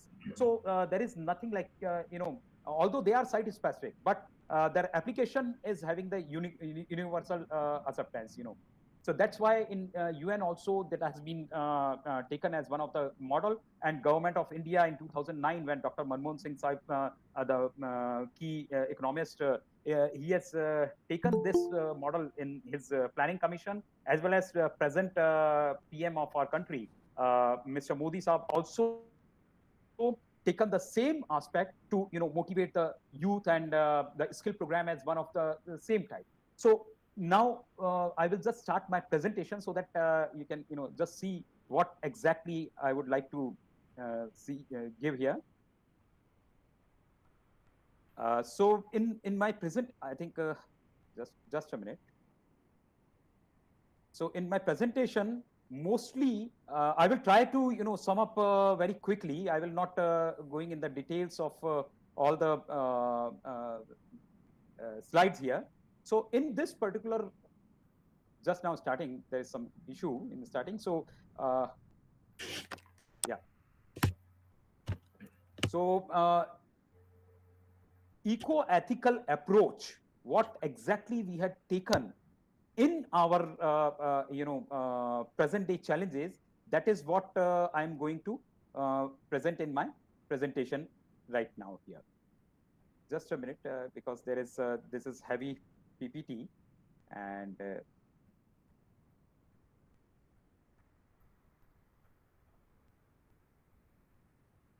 are you getting my voice?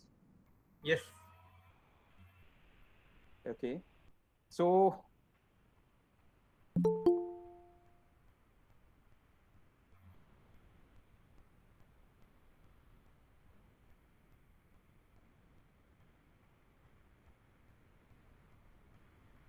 yeah, I think my screen is visible to everyone. Yes. Yeah. So See.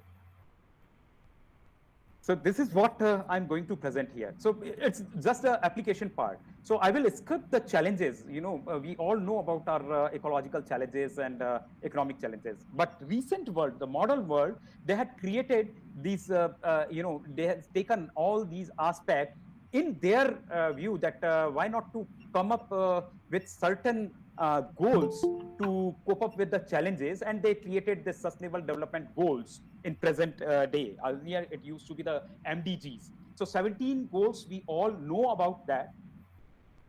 Here the eco restoration is right now, the decade is taken as eco restoration decade.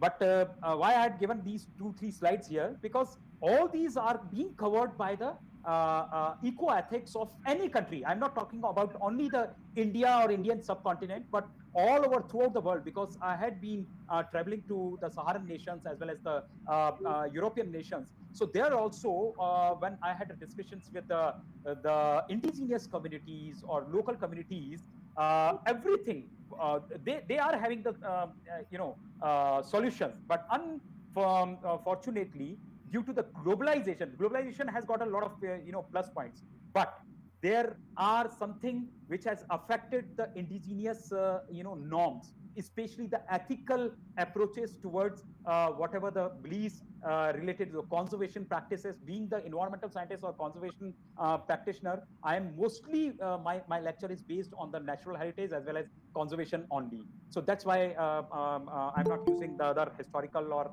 other architectural or any other religious things, but these all are being used in my application of work. So this is what I did, understanding the issues. I means here, not only me, I got a very big team throughout Rajasthan in all the districts at the local level, at the grassroots level. So from the person who is not formally educated up to that level, to the persons who are professionals or having some doctoral degrees, they all are the part of my team. So this is not my single presentation. It is all due to the inputs and work of these team members. So these challenges, we already know about that. Now see, this is what the development is going on. Now this is from where we start our ethics. Now see, in 1822, the map of Varanasi or Banaras or Kashi, whatever the name we say here. So Stephen Lamke from Germany, he has just drawn this conclusive remark that where we are going and what we are losing. So if we are losing something, blue spaces or green spaces and moving towards the concrete jungles or the gray spaces, developing such type of things, then definitely we are just creating, it's not the phase of development. It's something like what we face right now, the pandemic. So we are just moving towards another disastrous conditions. So we have to rethink over our development phase. And we all know this was what earlier our culture or our old communities throughout the world, it's not only of India, but throughout the world, used to have that. They place the environment or nature at the top of that, then comes the humans or society, and then the economy. But present day condition is something different. Presently, the economy is on the top and society is at the same, and environment at the last place. This is what is right now we are facing, and this is what the challenges we are developing in our phase. So let's go to the same heritage, the same customs and beliefs, what Dr. Poonam just now described from Nepal. Nepal is not too different from India, I feel. So the same Vedas or same Shastras or same Upanishads or whatever the ancient literature you will find for the whole of this Indian subcontinent area, the Sanatan, the duties, the from our side. So this is what exactly we are saying. So sustainability term has been already mentioned in the ancient literature or ancient culture of this nation or India, or we can say the Indian subcontinent. And this is how old literature stated in the Sanskrit shlokas or Sanskrit verses, that what actually the duties of humans are and what actually the development is and where we have to go and what we have to attend to really maintain this life on this particular planet. So this is the three concepts: the Prakriti Purush concept, we all know about that; the Aranya Sanskriti, we know about that; and the Vasudhaiva Kutumbakam. So Vasudhaiva Kutumbakam is something very important in the present relevance. Although all the three are very important, but Vasudhaiva Kutumbakam right now, each and every country, they are having something. Even our nation has got the conflicts with the neighbors in the boundaries or something like that. So we treat our culture actually treat the whole of earth as one family. So this is not new concept. This is already there. We all know about that. But the thing is that present conditions or present in this globalized family, we had forgotten such type of custom, such type of culture. And this is why we are facing the present day conflicts between human to human or human to other species or human to nature or human to abiotic components. We can say about the earth or sun or the climate or whatever the things are there. So again, we have to somehow revive this. And we followed the same thing. We followed the same thing in Rajasthan. Not only I'm giving examples from Rajasthan, but this is applicable to each and every part of world, not a single place. And in India, as we say, every 2.5 miles there is a change in customs or change in the attire or change in the dialects or languages. So same is applied everywhere throughout the globe. So in Rajasthan, taking this example, now all the folklores, they are having somewhat affinity with the, not somewhat or the complete affinity with the nature. So one of the very good folklores based on domicile cranes, which are migratory birds coming in this after Diwali, in winters, they used to come here in some thousands in lakhs. They used to come and stay there in Rajasthan as well as in Gujarat and part of other states also. But how the local community, they had used this bird because, for Rajasthanis, especially the word Marwadi is being used. Now, Marwadi, one statement is there, Jahan na jaye gadi, wahan jaye Marwadi. Means wherever the four-wheel or wheel vehicle is not possible to go or it's not approachable, there you will find a Marwadi or the Rajasthani. And the women, they used to say, the business community of Marwad or Rajasthan, which are known throughout the world, that these birds are having somewhat connection with their male counterpart. So that's why such type of, they created. And they know that they are coming from far side. So right now we are saying that ornithology is one of the subject and bird watching is one of the important passionate, tourism aspect of tourist industries. But earlier they used to have very close compassion with the animals and these birds. So this is one example I am giving. So many examples are there from Rajasthan, from other states, from throughout the world. I had seen that the songs or the folklores on water. Water is crucial for Rajasthan. So water harvesting, you will find lot such type of structures or such type of conservation practices, age-old practices or architectural designing harvesting structures you will find here, that how they cope up with such type of thing. So all such type of folklores are having the association with natural resources or biodiversity of the land. So we have to come. So if you go on the traditional folk dances or songs, again, the traditional dances, they are having the affinities with the nature.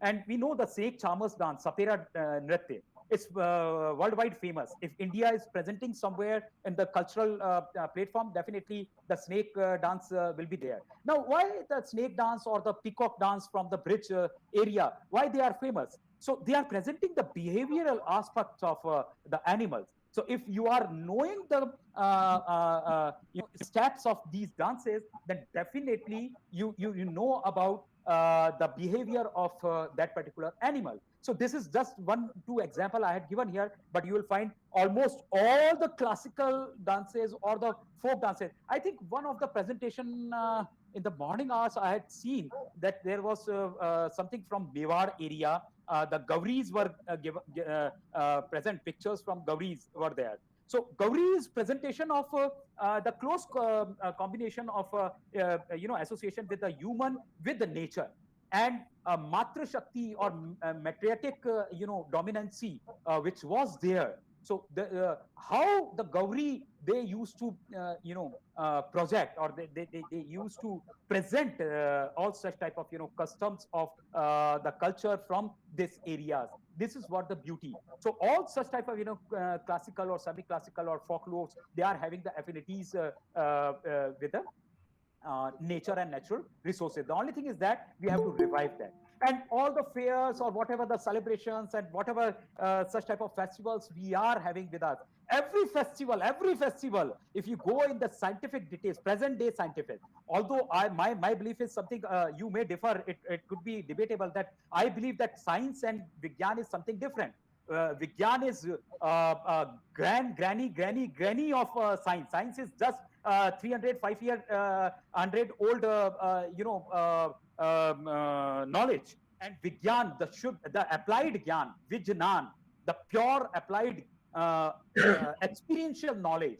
This is what. So all the celebrations, all the festivals of India or Indian subcontinent are having the affinity with the nature or natural phenomena. So whatever the transition periods we are having in our system, although we are having 6 seasons, 6 ritu in our calendar, but basically the 3 main seasons are considered, and we are having 2 main transition zones. So how the transition is taking place, in that transition we'll find maximum of our festivals. So if we write on if anyone just collect the background of festivals and the cultural as well as the natural ethical approach of the festival, you will come to know that festivals are just not only association, or it is not just what the Rishi Munis, the ancestors had simply associated it with the god, goddesses or deities, but it is something which really we have to know that is they're having the scientific base behind all such type of. So this is one of the fair of Goga Medi in Rajasthan, which is famous for snakes, the reptiles. If anyone interested in herpetofauna, you will find all the rare to rare species of reptiles in this particular fair. The people used to come from even the Tibet, Nepal, Bangladesh, Sri Lanka, Pakistan, and throughout India in this particular fair. They used to collect the species, or they used to bring the reptiles from their area. They offer to the that particular deity or whatever we can say, god. But what is the scientific base? Right now I have not enough time to describe each, and otherwise every slide has got a lot of stories behind that. So here if you want to go in the detail, then you can even go through with the Colonel James Todd's Annals and Etiquette of Rajputana. Here there you will find the very good basis of festivals also.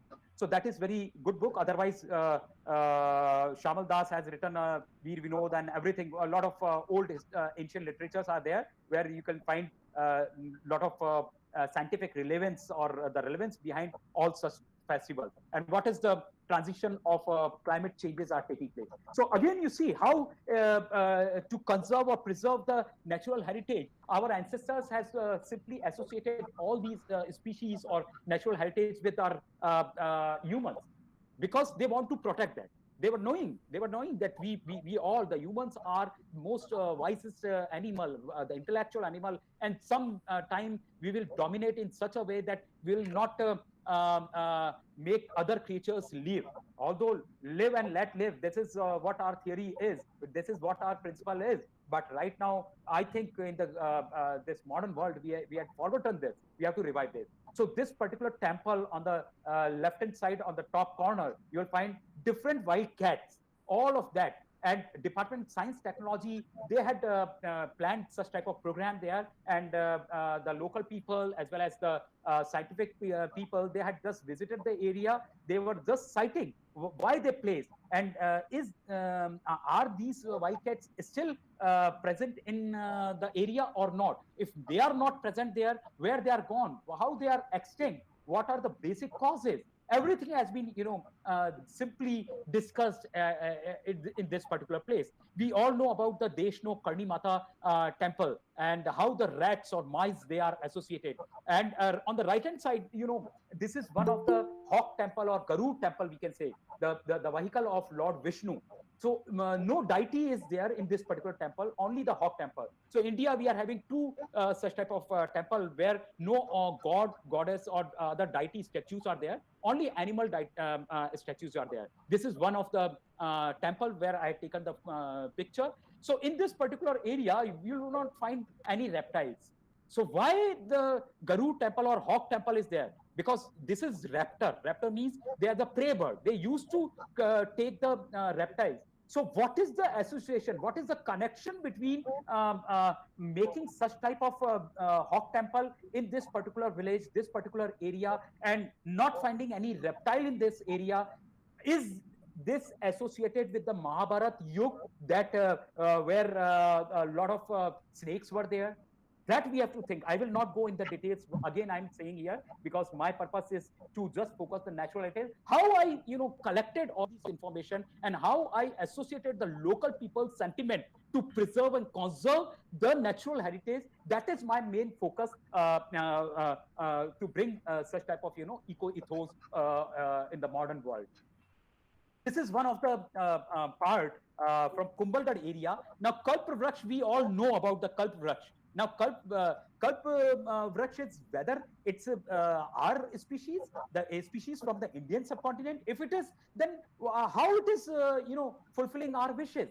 So this is the tree of wishes. We used to say Adansonia digitata, it's the scientific name, or baobab, you see in Africa. So if it fulfills every wishes, what about African continent? There you will find a lot of baobab trees there. So when I visited the African nation, I used to have the fruits of baobab trees and the juice of baobab trees. But in India, when you come here, then the people says that if you have the fruit of this Kalp Vraksh, then you can, all your wishes will be fulfilled. And you will be attaining something, close association with the God. This is what the people believe is there. So we have to think that why our ancestor has created such type of statements, or they had mentioned this in very simple language. The simple basic thing behind all such type of statements was to associate, to bring the scientific importance or relevance of the natural heritage to the humans, so that at least by the fear of unknown, or say the god or the deities, they can at least preserve or conserve such type of species, or they will not harm the species, so that at least they can save, means we can save ourselves, our life. Humans can save themselves by it. This is the foresightedness of our ancestors, the Rishi Munis, the old Vigyan. And see this family. They are having the three daughters, and they are very happily living in that. So what we say, the gender biasness, gender equality. But in Mewar, those who worked in Rajasthan, you will find, although one part of Rajasthan is not very good in terms of gender aspect, because they say that if daughter is there, they will kill even in they will abort the embryo or the fetus of the female child. But on the other hand, the same Rajasthan you will find in the tribal community. Now see the differences. Tribal community, I'm using the word tribal, the indigenous community, or the communities, not the correct statement of indigenous right now, but the communities which are living from thousands of years in the areas, in the jungles. So they are following such rules, and they are having a very beautiful customs related with the nature. So when I had interactions with such type of, I worked a lot with such families, and how I transformed from the same ethics, I will present in very few slides in upcoming slides here. So this is what the ecocentric cultures of our nation says. And the same is said by EPG. When the colonial rule was there, EPG, the Britisher, who was wildlifer also, who wrote very good books on historical wildlife heritage of India and Indian subcontinent. So what he mentioned here, so we know what is the value, or what is the eco-ethical approach of our culture is. The only thing is that we lost that. We somewhere it has been down. If we talk about such type of eco-ethics, definitely the people or the modern society, they treat us as like orthodox or something, like people of conservative minds. So such type of terms are being used for the people. But I'm sorry to say, today when we are facing the energy crisis, we will very soon, we are facing the food crisis. But if we follow the ethical approach of our culture, you will come to know what the real natural species of our landscapes, which we forgot in our food system, the ethical food system, it is now no more.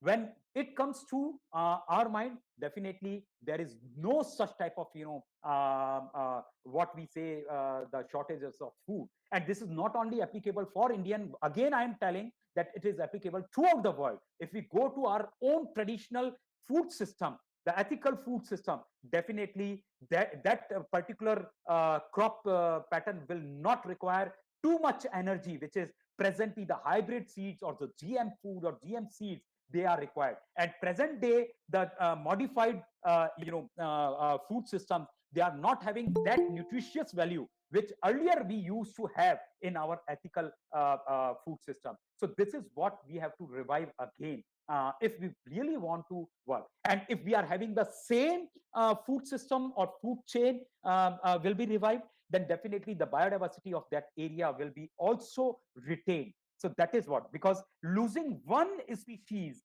even in agriculture, the monoculture is not suitable for the biodiversity purpose. So monoculture is something, making us lose the other faunal species. So we have to take care while going for the monoculture. Even for the cash crops of the economic plantation, if we are considering the forest, commercial forestry, then there also we have to think that if in commercial forestry we are losing a lot of things. So we have to, if we want to overcome the food crisis or energy crisis, definitely we have to revive our ethical approaches. And the Indian government has already dedicated one of such type of websites. We can go there to know. Now, see, this is of very great relevance. Being the biologist, present day taxonomy, which is still not confirmed that how many species are there on the earth. So this slide is intentionally I put in my presentation everywhere, in every technical presentation, that still they are confused. They say that there are somewhat around 2.3 million species on this earth. And they projected, no, it is not like, it's something around 6.7 million species. But one of the geographer, they researched and they said that no, it might be 8.7 million species on the earth. Now see the ancient Indian literature. They say that 8.4 million species are there on earth. At that time, long before 3,000 years back, 84 lakh योनियों के बाद मनुष्य का जन्म मिलता है. This is the common statement which we hear in the Indian culture still, even in the modern societies. Now, what is that 84 lakh species? So 8.4 million species we are having with us. and the development biology or embryology right now in medical sciences we are dealing with. Everything has been well defined in our ancient literature. So I will not go in the detail. Already Dr. Poonam has presented and given what we are losing, but still luckily Nepal is following custom, and many other, even Africa I had visited, a lot of ethnic tribes, they are following the same things. So that's why they are with the. Now here in Rajasthan, Vishnoi community, 29 commandments. In that, 11 are directly related with the eco heritage. This is what the ethics are. And this is, see, from Europe. Europe, I had taken all these pictures. These are my pictures, which I had made a collage here. So they had the dedicated hole on the sound, and especially on the Om, how the origin of universe had taken place. And recently, I don't know how much authentic it is, but NASA is also, because I haven't got any scientific paper right now, but I came to know from my colleagues that NASA also now given the positive note that yes, there in this universe there is one sound which has been right now trapped, and the frequency of just this Om is related with the same thing.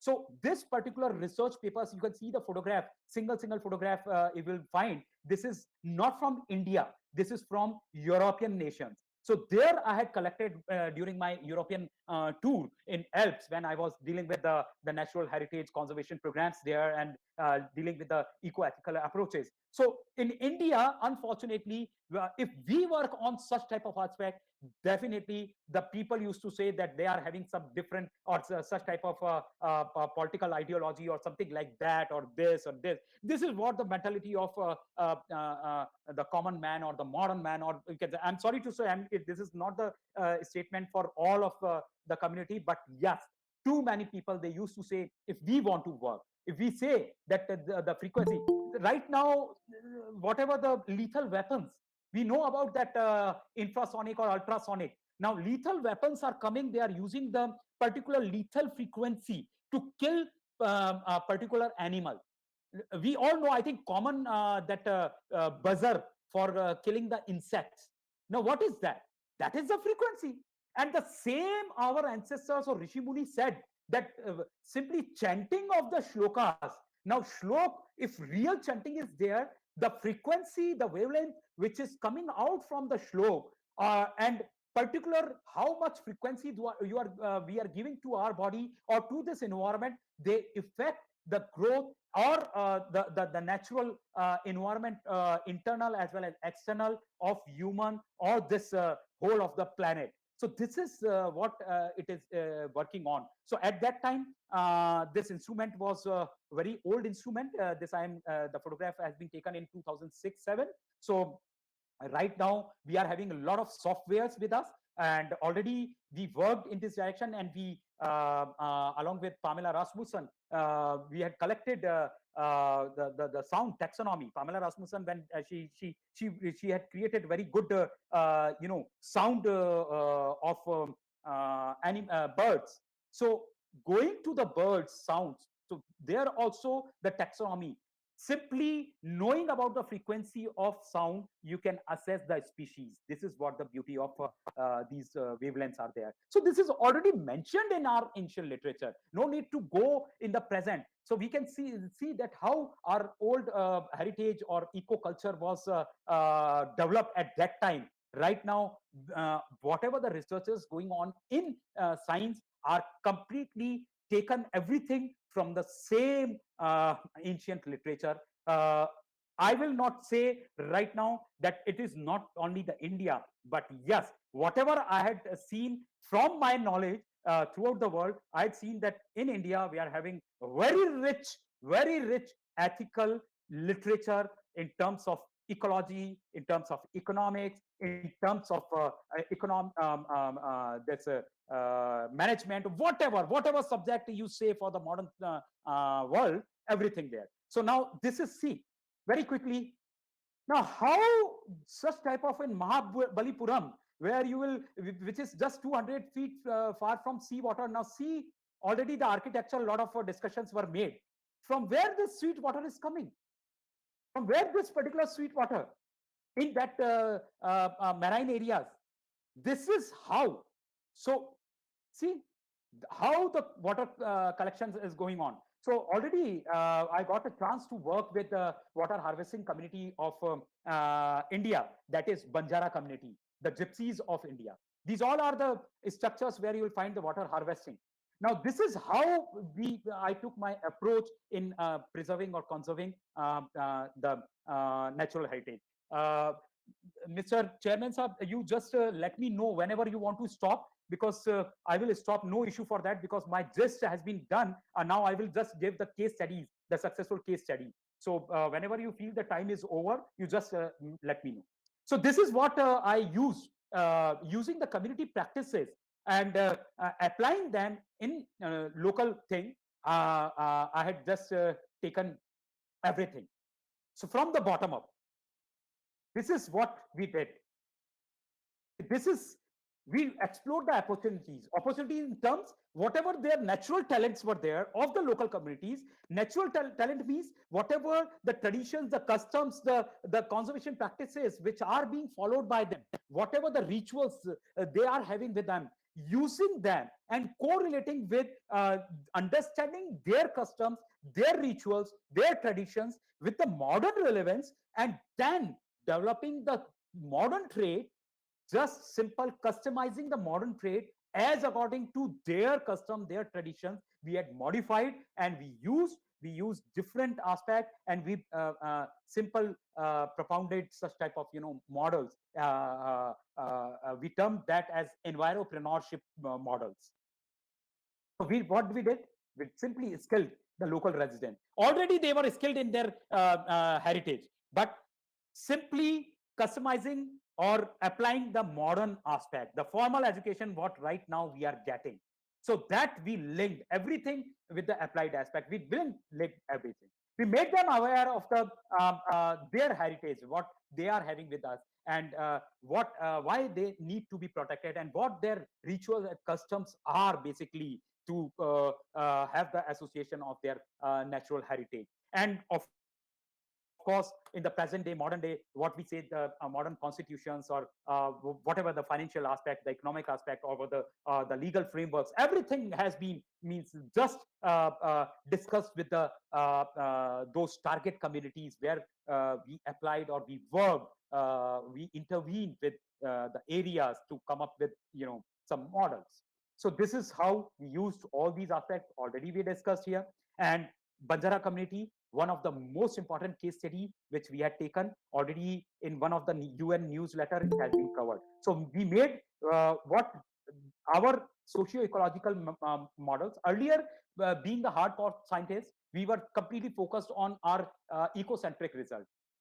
When we realized, no, we have to deal with the humans, and human is the integral part, let's revive the same eco-ethical approach, then we changed our approach. And then we made ourselves as community-centric people, and then we got the successful ecocentric result. This is how. And our simple motto was conservation practices for sustainable livelihood. We prepared some 4 models based on our focus was conservation. For example, Abu model, that was bird. So bird, what was that? We have to conserve bird. But local people or local communities, their motto was to earn livelihood. Present day, everyone needs money.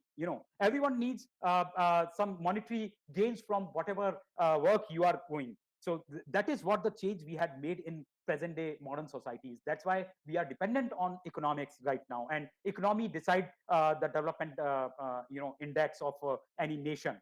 So that's why what we did, we kept this bird in our old back mind, and then focused on how we correlate the same bird with the income generation. Same with the Chakramnagar or Bharatpur model, that is the eco profiling of that area. How that ecology of that area for the hello, yeah.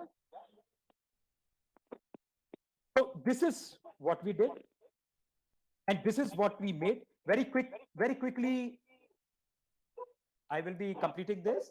So this is what we did. Nature-based, community-owned, sustainable tourism. Now, one word or one sentence. We lived each and everything. And present day tourism is, the major industry which is developing everywhere throughout the world, and everyone wants to. Even Dr. Poonam lastly invited all of us to visit Nepal. That's why, if anyone coming from outside, definitely the economic gain boost. So that's why what we did same thing. But what innovations are required, we also kept in the mind, and see the examples. Local action with global vision. Now see, this is individual. We started from our home. We applied all such type of say. The place where we were having the saline, high saline, over 20,000 TDS. We were having only hard species growing in this area, and extreme type of climatic conditions in Bharatpur, Chakramnagar village there. So what we did, we simply using the custom eco traditional approaches. What we did, first of all, we designed in such a manner so that at least we can have every drop of water can get stored or conserved in that area. And this was we planned. I will not go in the engineering or architectural design here right now, not even showing the video clips of each and everything. Some other time in engineering section or architectural section, I just discuss each and everything. See how we manage the potable drinking water sources here. How even the wastewater, it has been treated. Now, not machinery or not type of mechanized approach has been used in this particular intervention. We use everything from the nature. We took plants as our bioremediation agents for the wastewater. So whatever the water we are getting from the toilets or from the kitchen, everything is being treated through plants, and then use. Now see the changes. These three simple. Left hand side you see on the top, this was the upper side were the scene, and from the same angle see the photograph in the below side. Same in the right hand side on the top, one picture, different photographs has been taken, and see the change. This is what it has been changed. Zero waste. Zero waste means all the biodegradable aspects are being again given to the same land. No plastics, nothing. The plastics and everything, if they are recycled, they are given to the recycle process things, or if they are not, otherwise minimum use is there. We are using the same the clothing thelas with us, clothing bags with us, and we also promoted this particular model as given boost to the local communities, over 100 villages of the area, to use the same pattern to revive that. We use each and everything. What we say, the agricultural waste, no, nothing is waste there, because in Indian culture there is nothing like waste.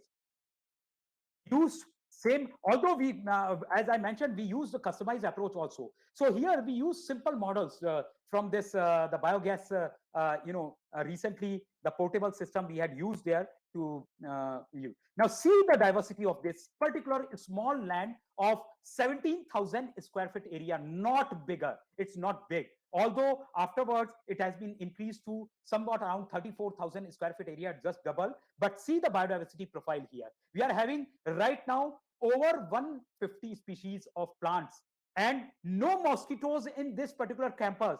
You will find in village area, but here you won't find, because you will find the same indigenous native species which repel mosquitoes. You will find here the medicinally important plants which are being used, what Dr. Poonam already mentioned about the traditional practices. So in Rajasthan, those who have visited Rajasthan, you know about the Gunis, or the tribals, still they are following the same practices. So we hardly used to take the allopathic medicines. All the medicines, maximum which are of the common diseases which we come across in the modern world, the herbs are available in this campus, and the villagers, they now propagating the same thing. They are developing the same models in their areas. We will find a lot of species, the faunal mammal species, over 130 species, 134 bird species you will find in this area. This is not artificially trapped. This due to development of the habitat or revival of the same ecosystem here. That's why they had now naturally made. Over 15 species of birds are having the nesting here, and sparrows, which were the population was going down. You will find somewhere around 20th generation in this particular campus, and over 300 sparrows within this campus you will find thriving well. So such type of, and see some 10 types of snakes you will find, very good snakes, and people they find that they are poisonous. No poison is and they will not harm. The only dangerous animal on this earth is that human. No danger at all from other animals. That's what we did. Same applied, and see, this is what the diversity. Everything has been photographically documented in this particular campus. We are having the biodiversity registers also. By that Convention on Biological Diversity in 2002 and 2006 CBD Act in India, it has been undertaken. But already the interventions started from 2002 in Rajasthan from our team. Already we are preparing such type of aspect and developing the mechanism to protect and conserve our own living creatures. Live and let live. This is what we are following. See, this is how even the European scholars, they used to visit the area just to know what are the eco-ethics which are being followed, and what are such type of traditions or cultures which are more towards the nature. This is the campus. See the interior campus and everything. You will find everyone, even the management students, even the engineering students, the architectural designers, they used to visit this area, because this campus, no ACs and nothing, heaters are being used. The outer temperature, if it is 50 degree, the internal temperature is around 30 degree. Although there is difference between 2 to 3 degree temperature in inner or outer climatic condition, but here you will find 15 degree to 20 degree temperature differences between inner environment of this campus and outer environment. In winter, when temperature is below zero, here inside temperature is around 20 degree. So this is what the beauty, without use of external aid. So this is how we are doing here. And that's why practical, the forest department or irrigation department or water resource department or the master's students of sciences and geography students, they used to visit all these places. Even the management student, how we managed to have the communities mobilized towards this. So this is how we link everything with the economic generation. So agropreneurship, this is what some glamorous terms which has been used along with the entrepreneurship. So enviropreneurship or womenpreneurship or agropreneurship, ruralpreneurship, or everything has been placed here, and different mechanism has been developed for every section of community, so that they can have the livelihood or income source of for their livelihoods. See how the young generation, they are being just mobilized and sensitized towards the species. How the women's, they are skilled already. They were having the thing already. We simply value added their talent. That's what we did. We did nothing new. Nothing new. This is just the revival of eco ethics. This is, see, all these are the organic products which has been developed in the same areas. This is what exactly we are doing, and this is at the community level. So we are having a lot of things. Very quickly I will go. So I was talking about the four part. See, these two are very important. Lower one Abu model, upper one is Chakramnagar or Bharatpur model. Then another two are Kumbhalgarh and Chambal models. These four models. So Abu model, bird species. So this is what the Abu Hills.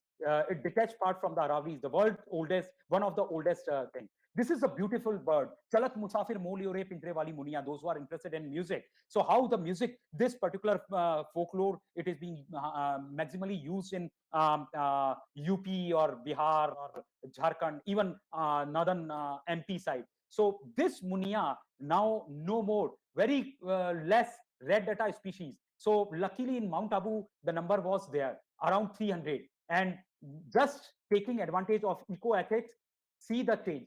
Present condition is over 6,000.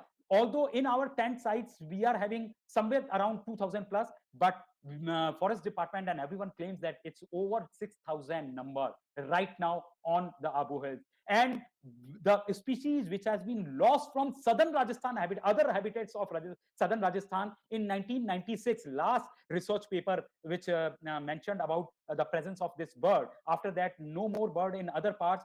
Today, You come in southern Rajasthan, I will show you, my team will show you this beautiful bird. See it is also known as lipstick bird in the common people. See the zebra lining, the finches, commonly it is said. So a very beautiful sound. So chalat musafir moliore pinjre wali muniya, if you want to see, so lot of people. So the trappers which used to trap this bird, they used to have only 50 rupees per pair from Abu supplied to Ahmedabad, where the cost in 2002-3 I'm talking about that, when we started work. So the cost was 500 rupees, and that was supplied to Mumbai market. The cost was 5,000. International market, the cost was 50,000 rupees. But when laws were applied, that local tribal people used to get trapped, or they were catched by executed by the forest department. So what we did, we simply used their technique. So we said that the calls of birds, how to call these birds. Why not to protect this bird? Why you are simple selling the 50 rupee pair? Why not call the people to have 500 rupees per hour? See, the persons who are not having the income of 100 rupee per day, we mobilized, sensitized them. It took 3 years for us to mobilize and make them aware of the modern technical scientific terms about this bird. Although they were knowing about the ecology, I am not claiming that they were knowing ecology, but we had given simple modern tadka. We simply value added their knowledge with the modern scientific terms and English terms, and the history behind the modern terms, so that at least they can make aware the visitors or birders or researchers or bird photographers, wildlife photographers who want to come here. And in 2007, first, when the income started, it was 1 hour 500 rupees. The same. Now today, the same poachers which are being transformed, if you will see earlier photographs of those people and today's present conditions of those community people or families, you see the change. Their complete pattern has been changed, but they had maintained their eco ethics. And today, this bird. So our approach of bird was there. We simply got conserved this particular bird and its habitat. And on the other side, the local people, they got the livelihood. Today, birding and bird watching is going on, and the people who are interested in birding and such type of things or researches, they used to go there and visit there. And the same community, not only this bird, along with this bird, other natural heritage are also being gained by the knowledge has been gained by those community people. And this is how in 2019 election, the local administration, they had adopted this bird as their mascot. And today, whole of the district of Siroi, they say that this is a pride of our area. Now today, our requirement is not there. Means no conservationists are required. Everyone, every man, every person is conservation is there. Every bacha is, every woman, every man, whether educated or not educated, having high degree or low degree, no matters. Whatever gender they are having, everyone, they feel that this bird is our. And today we gain the win-win conditions of the. This is how we use. And this is very quickly see. Water was focus and how we revived everything. Same traditional patterns. See, different interventions. A few of the slides I had given.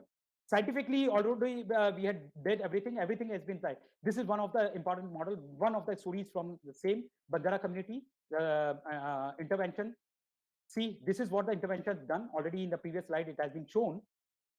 Old people realized that what they were losing. Today, this village is completely green. You can Google it and find it. We simply, how we used SDG 5, we linked with the global platform to the women. And today, even in this pandemic, these villages were thriving well. Why? I will show you. I don't know whether that slide is. Yes. See how they transformed. All these women are with us. So from water security, water management to economic or womenpreneurship, how they transform themselves and taking that natural talent to the present day requirement. And see, this is what has been transformed. This is how the ethnic approach has been taken, or cultural ethos has been taken. Because if we respect the cultural ethos, definitely they will come to even support us, or whatever the interventions we want to do. But the thing is that we have to respect the age-old traditions and the eco-ethics of that area. Then only. So in pandemic area, we proudly says that our areas, when even in February 2020, when there was no lockdown, they started manufacturing the mask, double layered mask. Single layer started, but double layer. And then after cigarette testing or international testing, it was same. And these women supplied a lot of masks throughout India. This word I am using. And see, using the modern machinery, this is how they're, and this is the same center which I had shown. The women and the youngsters, the adolescent girls, they were working. And everything has been covered. You can find out, even the scientific documentation is going on. So we are also using the modern approaches for the modern scientific communities also. So I think this is the thing. And see, one of the nalas from Dholpur, see the intervention we did, and see the change, how it is revived. Here the agroforestry was our key focus. See the drone, now the ravine has been completely changed, and climate change issue is main focus here. But the people of villages living here, this is the place where you will find that movie Bandit Queen, or Fulam Devi, dacoit, famous female dacoit.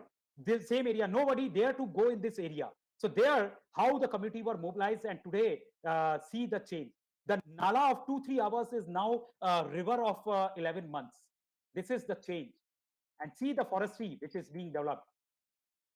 All the drone, 10 kilometers of the river is now. This is what we did. Everything is scientifically documented. And this is how the handing over to the community is going on. Now committee has taken the charge, and other interventions simultaneously. This is how, if we go with the respect the eco-ethical approaches, definitely we will gain the development. This is what the development we are giving to our see. This is very quickly.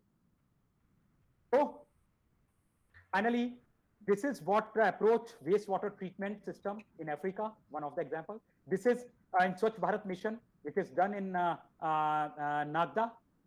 See the transformation. The trenching ground is now the tourist place. And this is what we are linking with different areas. Even Northeast India is completely dependent on this. Medicinal plants, already it has been mentioned, or aquaculture. And this is what we did. We are mobilizing them. See the village people, how they are, the youth, the communities, they are being mobilized. And this is what the thing. So thank you very much. Thank you very much. Over to you. Any question, anything, you can just carry forward. I will just stop my presentation. Thank you, Dr. Mehra, for your nice presentation. In your presentation, you were able to portray nicely about on your topic, eco-ethos of nature conservation in India. Actually, you start with the human is not also a part of the nature, and in development, how the Indian community came through in the history, in the development. Actually, with the history, we had the Aranya and the living, then the traditional dances, festivals, then the different type of beliefs and the worshipping. Then finally come the rituals, and also ethical approach in your literature like Bhagavad Gita, Vishnu Purana, and Garuda Purana, and the sound, sound, and all these aspects you show clearly how the people lived harmony with the nature and the ecosystems, and the awareness to the natural heritage. Finally, the socio-ecological model you were able to develop in many areas, nature-based living and water management, especially your field, the water management, and how now the living up to the community development, and also how the people living can be enhanced through the ecosystem and the harmony living with the nature. So you are able to nicely portrayed this your topic. Thank you very much. Now it's open to the questions to the audience.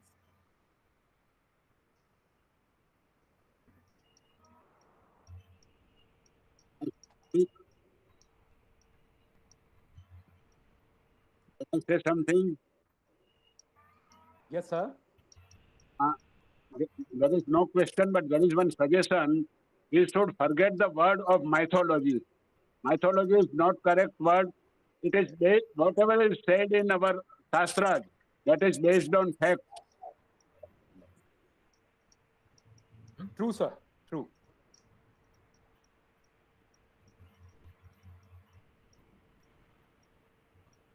Golvalkar.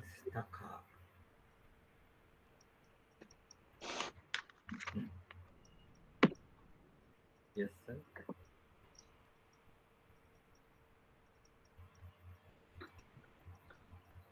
Yes, sir. Any question? No question, sir. So, please, Dr. Ujjala Shivaji, co-chairperson. Yes, sir. Hello, good afternoon, everybody. Am I audible? Yes, yes. Yeah, okay. Yes. It's a very informative lecture by Dr. Mehra.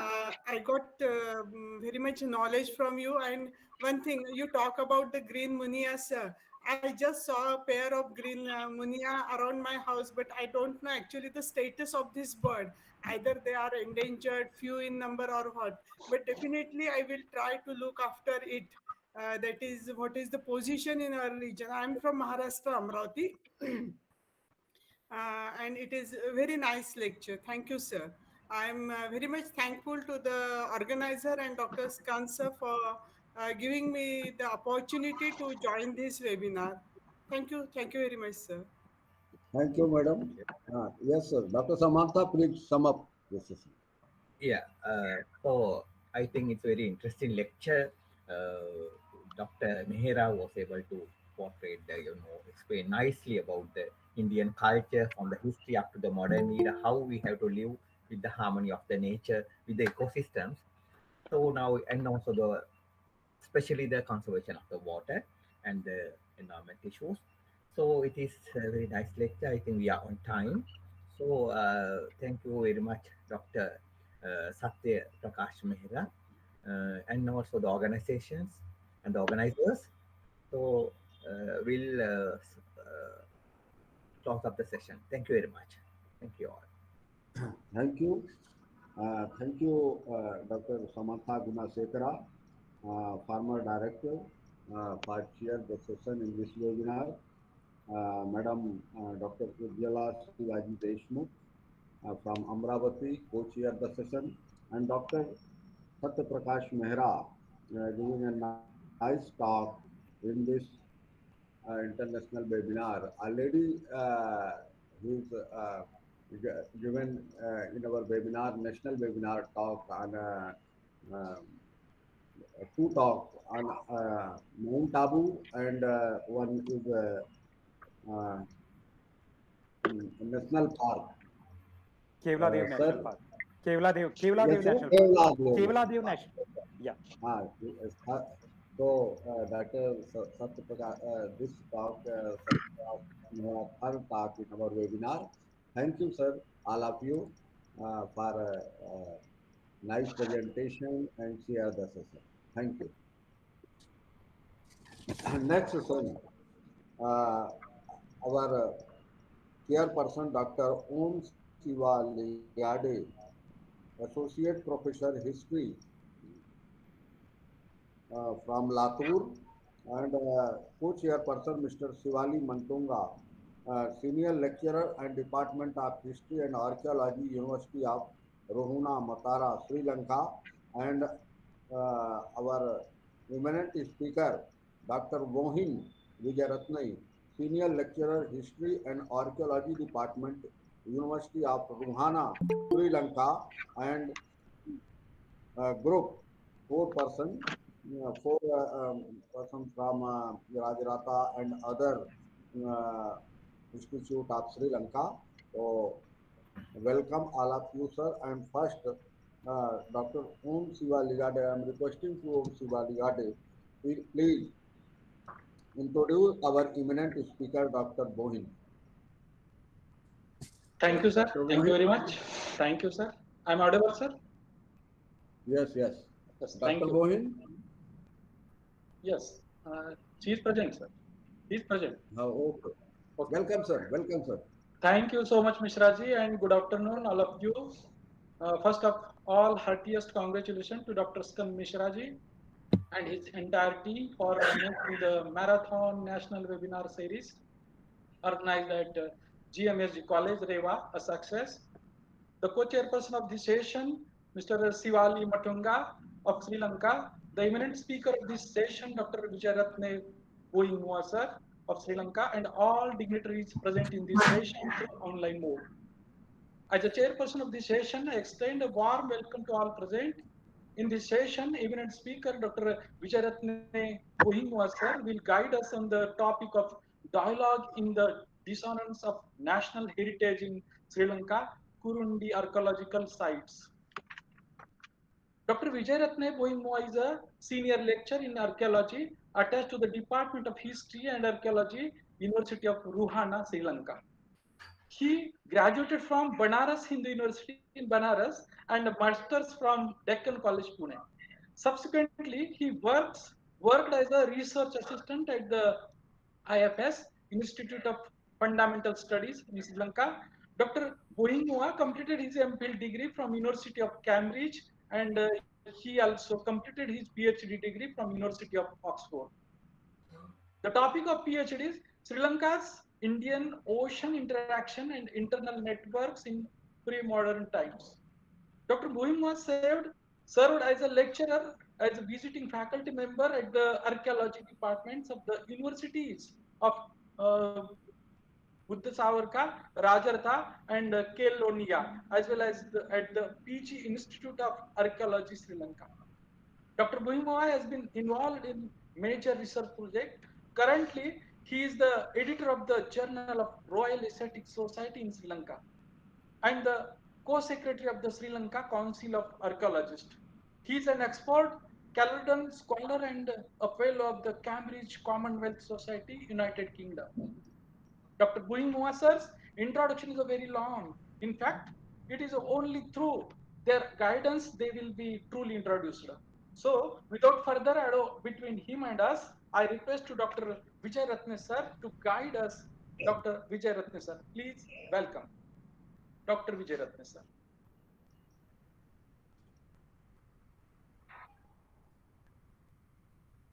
Yeah, give me a second, please. I'm just preparing it. Okay, sir. Okay, sir.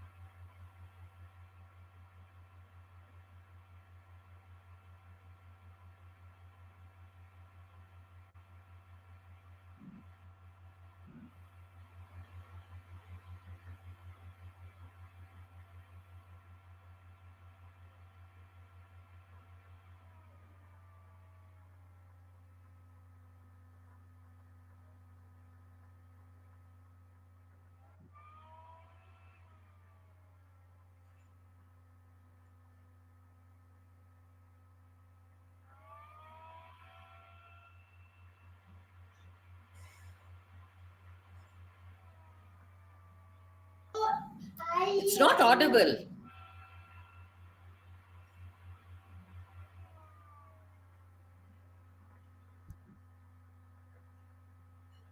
Can you guys see now? No. Not visible. Not visible.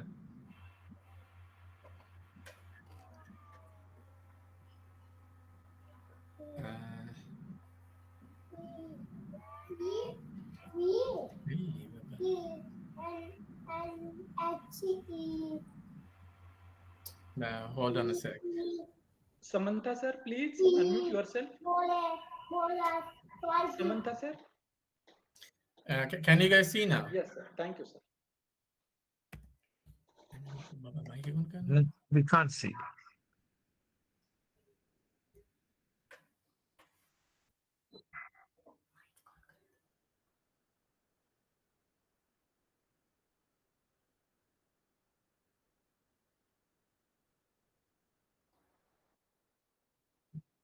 Another.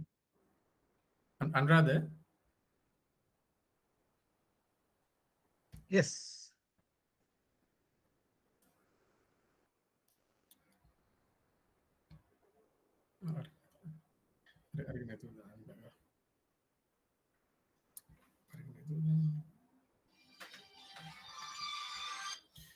Another key.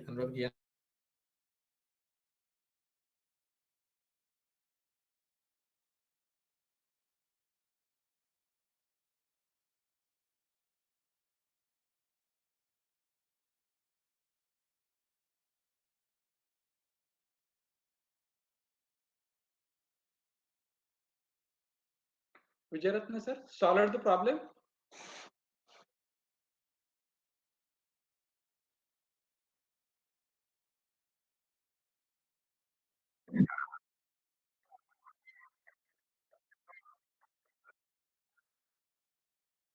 Yeah.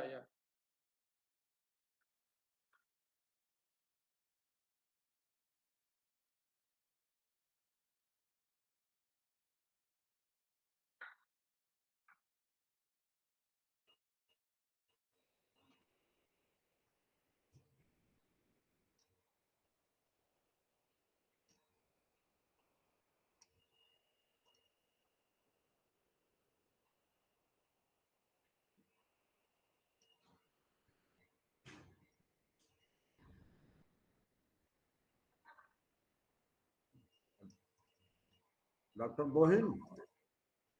Hello. Bohin sir.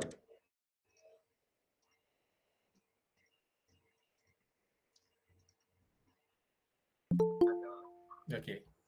එතකොට මේකට ගිහිල්ලා අවශ්‍ය කරනවා. අරකට ගිහිල්ලා share කරන්න. Can you guys see now? No. See, we can't see. Doctor Mohin यदि कोई प्रॉब्लम है तो आप हमारे मेल में भिजवा दें। मैं यहाँ से download have it. Wait a minute. गीला share करने लगा था।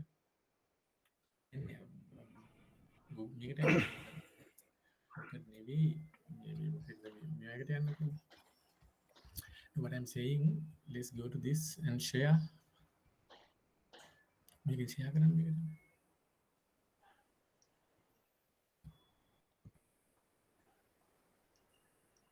Share.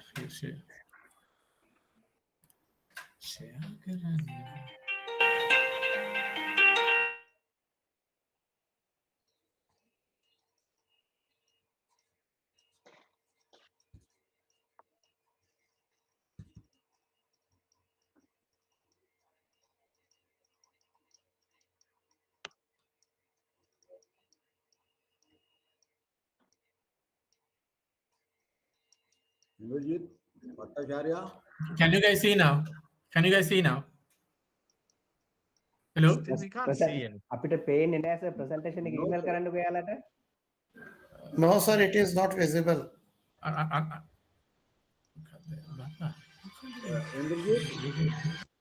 Bhattacharya sir. Yes sir.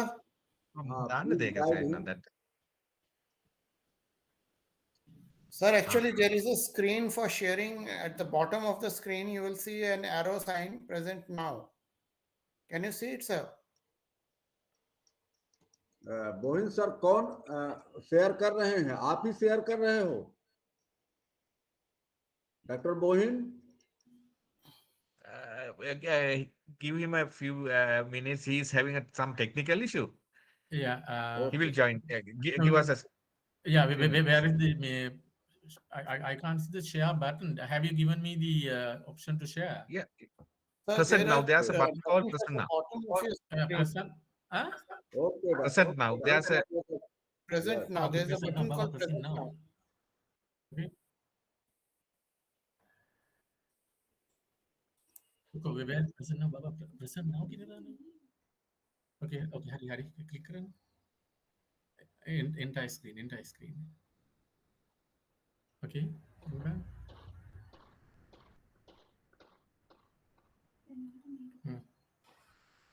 Can you guys see now? Yes, sir. Yes. It is visible now. Yes, It is yes. visible. All right. Okay. I'm sorry about that. Okay. Yes. I'm Okay, sorry sir, about continue. the confusion. So thank you very much. I had this technical issue. Thank you very much for giving this opportunity for us to present our research. And especially thank you, Professor Misra, and chairperson and vice chairperson. Our research, of course, is collaborative work.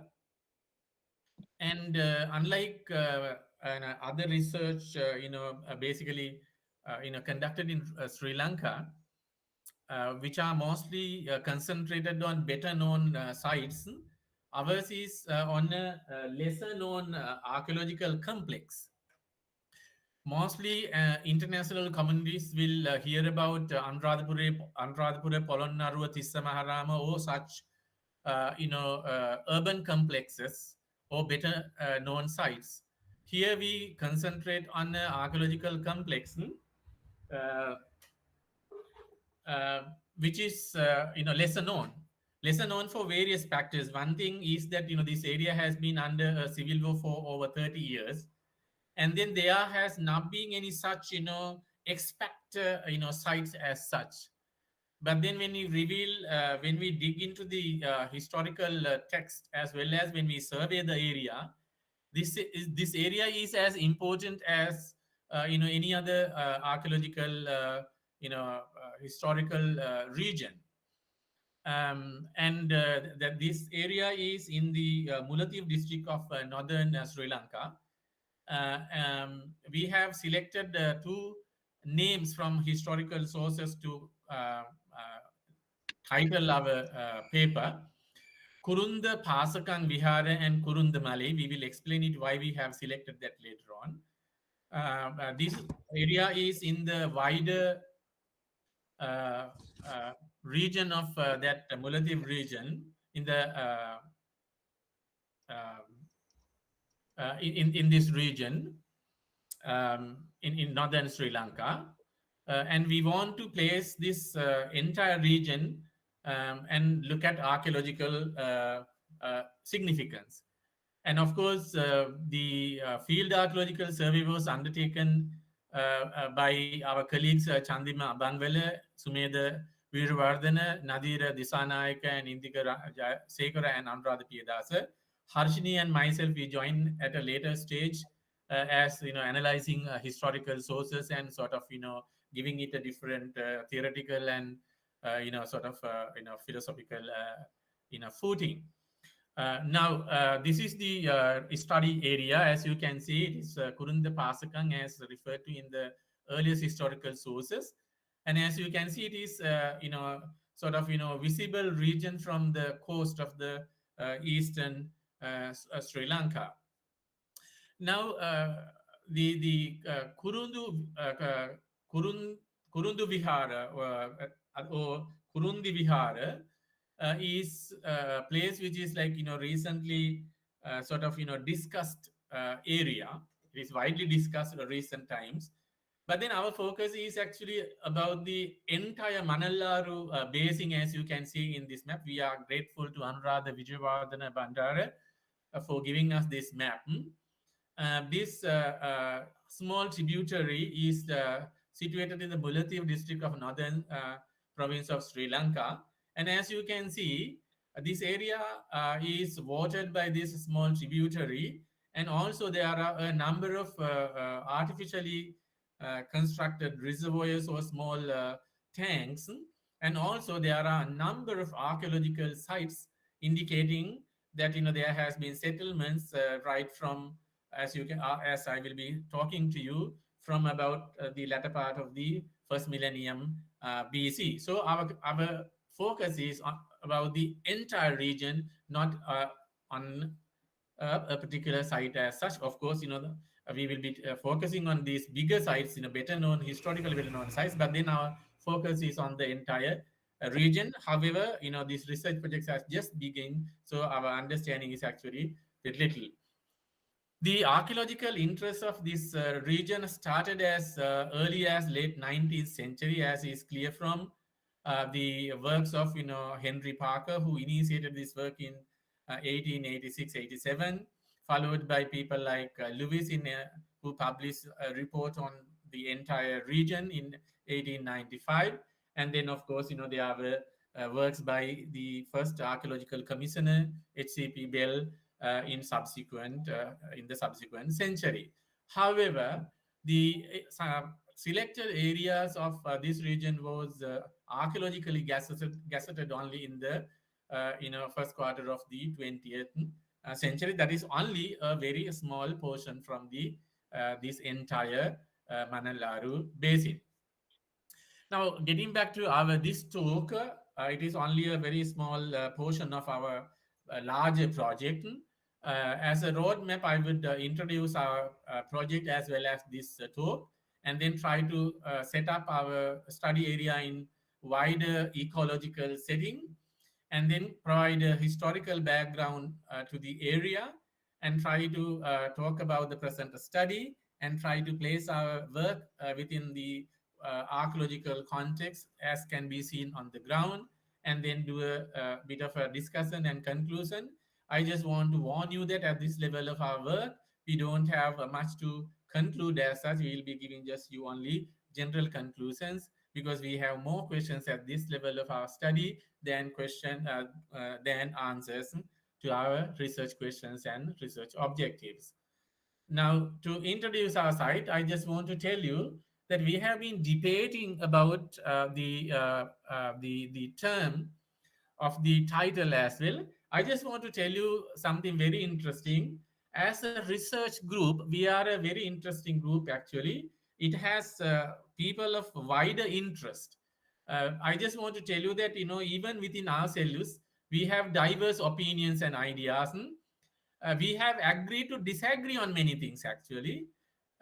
Because when it comes to various aspects, we might disagree, but then we have agreed on one thing, that this area is so important that we just cannot ignore putting it to the wider audience of academia, that we need to bring this to the local and international community of scholars and academics, so that it will have a full archaeological potential sort of achieved or realized in the future.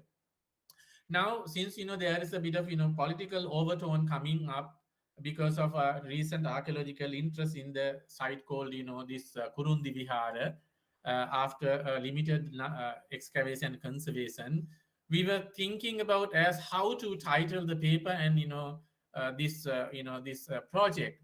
And then we decided that we go back to the earliest historical reference, which is found in Mahavansa, the Great Chronicle of Sri Lanka, and it is commentary Vansatta Prakasniyo, the Mahavansa Atua. They were written in 5th century AD and 11th and 12th or 10th century respectively.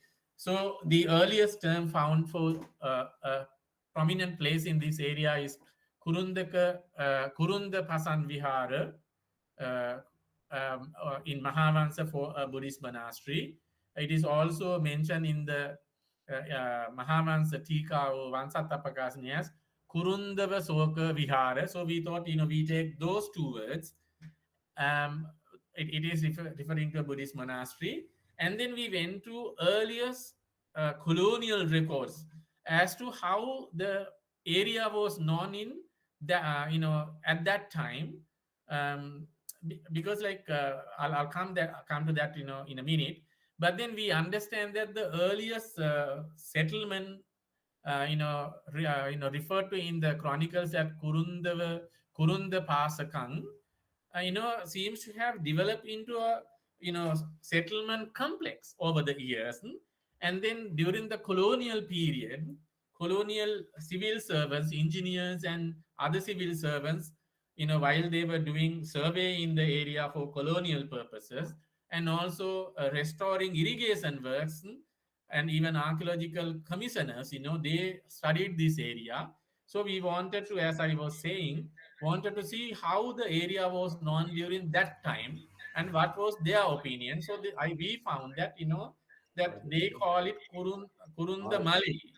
Oh, of course, there were some other names, Piangala and all. We will be talking about them later on. So we took the other term, Kurunda Malay. That is how we coined this term, Kurundava Pasakang Vihara and Kurunda Malay for the title.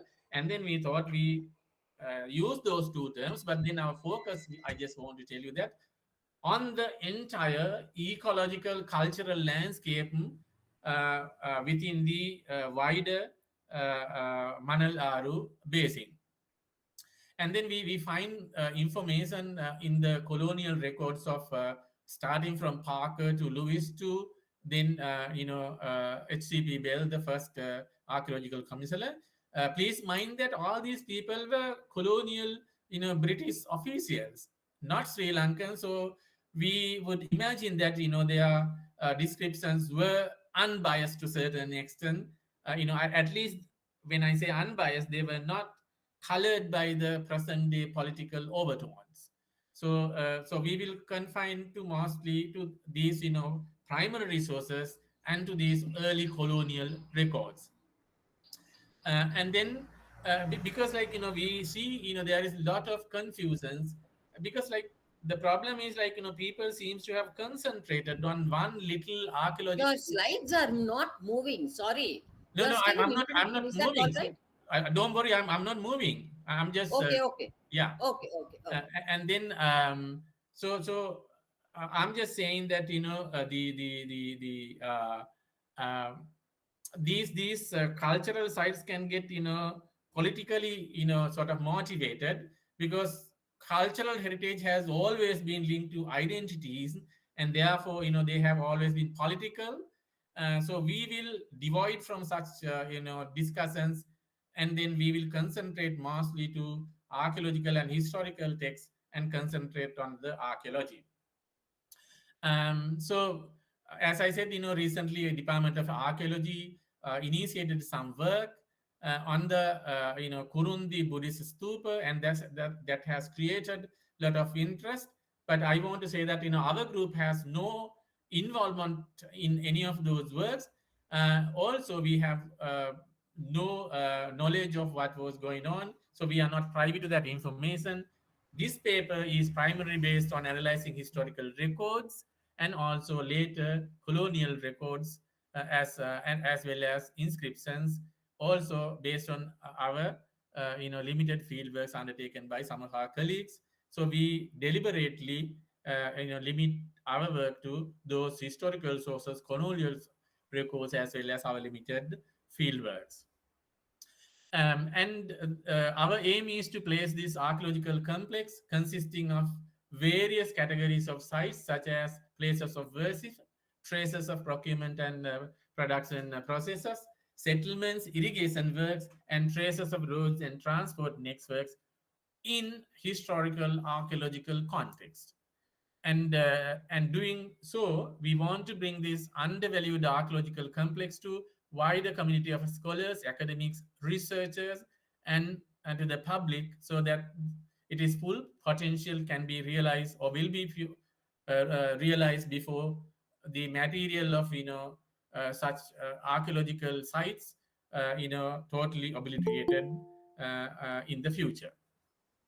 Now, although archaeological interest of this area started in the late 18th century, and also there has been subsequent some isolated attempts to study the area there has never been any serious systematic scholarly studies in this area to understand the cultural historical development in this area.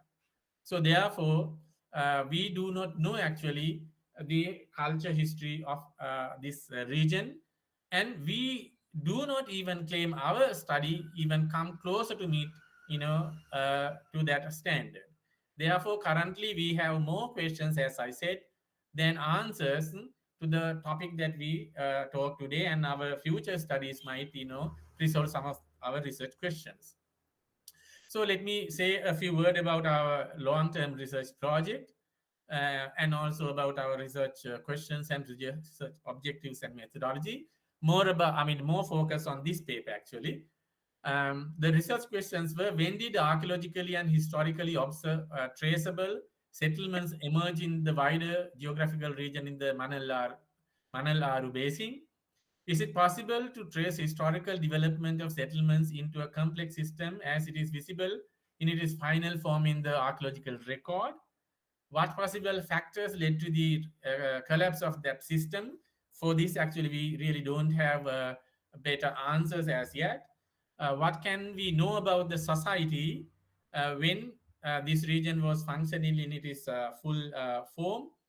And to that also, I think we need more research to answer that question. So the research objectives were to know the period of the emergence of archaeologically and historically traceable settlements in the wider geographical region of Manal-Aru Basin, and to understand the development of historically traceable settlements into a complex system as it is visible in the final form, as I said, in the archaeological record. Also to know what possible factors led to the collapse of the system, and also to know about the society during that period. So the methodology we adopted, at least so far, was to sort of analyze primary historical sources such as the great chronicles of Sri Lanka like Mahavamsa and their commentaries like Vansattapakasini to obtain relevant information about the region. Also, colonial records, including their field investigations and observations, and their analysis of primary historical sources and prevailing folklores and legends. And also our limited field surface surveys on the ground. And then we try to integrate all these to make some general conclusions and also to formulate our future research. Now, let me sort of, set our area within the geological setting of this, region. As I said, our study area is located in the Mullaitivu district in the northern province of Sri Lanka, as you can see here. And what is significant as far as I am concerned actually is it is located in such an important location in the eastern coast of Sri Lanka, overlooking the Bay of Bengal. Now, this Bay of Bengal has been so important for the early settlements, peopling of Sri Lanka.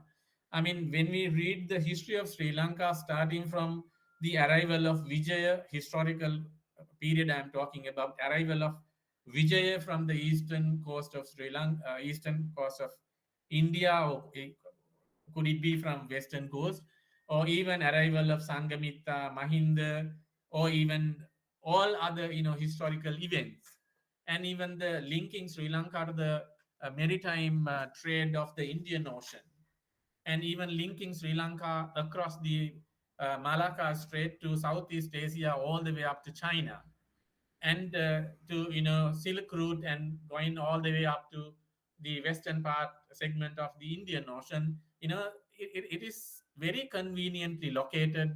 So possibly this was a very important location for that kind of maritime connection. As I will show in a later map, it was also conveniently connected to the internal network of the island itself. Now, this is the administrative boundaries of the study area. As you can see, it is not far away from the coast, and so therefore it is always easily accessible. I will show how Bell went to the site and the hilltop of the Vihara. He vividly described that place, how he can see the sea and the surrounding area, and how probably monk could convince the kings who came to the site to sort of impress them. I have that quotation for you in a later site. Now this is the internal network connecting this site. Our site is somewhere here. So as you can see, it is very well connected to the internal network. Here is Anuradhapura, and then you have Jambukola Patana, which was connected to the eastern part of the India, and then Uratota, Mahatitta, and then you have Gokanna, which is modern Trincomalee. So it was very well connected to the internal networks as well. Now then, looking at the wider region, it is dotted with various archaeological sites and monuments in the Mullaitivu district. So it wasn't an isolated site. Of course, archaeology settlements does not exist in isolation. They are always connected with other sites and resource bases as well. Now again, this is the same map I showed. So you can see a closer look at the Manalaru Basin, where all these artificially built large reservoirs. These reservoirs are, of course, built for purpose. They could be to sort of irrigate the paddy fields, the rice cultivation, as well as to for other other purposes, such as like drinking purposes, all other purposes. So that tells that there was a growing population. There were growing settlements, including monasteries as well. Now then, here is the main focus of our study area. As you can see, this red dot indicate the Kurunda Pasakang Vihara that our title discussed about. And then Kurunda Nur or Kurundan city is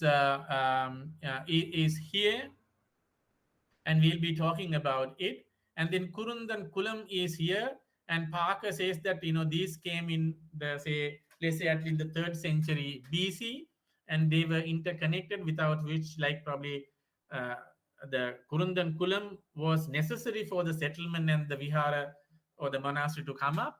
Of course, they are sort of symbiotic relationship between them. And then we have a wider, bigger tank, coming probably at a later stage.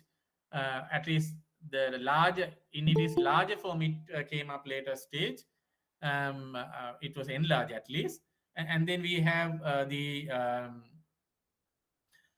other, monastic complexes in this region. I'll be talking about them, later on.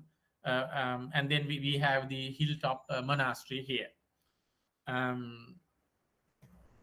And then, of course, I'll be talking about first I'll try to put this area in its historical context. This is, of course, the Kuruntan Kulam inscription about which I'll be talking about, which tells about the Kuruntan Kulam village as well. Now, when I say about the historical sources, these are the historical sources I mean. They are Mahavamsa, and it is commentary Vansatta Prakasini, and then to lesser extent Nikaya Sangraha and Puja Avaliya. And you can see there are authors and dates and a bit of information for you, as you are an international audience, written in 5th century Mahavamsa, and then 10th, 12th centuries Vansatta Prakasini, and in later on, other historical sources. Then I also use colonial records of, Parker, Lewis, H.C.P. Bell, who was the first archaeological commissioner, and then Nicholas to a certain extent. He was the first person to write, historical geography of Sri Lanka. So they are very reliable historical, colonial and post-colonial historical works.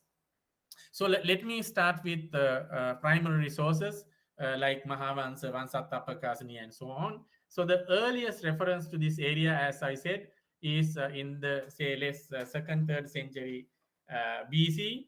saying that that Buddhist monastery Kurunda Pasakang was constructed during the time of King Kallahatanaga, and then it is also confirmed by the Vansatta Prakasani, who called it Kurundavasoka Vihara. That is the earliest historical reference we have to this area.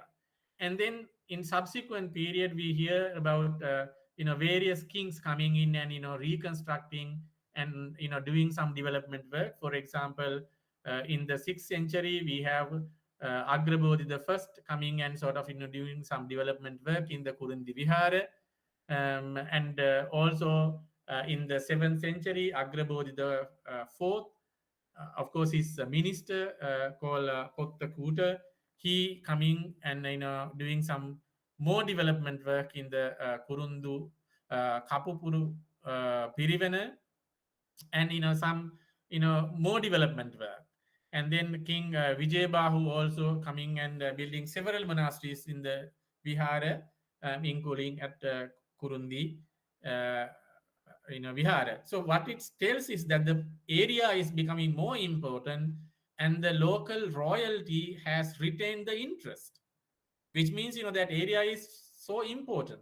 And this interest goes all the way up to the 13th century.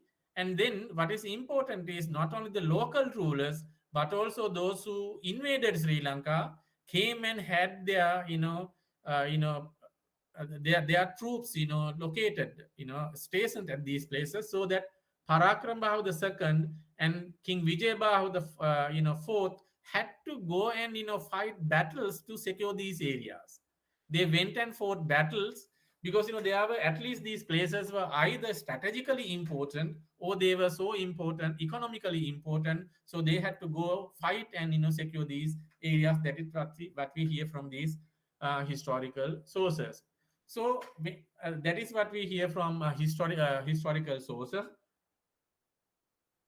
And the colonial, when we look at the colonial records, and then those colonial civil servants and historians who studied the colonial, the historical sources, they also tried to build the history in the area. And starting from Parker, who was an irrigation engineer, but he was also a very good historian. He, based on existing folklore, date the earliest settlements to the 6th century BC. He believes that the Kurundi is the place where Lord Buddha visited during his second visit to Sri Lanka. And then from there onwards, there is a continuous occupation of this area from 3rd century BC all the way up to 13th century. As you can see, Kallatanaga building the same Kurundavasoka Vihara, and then Agrabodhi the first building Kurundi Vihara again. And then during that period, it is believed that the these Kurunda chronicles were also compiled there. That Kurunda tank was constructed, and so on. There are constructions, reconstructions, developments going on all the way up to the 12th, 13th century. So this area has been under continuous occupation and development. And then there comes some evidence from a fragmentary slab inscription found at Kurundi, a Kurundi village or Kurundi Vihara, or whatever you want to call it. And this was discovered or recorded by Lewis in 1897. It has 19 lines, but only 16 of them are preserved, according to the their letters and writing that it can be dated to what we call 10th century Sinhala. And cutting a long story short, it is assigned to somebody who had the epithet of or a name of Siri Sangabo. There has been so many who had that epithet. I mean, the historical now conclusion is that it belonged to somebody called Uday the Fourth, who ruled somewhere in the 10th century. So again, what we hear is that the area was occupied by that time. But what is important is that it records a kathikavata, or a set of rules agreed upon by by the common accord of monks. And importantly, it also record a dispute of about a cultivation area. Now, a similar thing is also found in Mihintale in Anuradhapura, and also I think Vessagiriya has the same thing about recording of a dispute about the distribution of water. So that tells there are conflicts about using water, use of cultivation, land disputes as well. So these are very important aspects about the society of that time. There are agreements, there are disputes, and then rulers and state coming and intervening and laying conditions and rules. So they are very important information when we talk about the society at that time. And with this information, so we try to explore the area and to sort of understand this area. To do so, in doing so, we divided this area into 4 areas. One is this Tanni Murupu Reservoir and the adjacent area, and then the Kurunda Pasakang Vihara at the hilltop, and the Kurundikulam tank band and the scattered ruins in the adjacent area, and the Kurundanur or Kurunda city or the village in that area.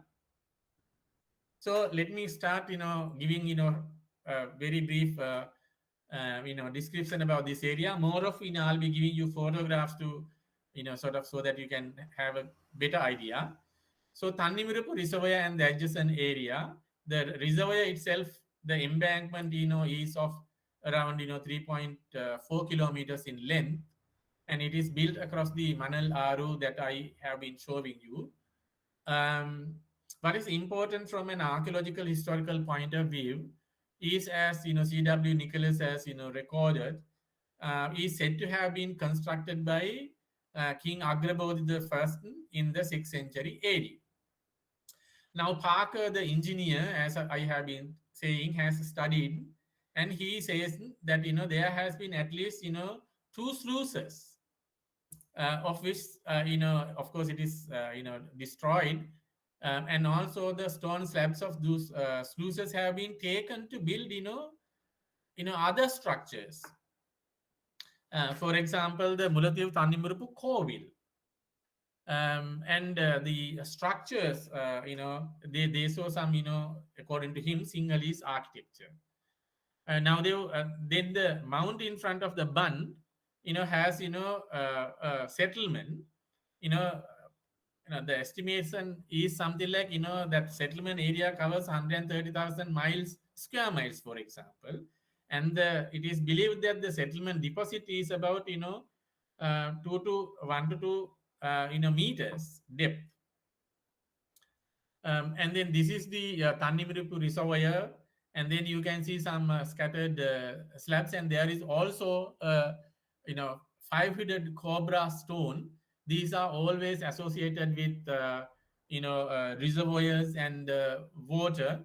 Nagas are always considered as the sort of gods of the water in our mythology. And these photographs are taken during our colleagues during their field survey. And then this is the Thannimurupu settlement and the reservoir. And then let's go to the Kurunda Pasakam Vihara at the hilltop.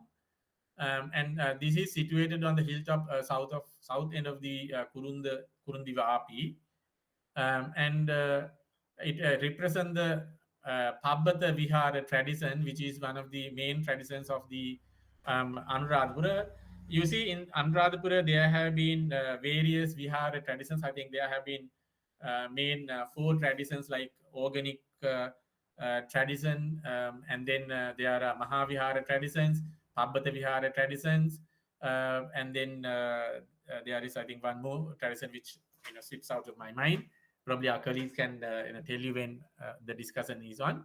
So Hastyaram tradition is one of them actually, which our Kurunda Pasakam Vihara belongs to, as it is on the slide as well.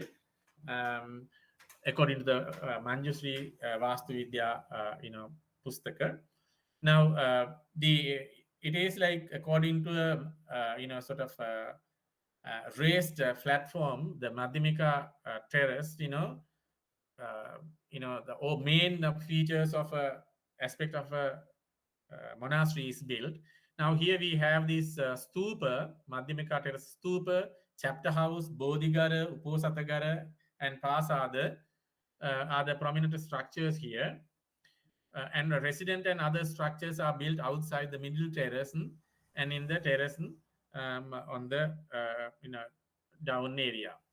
Now here, the vihara is situated on the hilltop of south of the Kurundi Vapi.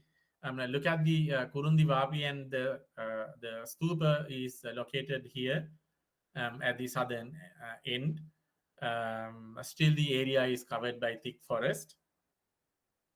And here is the Pabbata Vihara various traditions. This is from Senaka Bandanayaka's publication. There are various traditions. During the discussion, our colleagues can chip in to give more information. I myself can explain a bit more. And then here is the Hastyarama Vihara structure, where you have a stupa, and then you have Bodhigara, image house, Uposatagara, Prasada, and I think there is some problem with my presentation. Here is the stupa, and then here is the image house in this structure, Hastyarama Vihara type. I'm not sure whether others will work. And then you have the Bodhigara. And then you have again the stupa, I think. Anyway, let's go ahead. And then here is the stupa after the excavation. And then there is another view of the stupa with the plaster at the bottom of the stupa. Here is the excavated stupa, and also it is plain. And then there are various, artifacts, like this is the what we call Yupa, or Yupa Danda of the stupa, and also Vajrasana. Our Indian scholars know what they are actually. And then various other artifacts found in the stupa site. And then the image house, the plan, and then the image house after the excavation, and the, before the excavation, and it is planned. Then image house and the what we call the Korevagala, like there are a lot of these artifacts are found in the vicinity of the site. Another view. And then we have the outer wall of the image house built using laterite blocks, and these beautiful carvings are also found entrance to the inner chamber of the house. And broken moonstone. This is drawing of the moonstone. And then of course have these drawing. And then there are Buddha statues, some of which are, of course, they are broken into pieces, and some are of, marble material. And then these Avalokiteswara heads, and they are marble, and it is believed that they are imported and probably from Andhra, I think Andhra tradition, and Chandima Abangwala is probably a better person to explain during the discussion. So that indicate the interaction of this area with Andhra. And what is important actually when we talk about this this image house in particular, it has different stages of development. What we hear from our colleagues, though we don't have information about the image house excavation and the reports are yet to be published. What we hear, even in the structure of the building itself, it shows different stages. And certain material have come from other buildings, nearby buildings, and probably earliest stage of the the vihara referred to in the chronicles may not be exactly the same place as where the present image house is, or it is not in the same form. This is the reconstructed, developed form, probably taken material from various other places, and also some of these things are coming from other places, and then these might belong to a period when the area and the temple was highly influenced by Mahayana tradition. That is probably 6th, 7th century, or even actually the area was came to a very developed period after 6th, 7th century, or 8th century, 9th century period. The chapter house or the Uposatagara, and this is like as can be seen, after clearing the area. The Bodhigara, or the Bodhi tree enclosure, as you can see. So these are to be studied in detail actually later on. So we and then there are also structured outside the middle terrace like ponds. These ponds might have been used, artificially constructed and rainwater collected for the purpose of say monasteries. Now our colleagues have at least found various structures belonging to at least 24 individual structures. And I have read in the report of Bell, HCP Bell, he found various structures, which we of course have not found and categorized as yet. And this is the pond again, and so there are so many such structures in the area yet to be discovered and understood.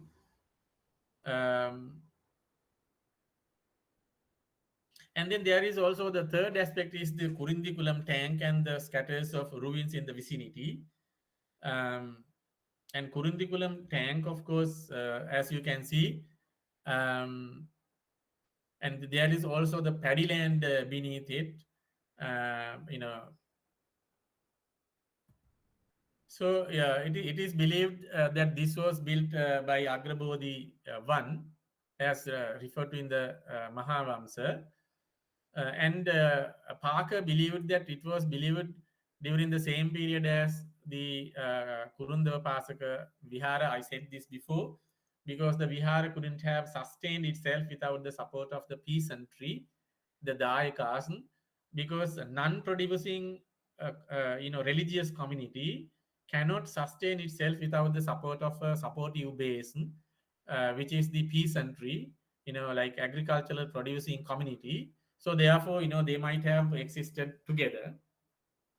And Parker has shown that the Kurundava Pasaka temple was established after construction of this small tank. And he also says that the purpose of the tank could have been primarily to provide the daily water needs of the monks living in the Kurundava Vihara, as well as to serve the water requirements of the Kurundan Ur city. Of course, it was also providing water to the paddy fields as well. But since then, the topography of the area has undergone tremendous changes. Now here is the tank bund and the tank. And then there are various artifacts which are like recently destroyed by, let's say, treasure hunters. Probably this is a like Ballaston or a Koravagala probably. And then this is an inscription. If Chanda Abangala is there, this is the probably this is the inscription read by these people. I think Chandima can correct me if I am wrong. Chandima? Yeah. This is the inscription read by these people. Kurundan Kulam inscription. Yeah. Published by the Professor Sirimal Sirimal Ranawala. Ranawala. Right. Yeah. Okay. Yeah. Thank you. And then Kurundan Ur or Kurundan city, town north of the Kurundan Kulam. And in the discussion, I'll tell more details about this place. Kurundanur Malayo Priyangra. This is very interesting actually, because now the Kurundanur Malayo Priangala. Now they say Kurundan. That word is used for these trees as well, which is in Sinhala is Piyangala.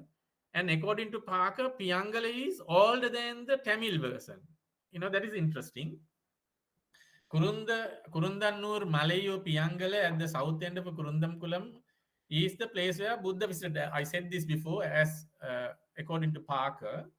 And they say, not only Parker, but Bell very clearly says that their site with the most extensive ruins in the entire province. And also they talk about the extensive scatters of pottery, which I will be talking about later on. The town or the village built on the low side of the embankment is known as Kurungama in the inscription. And in Tamil it is Kurundanur.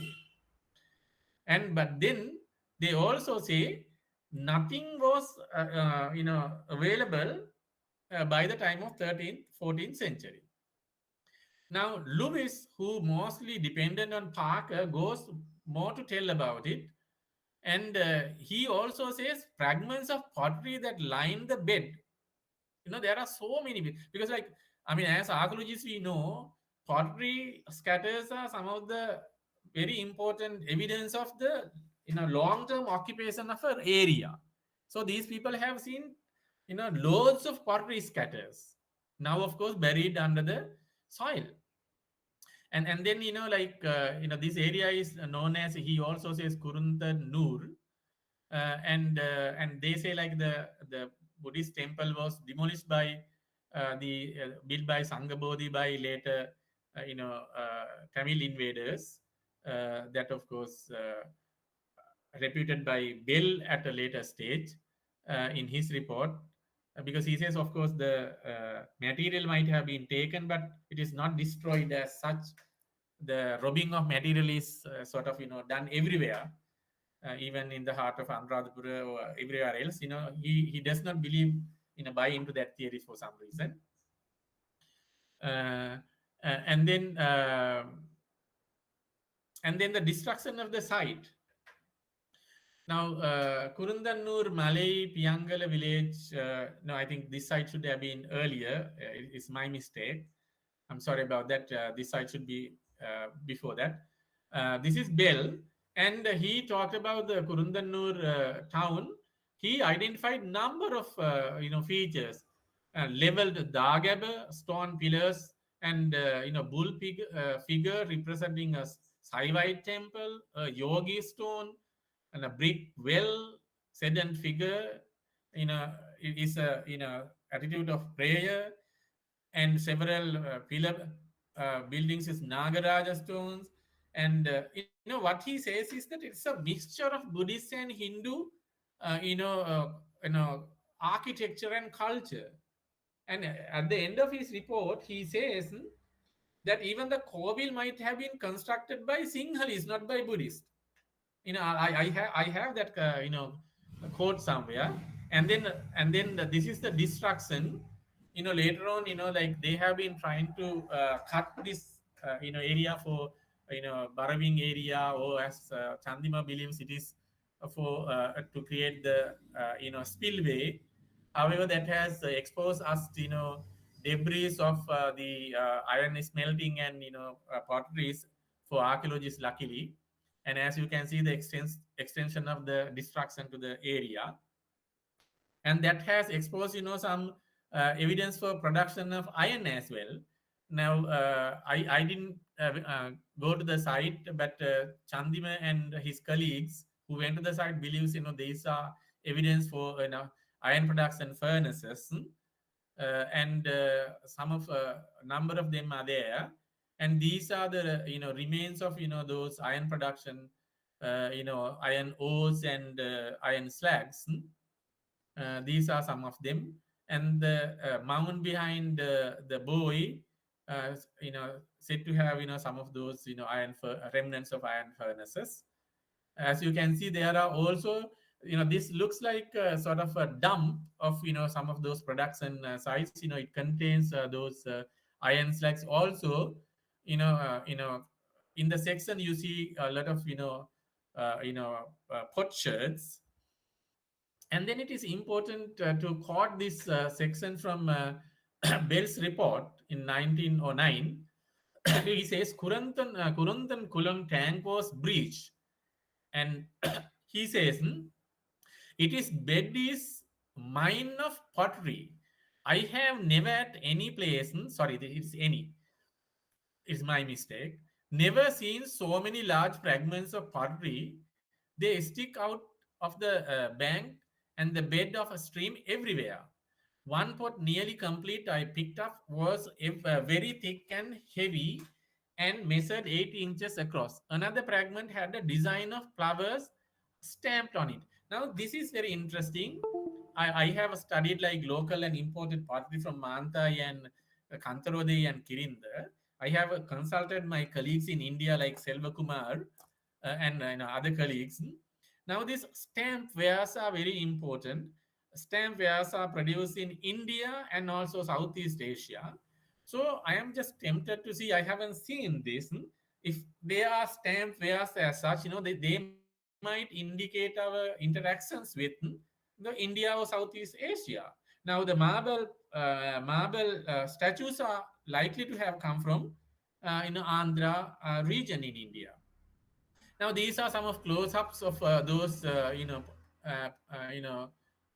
potteries, but of course, these are appear to be local wares in any case. Now, these are some of those, potteries. As you can see, some of them have, paddle impressions on the outside. Paddle impressions are also, they are local wares. They could be of any origin though. And then there are like very few beads. Of course, these are clay beads and very undiagnostic, so we can't say much about them. And then roads and road networks and stone bridges. I show you this, map. There are road networks connecting this area, and then there is this stone bridge, which Bell has recorded. He says a mile north of the Kurundankulam tank is a stone bridge. And these stone bridges are found in Anuradhapura and everywhere else. For example, there is a stone bridge. I recorded for my masters, which I submitted to Cambridge, in the Pandava River in Kolamunuaya. That linked one village with the other. Road networks were connecting tank bunds. So this could be part of those road networks. They connected internal networks. Now this is the plan of that. And then let's come to some general discussions and general conclusions. Now, as I said, this is an ongoing project of which we are at a very initial stage, and at this stage we don't have even answers to our research questions and objectives fully.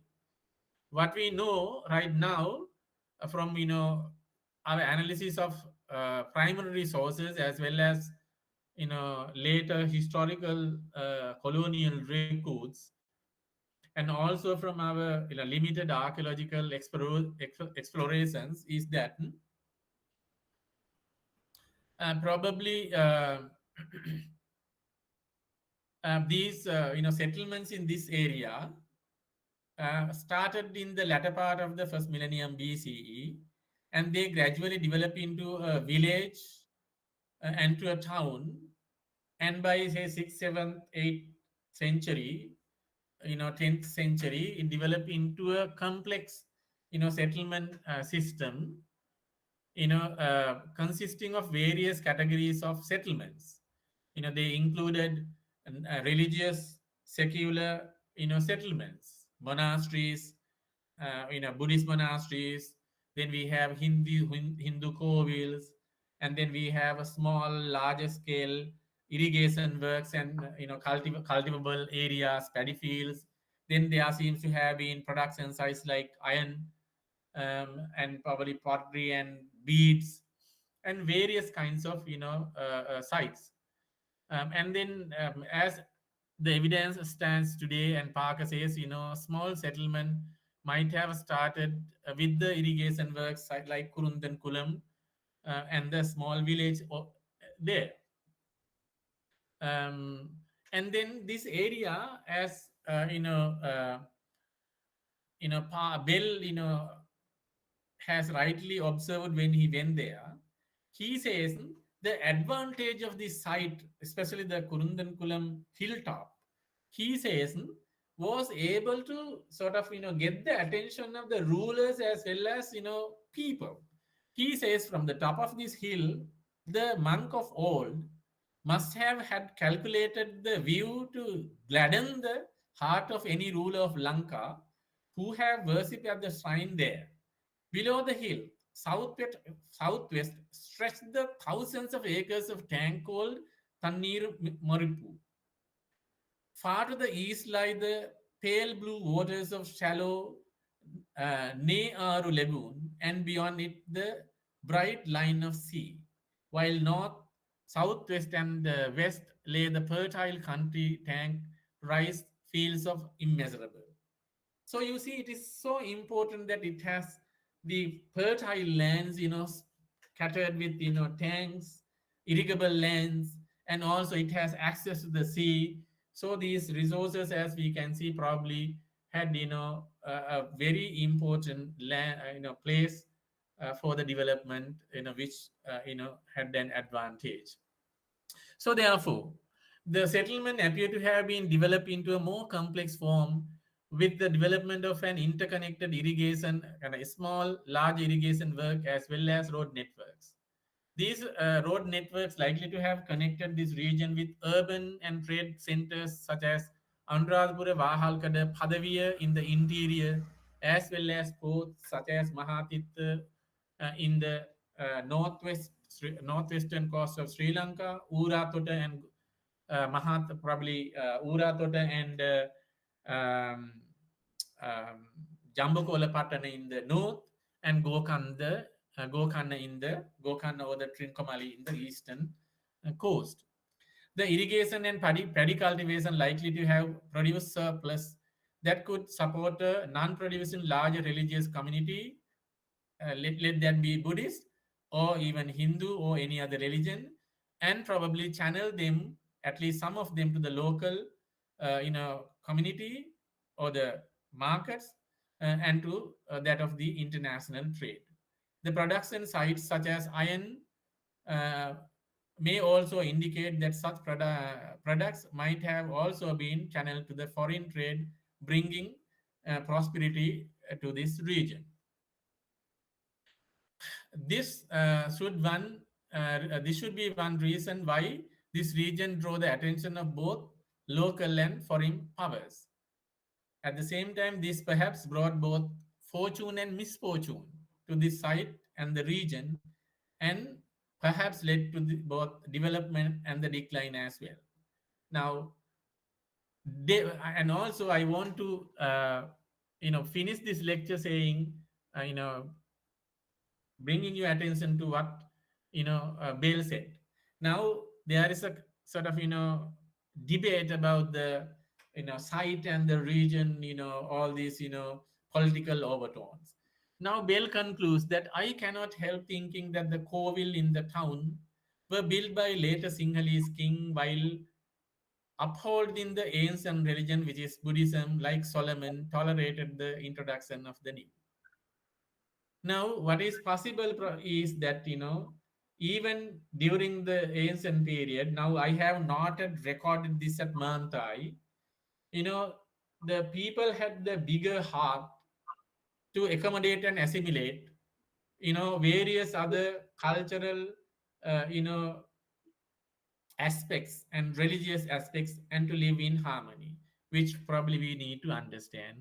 Our future research in the area might reveal that this area had a sort of multicultural, multi-religious, prosperous history than we know today and at this time.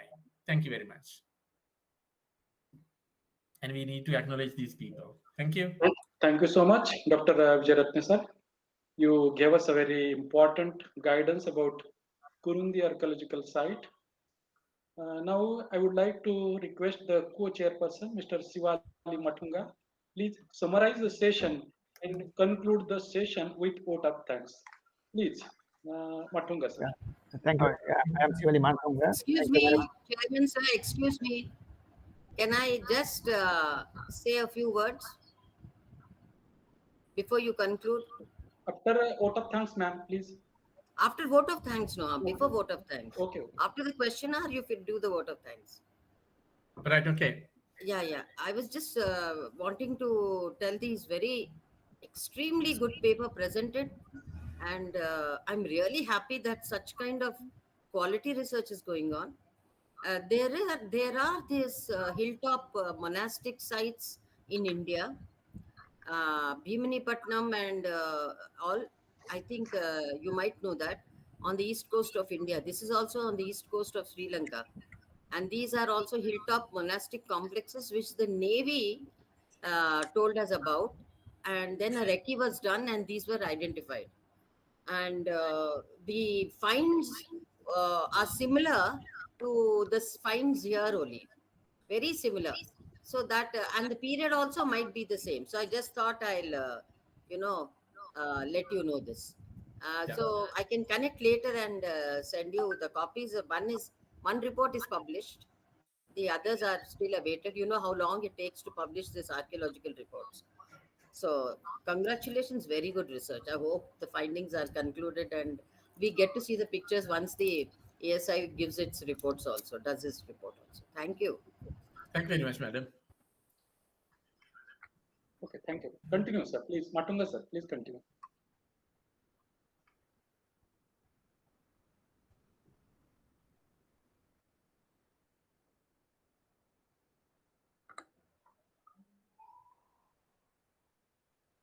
Continue, Matunga sir, please. Yes. Dr. Bohingama, who is my. Are there any persons who have any questions? Yeah. No. Okay.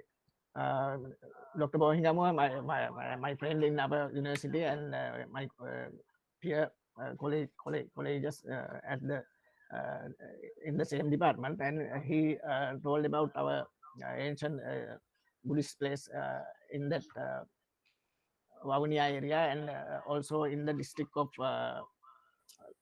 northern place of Lapa County, and in our heritage, and they are also a very Hindu and Buddhist separating place of that area. But Kurundankulam is also not only a Buddhist place, but there are several opinions were added to the society in that last decades of the with LTT movements. And also I give thanks for the whole question of the Buddhist and Hindu problem in our country, because the LTT invaders in our country since 1970s. So I wish to give thanks for the given lecture for the scholars in our series of the lectures, and give thanks for the Golvalkar colleges and organizers and all our friends for the task work in this session, and also give our on chairperson Om Shiva Ligade, in Shiv Jagruti Senior College of India, and give thanks for all any other persons, and I wish all the best and give success of the all persons who participated in this event. Thank you very much. Thank you, sir. Thank you very much. Once again, thank you to all of you.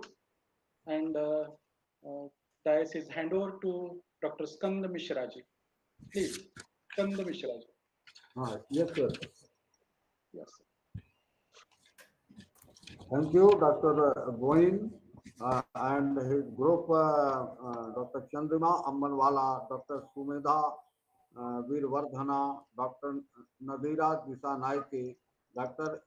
Indika Jaya Sekra, Dr. Bohin, Dr. Hafsani Padma Kula Surya, and Dr. Anuradha Priyadasa. Group lecture, Dr. Bohin present very nicely in this webinar.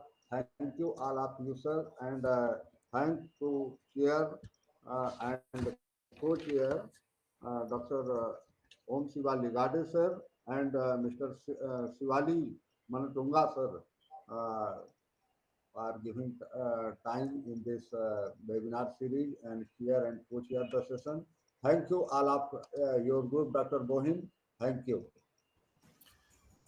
Thank you. Thank you very much. So, next session is Chairperson Dr. Utkarsha Manish Chavan, Assistant Professor in Geology, Bhavnal Hazarimal Somani College, Mumbai. Welcome, Madam. Co-Chairperson Dr. Susmita Srivastava, Associate Professor Geology, SKPG College, Basti, and eminent speaker Channa Survira, Assistant Director, Southern Wildlife Region, Sri Lanka. I am requesting to Dr. Utkarsha, please chair the session and introduce our eminent speaker, Mr. Channa Survira. I think, sir, Bohingama sir has not stopped his presentation. So you'll have to stop the presentation.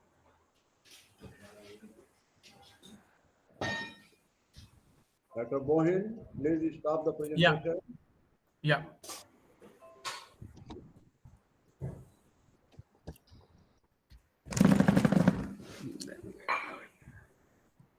Yeah, may I start, sir? Okay. Okay, madam. Hello. Good evening, all. I, Dr. Utkarsha Chavan, am here to introduce Mr. Suravera from Sri Lanka, who will be giving his talk on Protected Area Network of Sri Lanka under the Department of Wildlife Conservation. Mr. Suravera has done his Master of Science in Forestry, Water and Landscape Management, IQAC University of Life Sciences, Prague. He has also done postgraduate diploma in wildlife management from Wildlife Institute of India, Master of Science in Floriculture and Landscape Architecture, University of Peradeniya from Sri Lanka, Special Diploma in Wildlife Management, University of Colombo, Sri Lanka. He is pursuing his PhD studies on field of silviculture in specialization on invasive alien species control at IQAC University of Life Sciences, Prague. He is working on as an assistant director to Southern Wildlife Region of Sri Lanka. Some of his professional experiences include training of the departmental staff at National Wildlife Training Center, Girithale, researcher of coral reef restoration and replantation in east coast of Sri Lanka and monitoring of coral reefs of the country, working on marine biodiversity conservation and management as head of marine management unit of Department of Wildlife Conservation, Sri Lanka, DWC project coordinator of dugong and seagrass conservation project. Before I request Mr. Shurvira to start with his talk, I have two requests to all of us. Except the speaker, let all others keep their mics on the mute mode, and whatever questions or doubts anybody has to ask, please put them in the chat box. They will be catered during the question answer session after the session gets over. Now I request Mr. Shuruvira to please start with his talk. Thank you.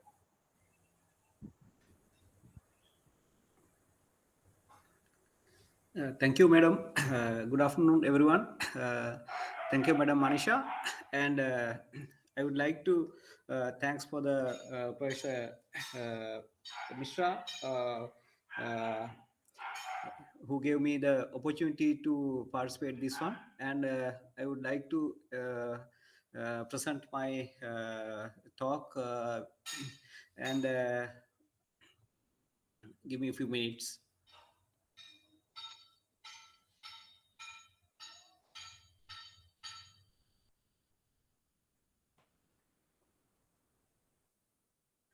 Can you see my screen? No, not yet.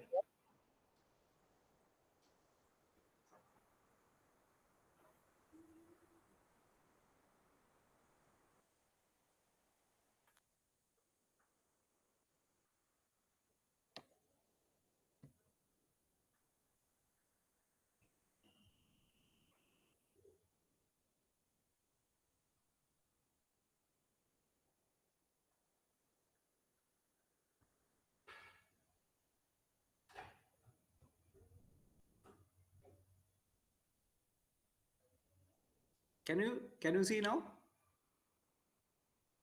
Yes. Thank you. I hope you can see my screen. So my topic is protected areas area network of Sri Lanka under the Department of Wildlife Conservation. So I would like to say something about the Sri Lanka as an introduction. I think, as you know more about Sri Lanka, Sri Lanka is just south from the India. Coordinates 5 and 10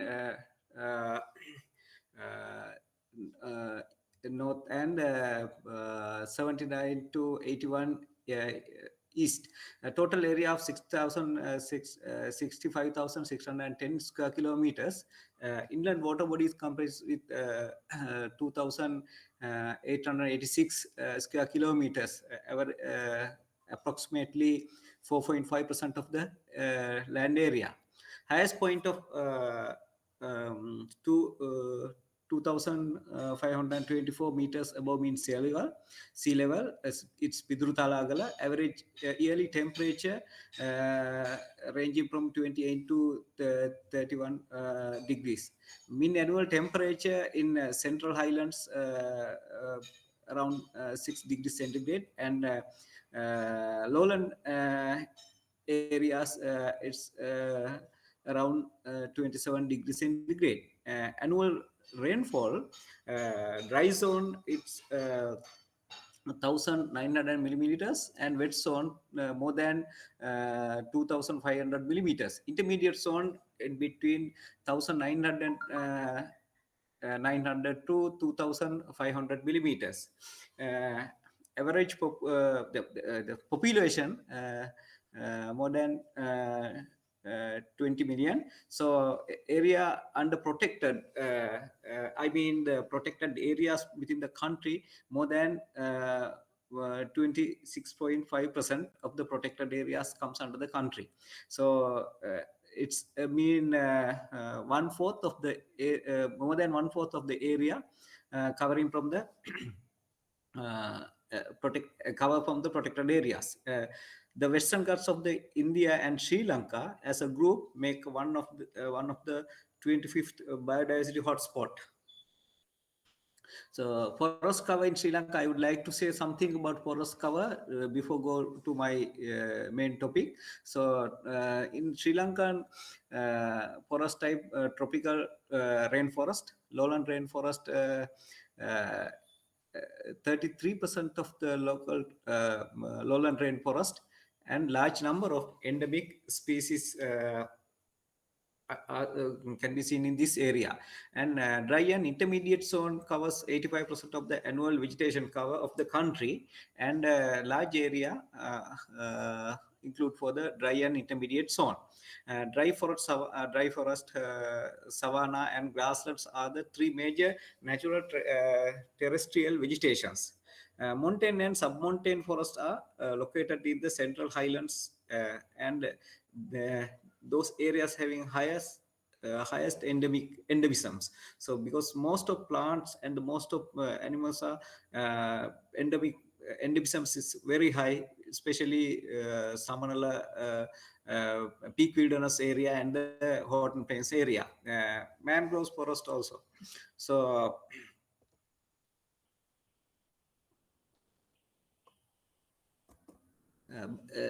let's say about little bit about the biodiversity of Sri Lanka. As you know, Sri Lanka has the highest species density in Asia.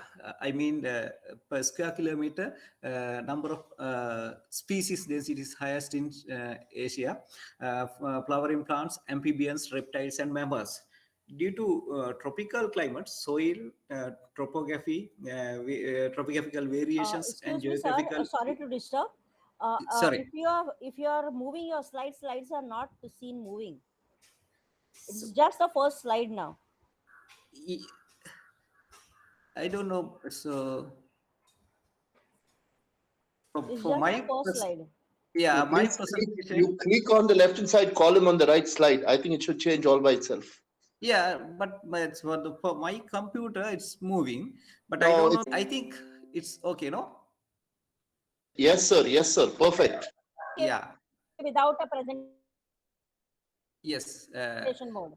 Yeah. Now, again, I put into the presentation mode because there are some photographs within the one slide. So because I have to go one by one. So when the editing mode, it's not presenting. That's why. Can you see the context? Can you see now, sir? The biodiversity? This is your third slide. Now it is the third slide, which is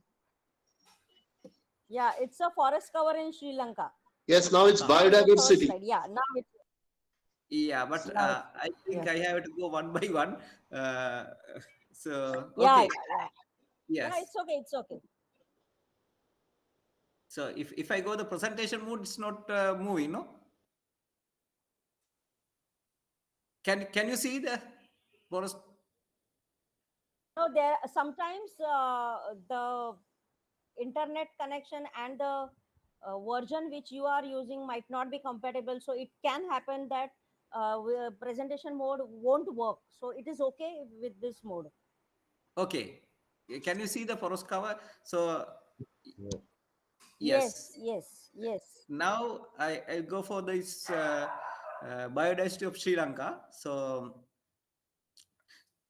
I think Sri Lanka has a now I think you can see the screen. It's not a presentation mode, but for a editing mode. It's okay. I think it is okay for you. So let's go to the presentation. Yeah, biodiversity of Sri Lanka. The Sri Lanka has the highest diversity species density in Asia. Flowering plants, amphibians, and reptiles and mammals. Due to tropical climate, soil topography variations, geographical location, and its striking the biogeographical history. And do you know the Sri Lanka having more than 3,300 species of vascular plants. It's 26%, 26.9% are endemic to Sri Lanka. Non-species of amphibian, birds, mammals, and reptiles are 21.7% are endemic to Sri Lanka, and 11.9%, average 12% are threatened among them. So species richness selected faunal and floral groups of Sri Lanka. So angiosperm, we have angiosperm more than 3,154. Number of endemisms, 894 species are endemic. Gymnosperm, luckily we have only 2 gymnosperm, but it's not endemic. Pteridophytes, 336, and out of that 49 is endemic. And spiders, 257 are endemic out of 501. And freshwater crabs, almost all the freshwater crabs are endemic. 50 endemic freshwater crabs, but we found one crabs, but it's present in some other India also. That's because of that 51 freshwater crabs out of 51, 50 endemic. Dragonflies, 118, and around 47 are endemic. Ants, also around 200 ant species. 33 is endemic. Butterflies, 245 butterflies, and 26 is endemic. beetles, and the freshwater fish, 21 freshwater fish, and 50 are endemics within amphibians. 95 amphibians are endemic out of 111. Out of 211 reptiles, 125 are endemic reptiles. Resident birds, 240 resident birds, 33 is endemic, and mammals, 21 mammals are endemic out of 95. So environment protections laws. I would like to say something about environment and forest protection, protected area protection laws. Forest ordinance comes from the 1885. 1885, number 10 of the forest ordinance, and it's amended in 1997 also. And fauna and flora protection ordinance number 2 of 1937. So this is the Department of Wildlife Conservation is governing according to the fauna and flora protection ordinance. National Heritage and Wilderness Area Act number 3 of 1988, and National Environment Act number 47 of 1980, and Coast Conservation Act number 57 of 1981, and Marine Pollution Prevention Act number 35 of 2008.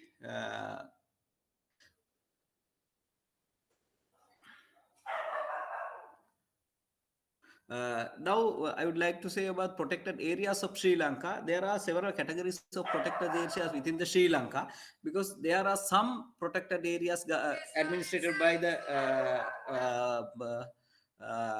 Forest Department, and some other protected areas administered by the Department of Wildlife Conservation, that means my department, and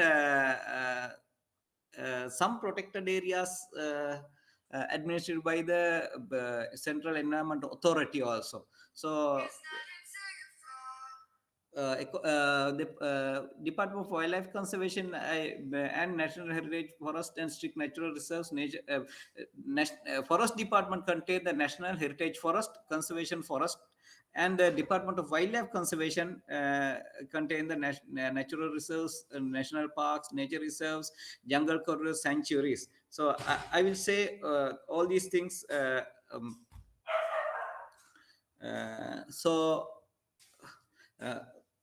Rules and regulation for protected areas, mainly for the Forest Ordinance, Fauna and Flora Protection Ordinance, National Environment Act, Coast Conservation Act, Marine Mammals Observation Regulations, and management plans also important for the regulate the protected areas within the Department of Wildlife Conservation and Forest Department as well. Now we see the Department of Wildlife Conservation. Department of Wildlife Conservation conserve the biodiversity of Sri Lanka. Every individual species is provided legal protection through the Fauna and Flora Protection Ordinance number 2 of 1937. It was amended several times. This year also amended, and we included some sections to the CITES Convention as well. So let's see the vision of the Department of Wildlife Conservation. Conservation of wildlife heritage for the present and future generations. And mission is working with others to ensure conservation of wildlife heritage through professional management. So let's see the importance. Why wildlife protected areas are important. So Sri Lanka is considered to be the most biodiverse country in the Asia as per unit area, and it's and is part of the global biodiversity hotspot. I think, as you know, India together with Western Ghats of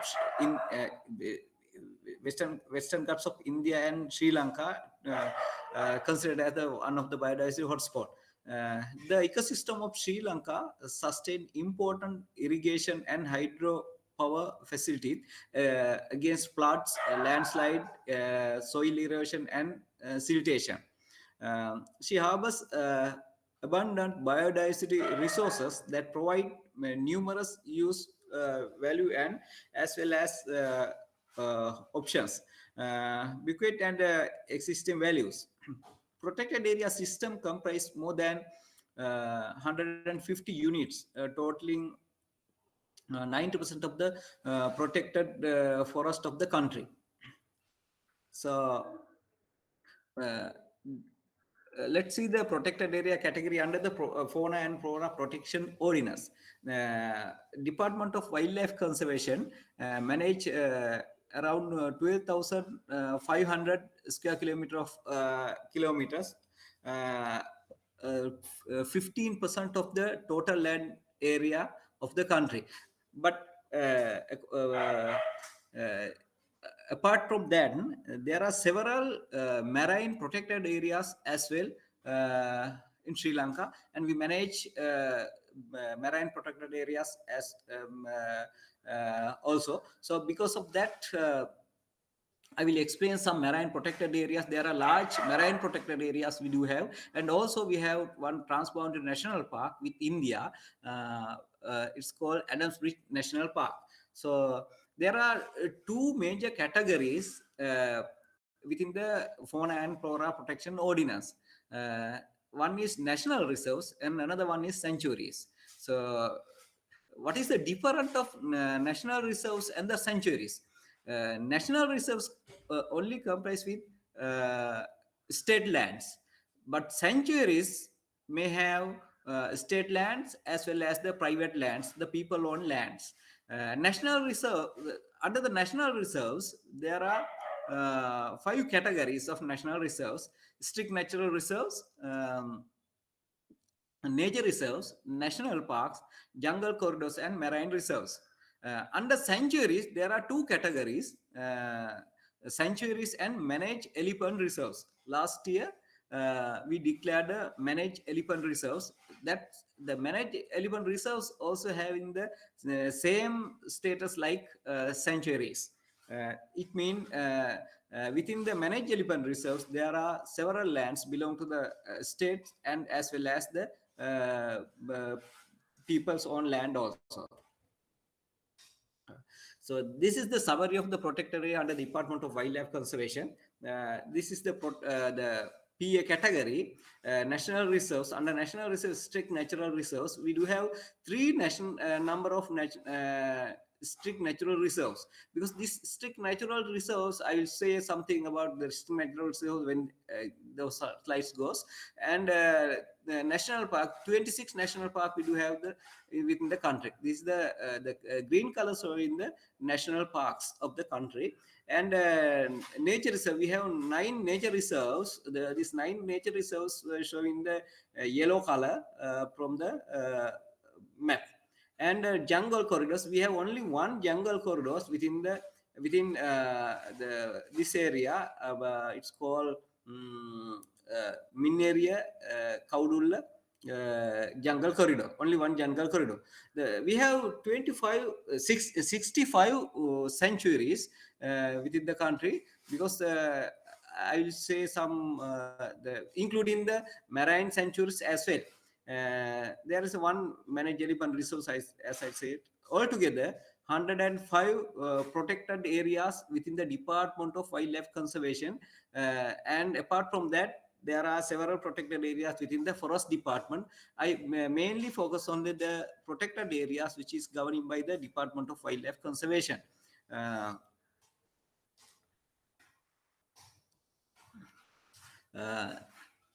These protected areas are some of the most species rich and endemic rich ecosystems in Asia, and are important catchment for the major hydropower and irrigation systems. Because most of protected areas under the Department of Wildlife Conservation, we protect for the catchment also, and our most of reservoirs get enough water from these catchment areas. Because of that, it's very important.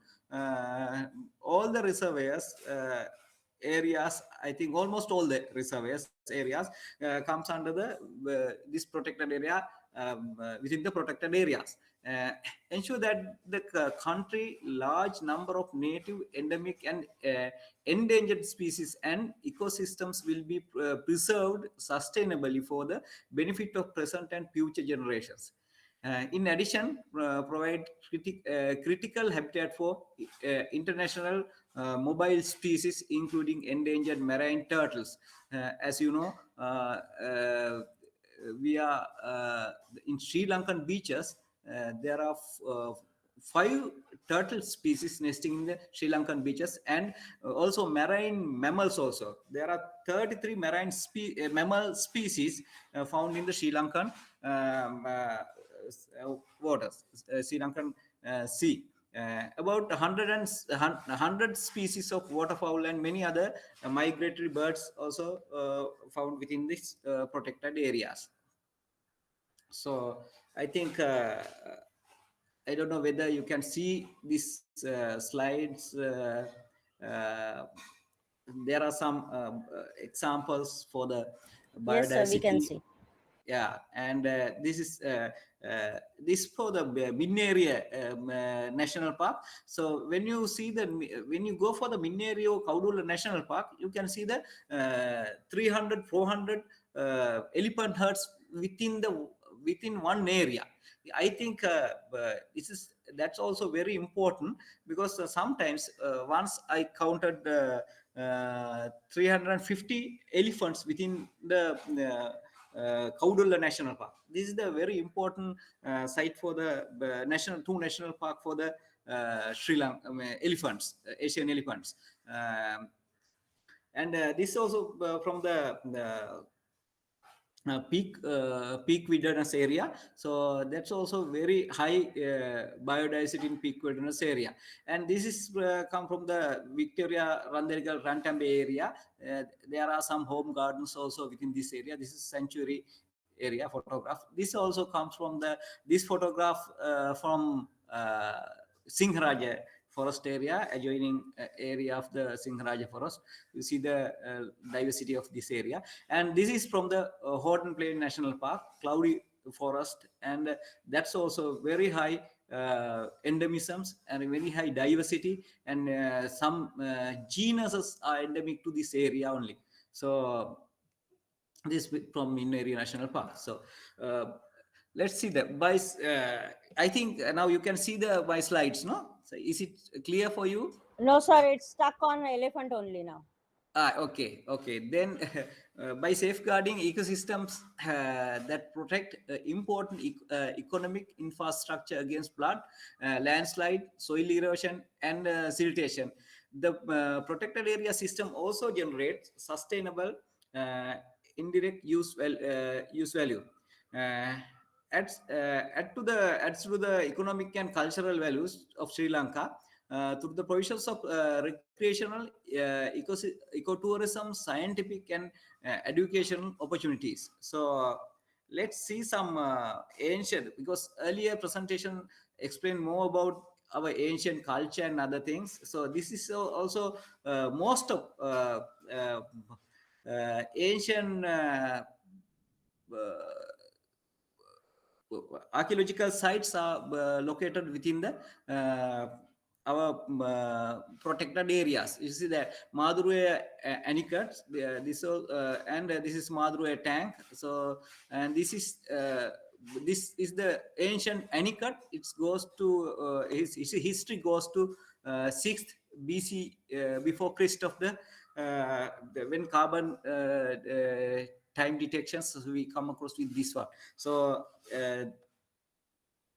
and let's see the protected areas of the some other protected area diversity of this is the coral reefs, what you call this marine things, and Hikkaduwa National Park. Some photographs were taken by myself, and when I managing the marine division. So this is Hikkaduwa, and some are from the Pigeon Island National Park. So let's see the our protected areas. Our protected area categories, and there are as I say earlier, and national reserves and the sanctuaries. Now let's see, under national reserves, there are highest category is the strict nature reserves, because they are strict nature reserves having the high endemisms and the high value of the country. Because of that, there are the Department of Wildlife Conservation not allowing the people goes to strict nature reserves. Only the protecting and department peoples can only go for this one, and only one conditions we allow the people goes to strict nature reserves for the research purpose only. The universities and researchers should have to obtain special permission from the Director General of the Wildlife. Then those people allowing to goes to these areas. Number one, in northern, most northern area is having the Retigal and strict nature reserve. Retigal strict nature reserve is located within the dry zone and little bit higher elevation, and this area having point endemic. Most of there are several point endemic species. There are those species, endemic species, we can Sri Lanka only found in this area only. Madhuka silanica and several other species, Kaparavalli, and there are several species only found in this area only. Because of that, this is really highly endemisms, and there are some plants having ethnobotanical values as well. And also the second strict nature reserve is Haggala strict nature reserves. Haggala strict nature reserves located within the Central Highlands area, and they are also high diversity and high endemisms. Because of that, we protect this one. And Yala, within the Yala National Park, there are several blocks: Yala Block 1, Block 2, Block 3, Block 5, likewise. So within the Block 2, there is some, not entire Block 2, there is a Block 2, part of Block 2 we consider as a strict nature resource, because they are having highly geological value and species value and endemisms. Because of that, we consider as a strict nature reserve. So let's go for the next category, nature reserves. In Sri Lanka, we do have 9 nature reserves. Those nature reserves also having high value, but these nature reserves, if somebody want to go to nature reserves, they have to obtain a permit from the Director General of Department of Wildlife Conservation or the regional directors. And there are 9 nature reserves: Vatahira Kanda, Trikonamadu, Girtele Minneria, Nagarkovil. Nagarkovil is one lagoon, Nandikadal also lagoon, Nayaru also lagoon. All these 3 are lagoon, eastern side of the country. And peak wilderness, part of most part of the peak wilderness also nature reserve. And riverine nature reserves, right side of the Mahaveli River of the country. And Veditalatino nature reserve. Veditalatino nature reserve is also very important nature reserve within the country, because this nature is having nature reserve located northern part of the country. And this area having mangrove, the mangroves is open, directly open to the sea. This is the very specialty within the country, because any other mangroves are located in the country within the bay or lagoon or something like that. But this Veditalathu area mangroves directly open to the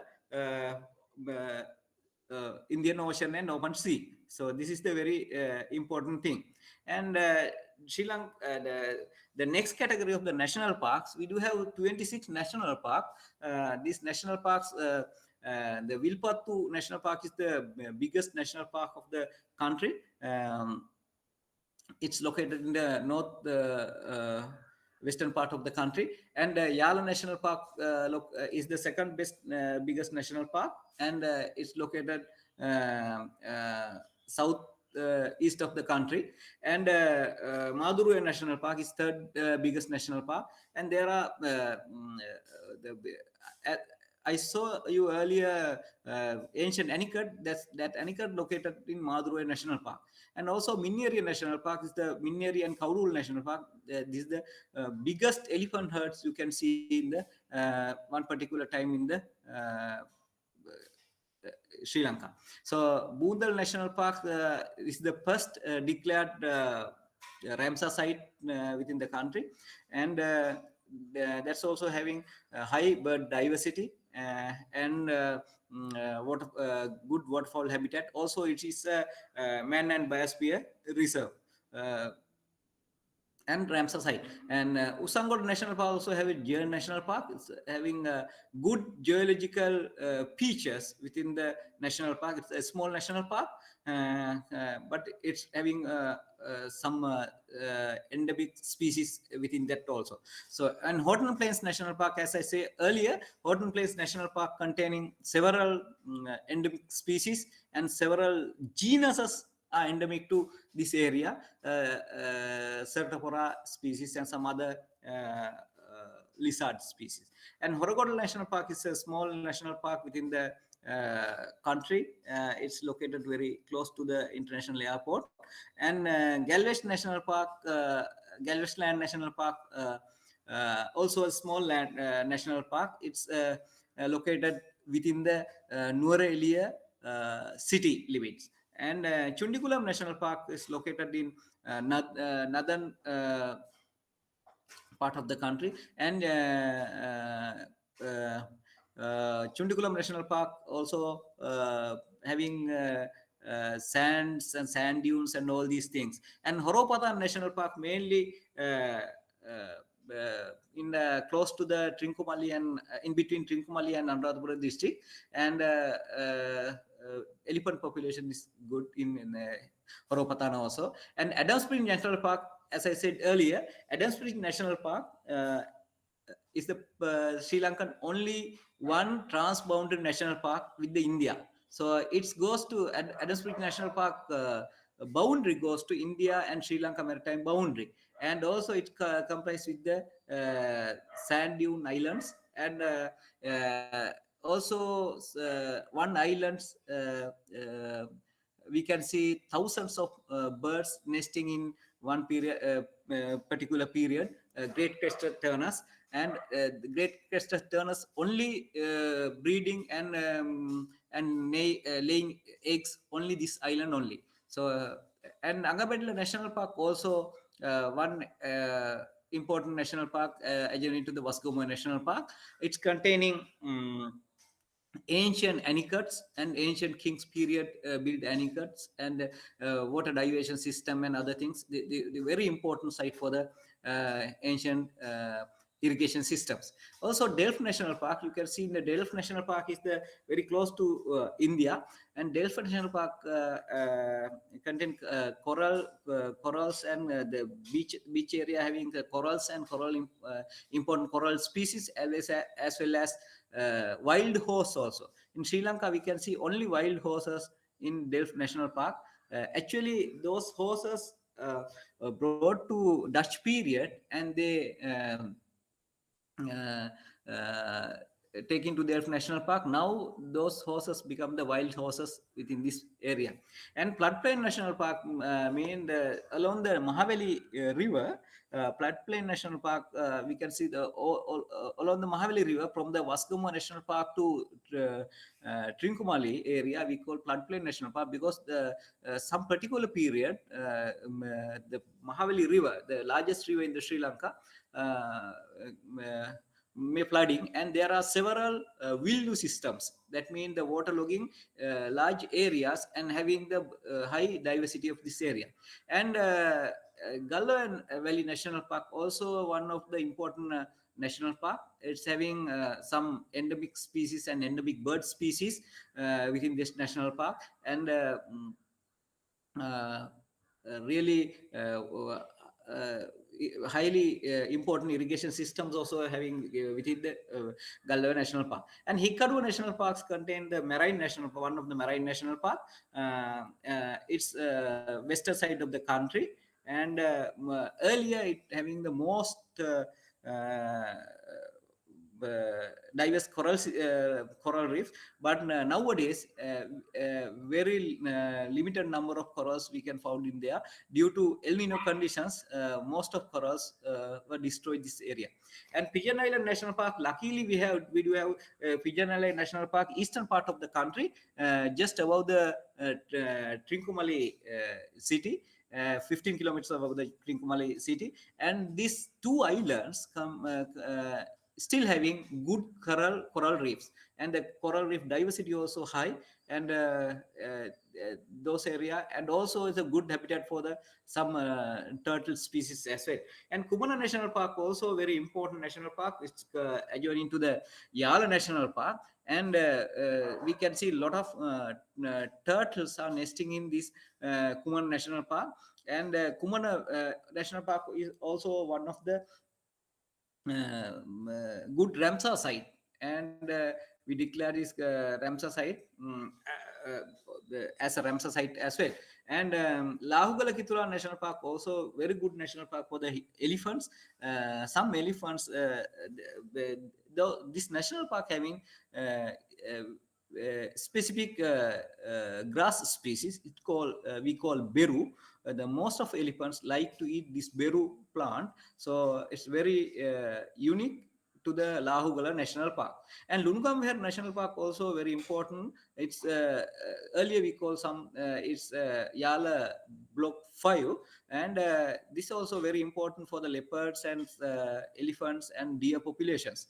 And Madu Road National Park also very important because of some northern forestry and northern species. And Somavati National Park also important because of that floodplain national park, adjoining the floodplain national park and Kaudul National Park, and the elephant population and some rare species. Kaudul National Park also I explained about earlier also. So let's see the you can see the protected area of the Sri Lanka. So this is the I think you can see this one. Can you see this map? So the green color showing the national parks, and yellow colors or brownish color showing the nature reserves, then red color showing strict nature reserves, and this is the blue color showing the marine sanctuaries. There are this also marine sanctuary, unfortunately is colored in green. It's this is the biggest marine sanctuary, great basses and little basses sanctuary. So recently we declared this one 2019 we declared this one. And also there is a Kayan Kearney sanctuary, very small sanctuary, but the coral diversity is really high this area. And also Pigeon Island located in this area, the coral diversity is very high. So from here I think we call this one Veditalatiu Nature Reserve. And here as I say earlier, the Pringy mangroves open to the directly to the sea. And also there is a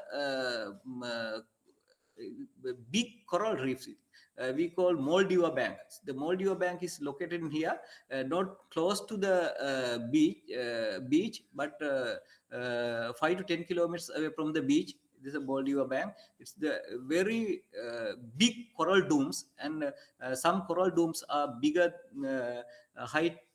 We can say the height around 10 to 15 feet height of the coral domes.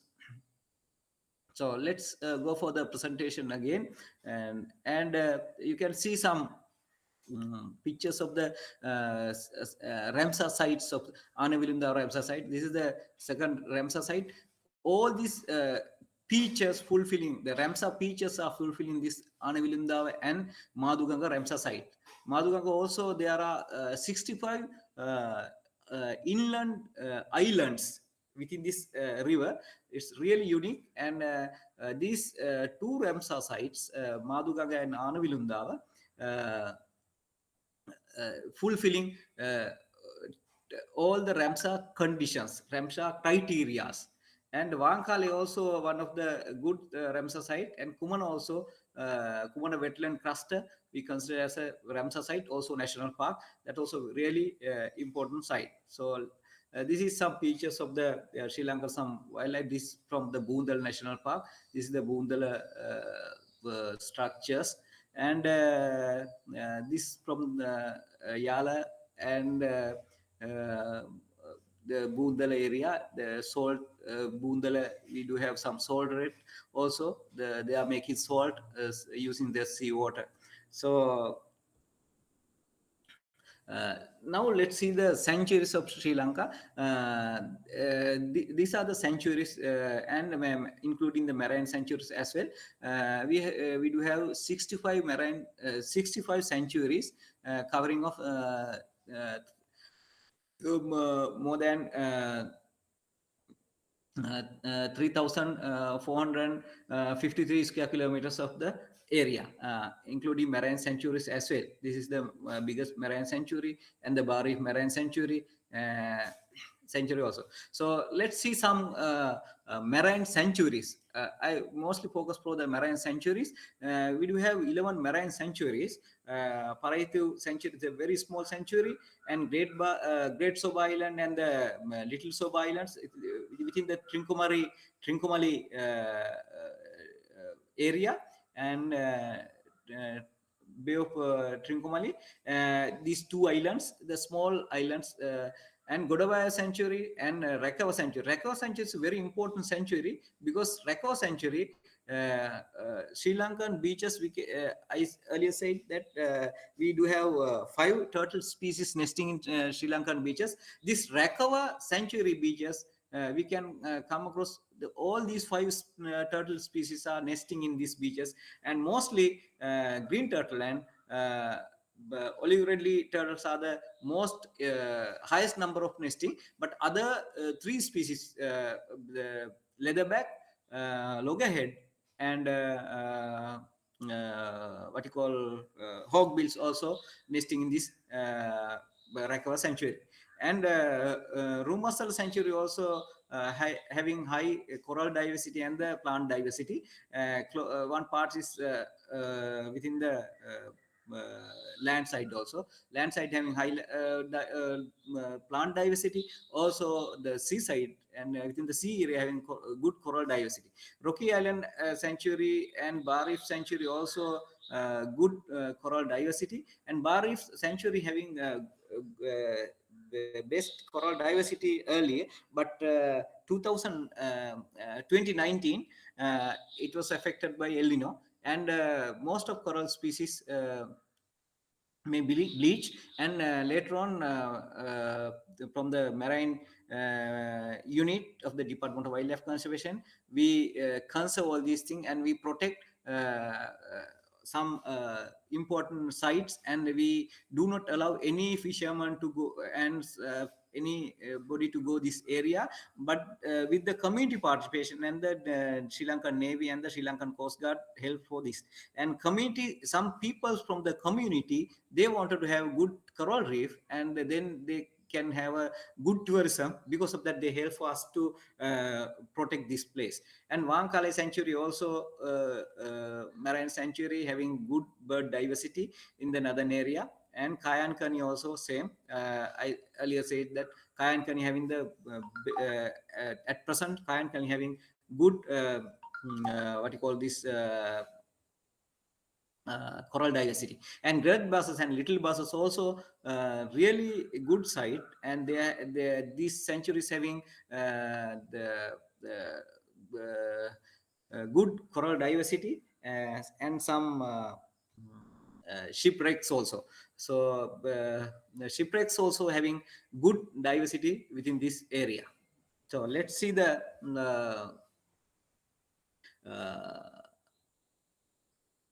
so protected areas, and then we see the marine protected areas declared by the Department of Wildlife Conservation. Adams Beach National Park, I said about the transboundary, only the transboundary national park, Delft National Park, also northern part of the country, and Hikkaduwa National Park, Usangadu National Park, Chundukulam National Park, and Pijala National Parks are the marine national parks within the country. And Veditalthiv Nature Reserve is one of the marine nature reserves from the country, within the country. And these are the marine associated protected areas within the Department of Wildlife Conservation. So we do have several marine associated protected areas, and Vilpattu National Park also having good beaches, and also Vilpattu also one of the Ramsar site, and there are several good habitats for the marine areas as well. This Vilpattu National Park and Boondal National Park, I said earlier, one of the biosphere reserve, and Ramsar site. Kumar National Park also Ramsar site. Yala also most visiting area of the area within the protected areas of the under the Department of Wildlife Conservation. Most people like to visit Yala. And now this is the summary of something related to the marine protected areas. Total number of marine parks we have 6, total number of marine sanctuaries 11, total number of marine nature reserves 1, other marine associated protected areas we have 12, and we have protected beaches more than 400 kilometers, and percentage of the marine associated protected area out of total protected area 31.5. So this is something about marine related things. The regulation from the Fauna and Flora Protection Ordinance, there are several regulations to protect the marine species as well, and marine tourism also. In Sri Lanka, we do have good whale watching places within the Trincomalee area, and down south it's called Mirissa area. Highest density of the blue whales we can found in the Mirissa and the Trincomalee area. I think this is because of continental drift and the plankton, abandon of most plankton, and the blue whales are very high population of blue whales you can see in these two areas. And also we have 33 marine mammal species. When we go for the northern area from Point Pedro to Putlam area, northwestern side of the country, it's very important for the dugongs. Dugong is the only pure herbivore marine mammal in the Sri Lankan waters, and other marine mammals omnivores or the carnivores. So this is very important. And something about the blue whales, and you can see the blue whales and within Sri Lanka, and some dolphin species. Dolphin species within Kalpiti area, you can see the one herd, you can see 5,000, more than 5,000 dolphins within this area. It's really unique to Barif area, Barif Sanctuary area. And dugong species, dugong also, we can see Barif area, from Barif to the Putlam area to Point Pedro area, Jaffna to Point Pedro area, you can see. And turtles, as I said you earlier, there are 5 species of turtles nesting in Sri Lanka out of the 7 species of the world. And these are the loggerhead green turtle, hawkbill sea turtle, olive-reddy sea turtle, and hawkbill sea turtle. And I said about the coral reefs, many coral reefs area you can see in the within the protected area. So I would like to say something about the issues. Major the issue is critical issue is human elephant conflict within the country. This is the we are maintaining 1/4 of the protected areas, even though we do have highly human elephant conflicts very high within the country. And also media critics is also another problem. Incidents taken out of the context, hidden agendas, they having hidden agendas. Because of that, that's also I can say major issues of the conservation and the protected area management and the protected area network of the Sri Lanka. So something other than the management and critical management and institutional issues. So thank you very much for your attention. So it's the time for the question. Thank you very much. Yeah, anybody has any questions, please put on. If there are no questions in chat box, anybody wants to ask any question, please. Madam एक दो प्रश्न करें, इसके बाद अगला जो है talk. Sure. If there are no questions, shall we conclude? Anybody who wants to ask any question?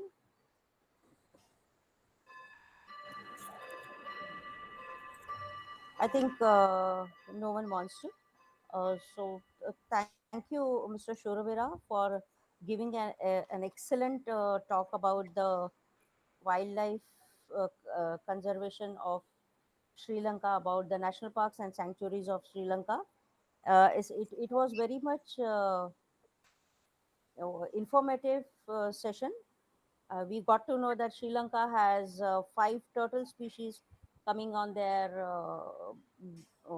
shores for their breeding purposes, and also dugongs, which are completely herbivorous marine mammals.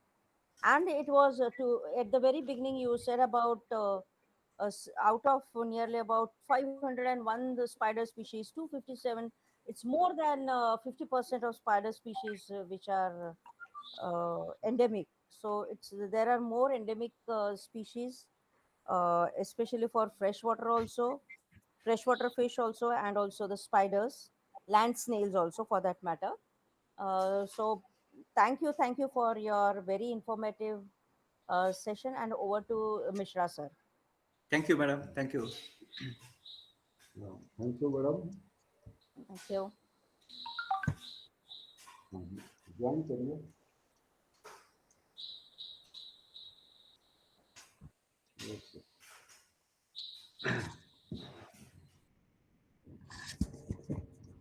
Thank you, Mr. Chenna Survira sir, giving a nice talk in this webinar, sir. And thank you, Madam Dr. Utkarsh Manish Chavan, for chair the session, and Dr. Susmita Srivastav, co-chair the session. Thank you, Dr. Channa. You presented very good about the wildlife and national park protected area of Sri Lanka. So thank you, all of you. Thank you. For next talk, our speaker, Nguyen and Tuan, Vietnam, CITES, Mike Management Authority, Hanoi, Vietnam. Chairperson, Professor Min Lee, Central Institute of Natural Resources and Environmental Studies, Faculty of Environmental Sciences, Vietnam National University, Hanoi, and co-chairperson Dr. Somesh Singh, Assistant Professor, Scientist, School of Wildlife Forensic and Head, NDVSU, Jabalpur, India. I am requesting to Mr. Professor Min Lee please preside the session and introduce our eminent speaker, Tuan. Yes. Professor Thank you will very begin. much, sir. Yeah, thank you very much, sir. Yes. I just want to quickly announce that I have already have a scheduled meeting at 7:30 or 6 o'clock your time, so I will not be able to present my own presentations. The next Okay, one. sir. So sorry. You introduce. Yeah, I will eminent introduce speaker. Mr. Tuan, and then I have to leave the meeting. So it's my great pleasure to introduce Mr. Nguyen Anh Tuấn. Mr. Nguyen Anh Tuấn received 3 bachelor's degrees, one in linguistics in Hanoi National University, one in English from Hanoi Foreign Trade University, and one in biology from Hanoi National University. He also received master degree in biology from Institute of Ecology and Biological Resources. He has been an officer at the CITES Management Authority in Vietnam under the Ministry of Agriculture and Rural Development in Hanoi, and he has been also serving as many important positions as a focal point of ASEAN Working Group on CITES and Wildlife Enforcement, a focal point of Tiger Forum in Vietnam, also a focal point of CITES Mike for elephant in Vietnam. He has been also training many customs, forest rangers, environmental police, and border army, on CITES regulation and species identifications. So his talk today is entitled "Tiger Conservation in Vietnam: Current Status and Challenges to Development." So with that all introductions, I would like to invite Mr. Nguyen Anh Tuấn to the floor. Thank you very much, everyone. Welcome, Thank you, Mr. sir. Tuấn. Thank you. Yeah, thank you. Can you give your time some other day, sir? I have the one next to 15 Mr. November. For 15 November. I'm sorry? 15th November, your talk. Yeah, but I have to leave because I have a scheduled meeting already. My apologize for that. Maybe next time I can join. Thank you. If you are free up to 15 November, please inform me in my WhatsApp, sir. Yeah. So I already informed Professor Casado about my talk. Was the scan, Misra, about my talk. So yes, maybe I can join next time. But thank you so much for your invitation, and it's my pleasure. If you are free up to 15 November, please inform me in my WhatsApp. Okay, yeah, so I will. I will let put you your know if name. I'm free. Yeah. Okay. Yes. Thank you so much. Yes. Okay. Thank you, bye-bye. sir. Thank you. Okay. Thank you. मैं doctor लाला Ashwini Kumar Singh sir से निवेदन करूंगा कि वो इस session को chair करें। Sir की मीटिंग है मिलने की और वो अभी वहाँ पे जा रहे हैं। मैं सर से निवेदन करूंगा कि इस सेशन का वो आगे आप जो है okay thank you very much. Anuruddh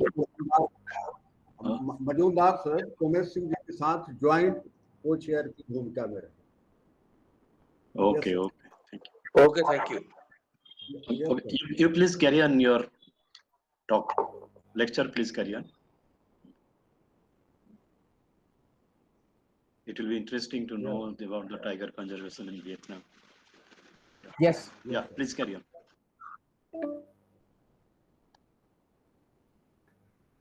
Good evening, everyone. Can you hear me? Yes. Yes, can I share my presentation? Please share your slides, sir. Yeah.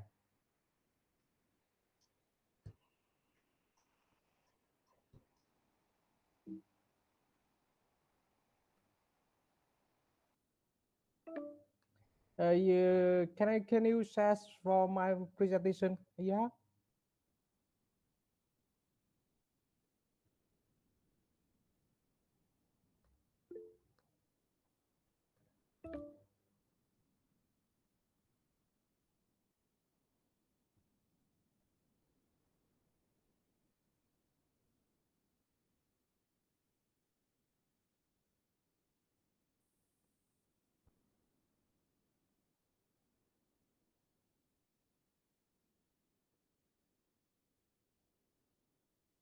May I start? May I start? But Mr. Scan, may I share my presentation?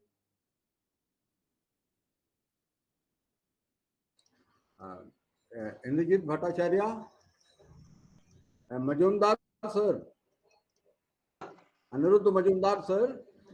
हाँ, tell me. बताइए. Please guide him. Can you share your presentation, Dr. Ann? Let me share my presentation. You can share it to Dr. Mishra. He can work from this his office. Okay. Yeah. You can send him by mail, Dr. Mishra. Actually, our the computer assistant not available, sir. So please guide him for. Send it to me. Sir, there is a button at the bottom of your screen which says present now. So please press that button and start your presentation. You can present it. Yes. Can you get it? Yes. Can you get it, Dr. Ann? Just behind your hand, just behind raise hand, and then present now. Yeah. Let's meet in this page. There's an icon with a palm, with a open palm, which says that just by the side of that icon, you have a square box with an arrow icon. Can you see it? Share screen.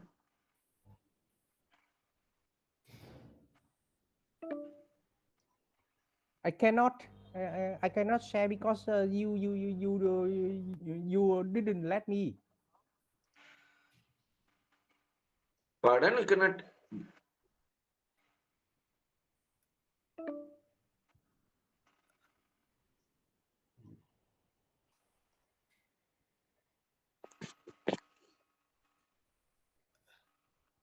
अनुज जी, आप अपना computer है आपके पास अभी? हाँ, मेरे पास है. उनको बोलिए मेल करने दे. Dr. Ann, can you email it to me? हाँ. Hello. Yes. You can email it to me. I am just texting you in the text box my email ID. Okay. Hello.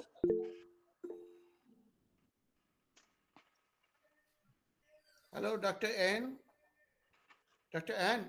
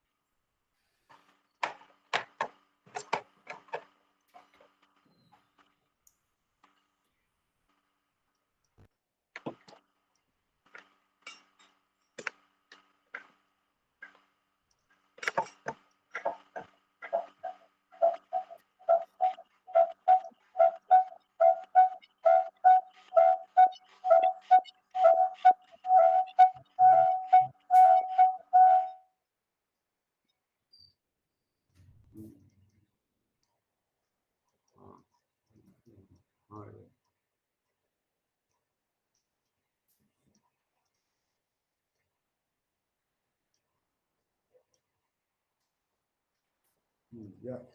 Right. It is coming.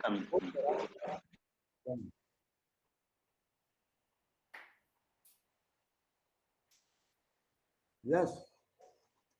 Dr. Tuan sir, your slide visual.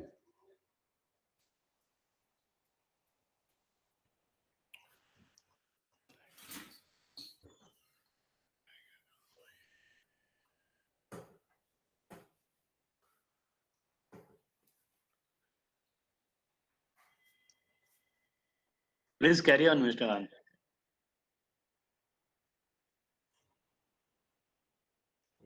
Welcome.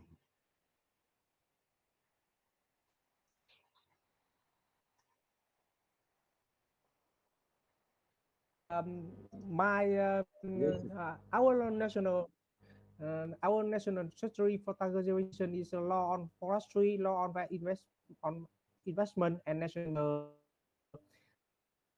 biodiversity to 20 and 30 vision to 20 and 50.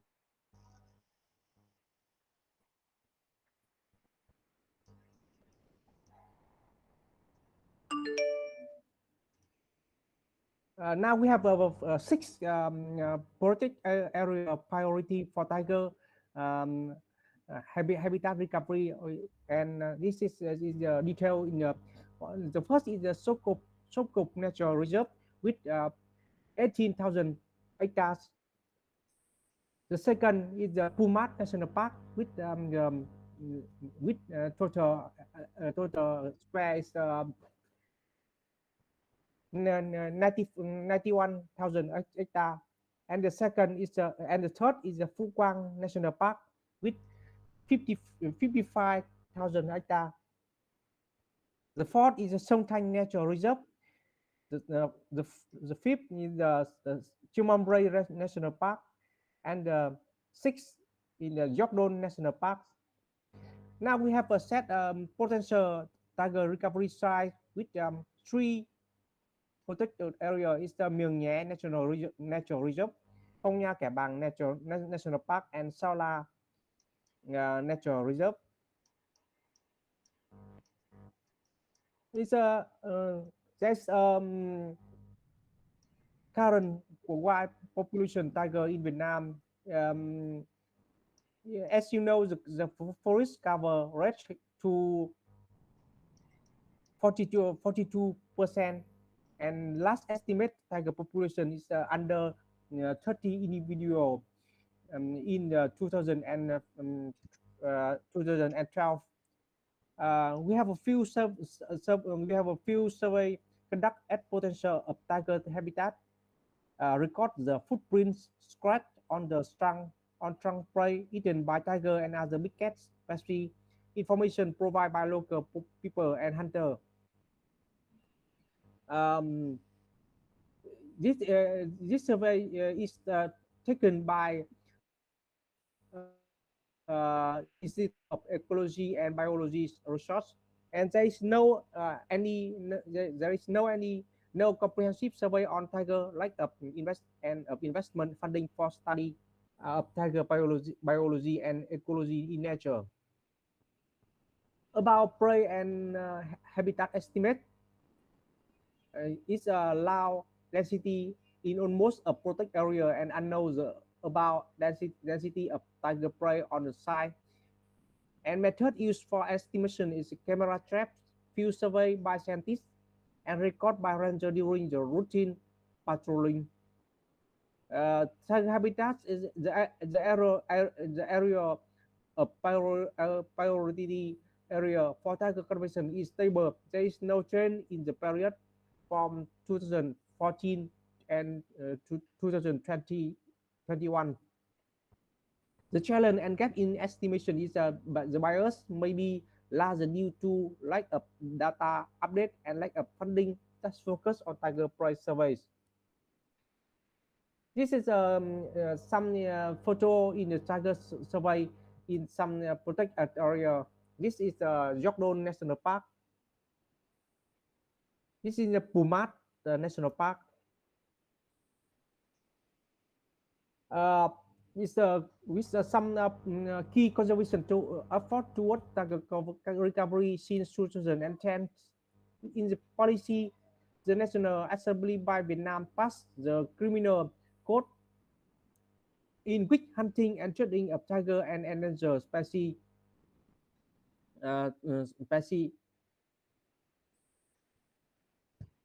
can be penalty from 6 months to 15 years prison. Law on forestry, law on investment, national biodiversity strategy to 2030 vision to 2050, decree number 84 on amendment to decree number 6 on management on endangered rare and precious species of forest, fauna and flora and status implementation. The national program on tiger protection in the 2014 2020 2022 public the technical guidance for big cat and bear cage. Prime Minister issues the decision number 1976 in 2014 approves the planning on the special use forest system to 2020 vision 2030, and Prime Minister issues a decision number 218 approving the strategy on management of Vietnam special use forest, marine conservation zone, and inland water conservation zones till 2020 and vision to 2030. We have capacity building for all enforcement agencies. Annually, with support from IGO number of training course on forest patrol conduct to forest ranger and park officer, and Scientist Management Authority in cooperation with NGO and other government agencies conduct a number of training courses for hundreds police, custom, and border army force annual on anti-wildlife trafficking. This is key conservation effort toward with community engagement, co-management policy, benefit sharing, and a number of public investment projects to improve the livelihood of local people conduct in and around protected areas. Decrease number 147, amending and supplementing a number of articles of decree number 99 that of the government on the policy of payment for forest environment service. But the gap is ranger has power, and the protection power ranger has power to arrest wildlife crime. New technology used to monitor an animal and hunter, such as drone, camera trap, and satellite navigation device in the stream protected area. Decision number 218 approving the strategy on management of Vietnam special marine conservation zone and inland water conservation zones till 2020 and vision to 2030. New legislation decree number 84, amendment and supplementing a number of articles of decree number 6 of the government on the management of forest, plant, and animal endangered, preserved, and rare wild animal, and implementation of CITES. Gap in policy is in Vietnam, wildlife management is responsibility by two different ministries. As a result, there is some overlap and funding, resource, and management on wildlife protection. Some policies are not feasible in practice. About capacity building, exist capacity on frontline staff, no ranger. Depend on the area. Each protected area has a different number of forest ranger. On average, a ranger is in charge of 1,000 hectare of forest. For example, with area of 95,000 hectare in Pumat National Park, there are 78 ranger. Gap in capacity, lack of of manpower compared to the regulation. Sorry for forest ranger allows ranger like skill in patrol investigation and prosecution. The training for forest ranger depend on the financial and technical support of international. At Jordan National Park, Pumat, Songthang, with the WWF support, Save Vietnam Wildlife, the ranger are trained annually in other protect area like Sokop. There is luck training on forest patrol and other skill. Community and conflict key initiative. The Ministry of Agriculture and Rural Development coordinate with the Ministry of Education and Training to develop a conservation curriculum to teach at the primary and secondary school level. Voluntary regulation, sustainable livelihood initiative. The government also issue policy on the payment for forest environment service. With the support of donor, a number of livelihood and conservation projects has been implemented. Conflict mitigation measure. The Ministry of Agriculture and Rural Development and the People Committee of provinces such as Nghệ An, Hà Tĩnh, and Đắk Lắk have approved 11 conservation projects, including activity to reduce elephant wildlife conflict with human during 2040 to 2020. Challenges lack of technical equipment as well as limited capacity, illegal poaching, demand for wildlife conservation, and awareness are still challenges in conservation in Vietnam.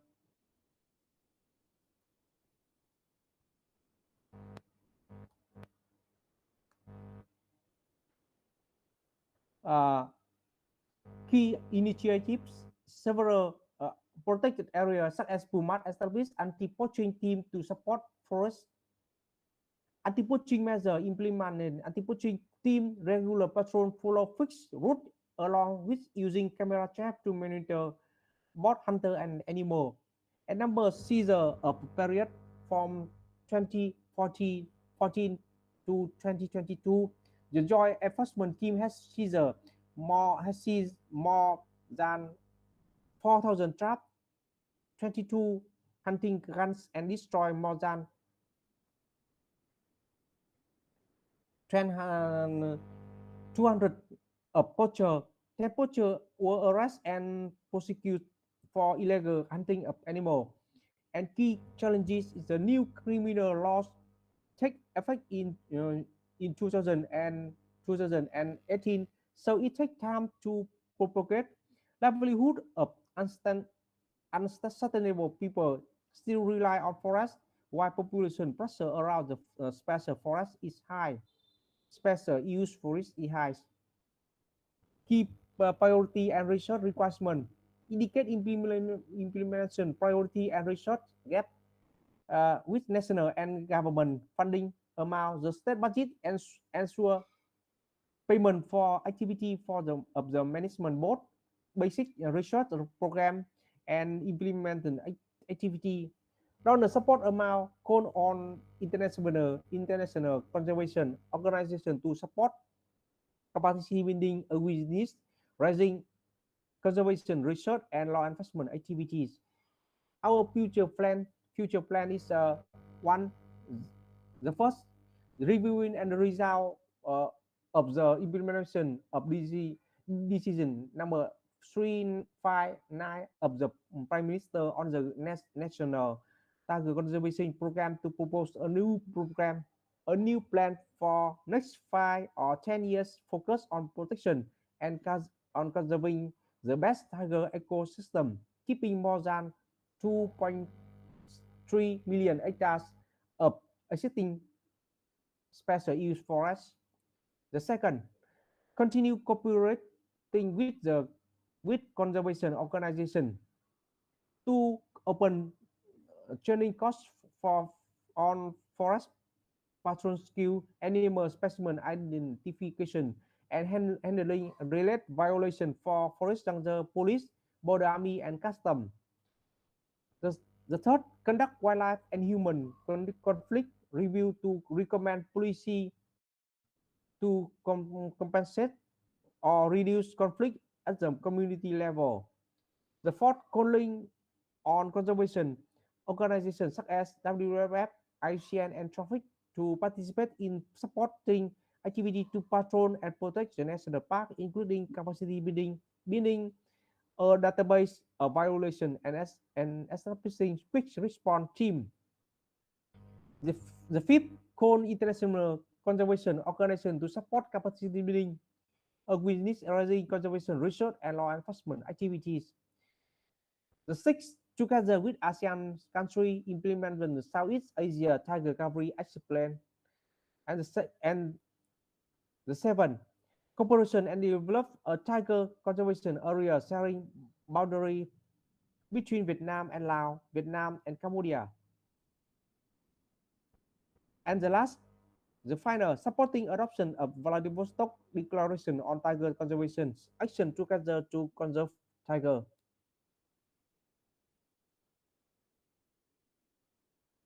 Thank you. Mr. Chair. Yes, Thank yes, you. yes, yes.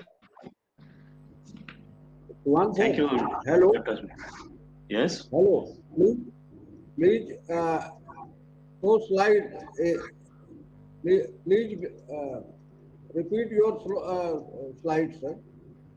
Hello. Oh, Dr. Han. Just Dr. Professor Han, Misra. Professor Misra wants that you please go through the slides quickly from the beginning.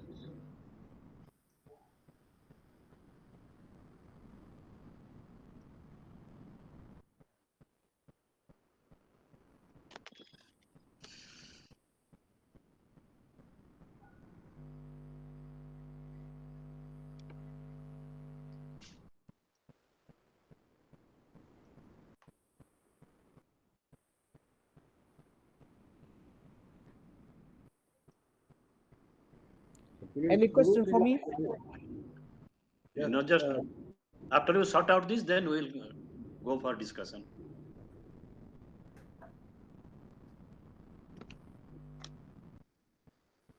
Are you arranging the slide viewing of the slides?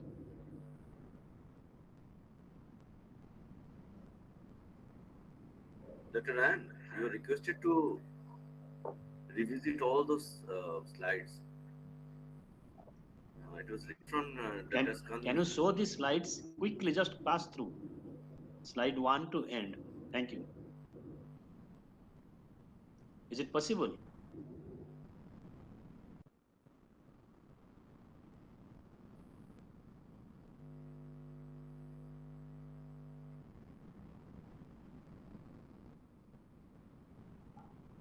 Okay, there seems to be some problem.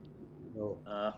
Let me. Actually क्या था कि शुरू की slide जो है वो बहुत स्पष्ट नहीं आ रही थी, मुझे लगा कि यूट्यूब में सही आ जाए.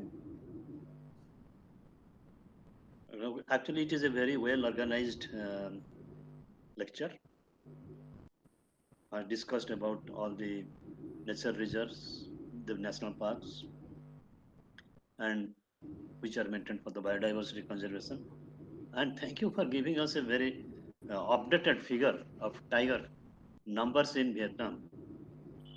That is within 30. That's very good. And the key conservation efforts, the policy, the new plan you are having for the next 5 to 10 years. Yes. These are really very good. Yeah. And we have got Dr. Anup Naik. Are you there, Dr. Naik? Anup Majumdar.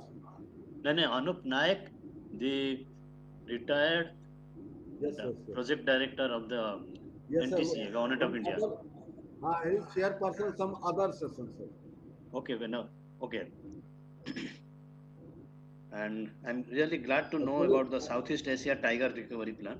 Actually, he is chairperson one talk on tiger Malaysia, Malayan tiger. Acha, not today. It's on some other day. No, not today. Okay, thank you. So this was a really good account of the whole thing. And what is the method of census or population estimation in Vietnam for tiger? Am I clear about the question? What is the method you are following in Vietnam for knowing the number of tigers? Is it pugmark method or the camera trap? For camera trap. Earlier you were using pugmark. Yeah, camera trap. Golden. Yeah. Now it is pugmark. Yeah, camera trap. Okay, okay. Camera trap. Yeah. So, do you get the composition of these 30 number of tigers or not? No, no, it's not possible. Okay. Yeah. But in yeah. pugmark tracking, you can know the male, female, cub, all those things. Anyway. Yeah. One more question, last question from me, then I'll pass on to the audience. Yeah. Were you with the international global pressure in 2010 to double the tiger number by 2022? Were you in that or not? Maybe Vietnam is a fail, and we have tried the best for the next areas. Yeah. Because we have a common border with Laos and Cambodia. Yeah. It's okay. See, we know a country which is facing the ocean. That is there. Then the people, all such problems are there, and in spite of that, you are still able to have around 30 tigers in the country. That's we congratulate you, and the efforts you are taking also very praiseworthy. Thank you. Thank you. Thanks for the government. Thanks for the people. Any question from the public audience, please? Please. Sir, conclude the session, or should I wait for some question to arise? Yes. Our question. If anyone is questioning, then should I wait for that, or should I conclude the session, sir? What is your just a minute? Let me see. There is a chat first, something. First, you raise question, then conclude. There are many thanks for you, Dr. Han, from the audience. Dr. Poonam Rana, she says that the presentation was new for her. Yeah. And Nepal. Then Nitin Andelkar, thanks for the nice session. So, and I have told you in detail, I'm really very happy to know all these things. And should we wait for your slides? Can you show them again? Just they want quickly they want to see it. Don't give more time, just maybe 5 seconds or so per slide. Is it possible? I think he's if you say no, if there is problem, then we'll conclude this session. I will share in my email to form. Oh, you send it. Yeah. You send it to the to Professor Misra. You send it. Yeah. Okay. Thank you all. From my side, it is closed. Yes, and please. And I don't know who is the co-chair. Anirudh Majumdar and Somesh Singh. Please, Dr. Majumdar, please tell something. Then we close. Yes. Okay. Oh, Anirudh Majumdar is here. Somesh Singh है नहीं. Anirudh Majumdar. Thank you, Chair. Thank you, Chair, and thank you, Professor Misra. So, first I would like to thank Dr. Ryan for your intensive insight on tiger conservation strategy in Vietnam. I was earlier in Global Tiger Forum. Vietnam is a member of Global Tiger Forum since over there. Your administrators over there. I met them in different meetings over there in Delhi, also in. So it is really encouraging that Vietnam has taken very good steps over there for conservation of tiger in your country, especially introducing a lot of good, because without strong law and policies, You cannot protect your large carnivores. Just like in India, 19 Wildlife Protection Act 1972, it actually helped to curb poaching and all those things. So it is really encouraging from your presentation. We really appreciate for very crisp and clear presentation from methodology to and all aspects.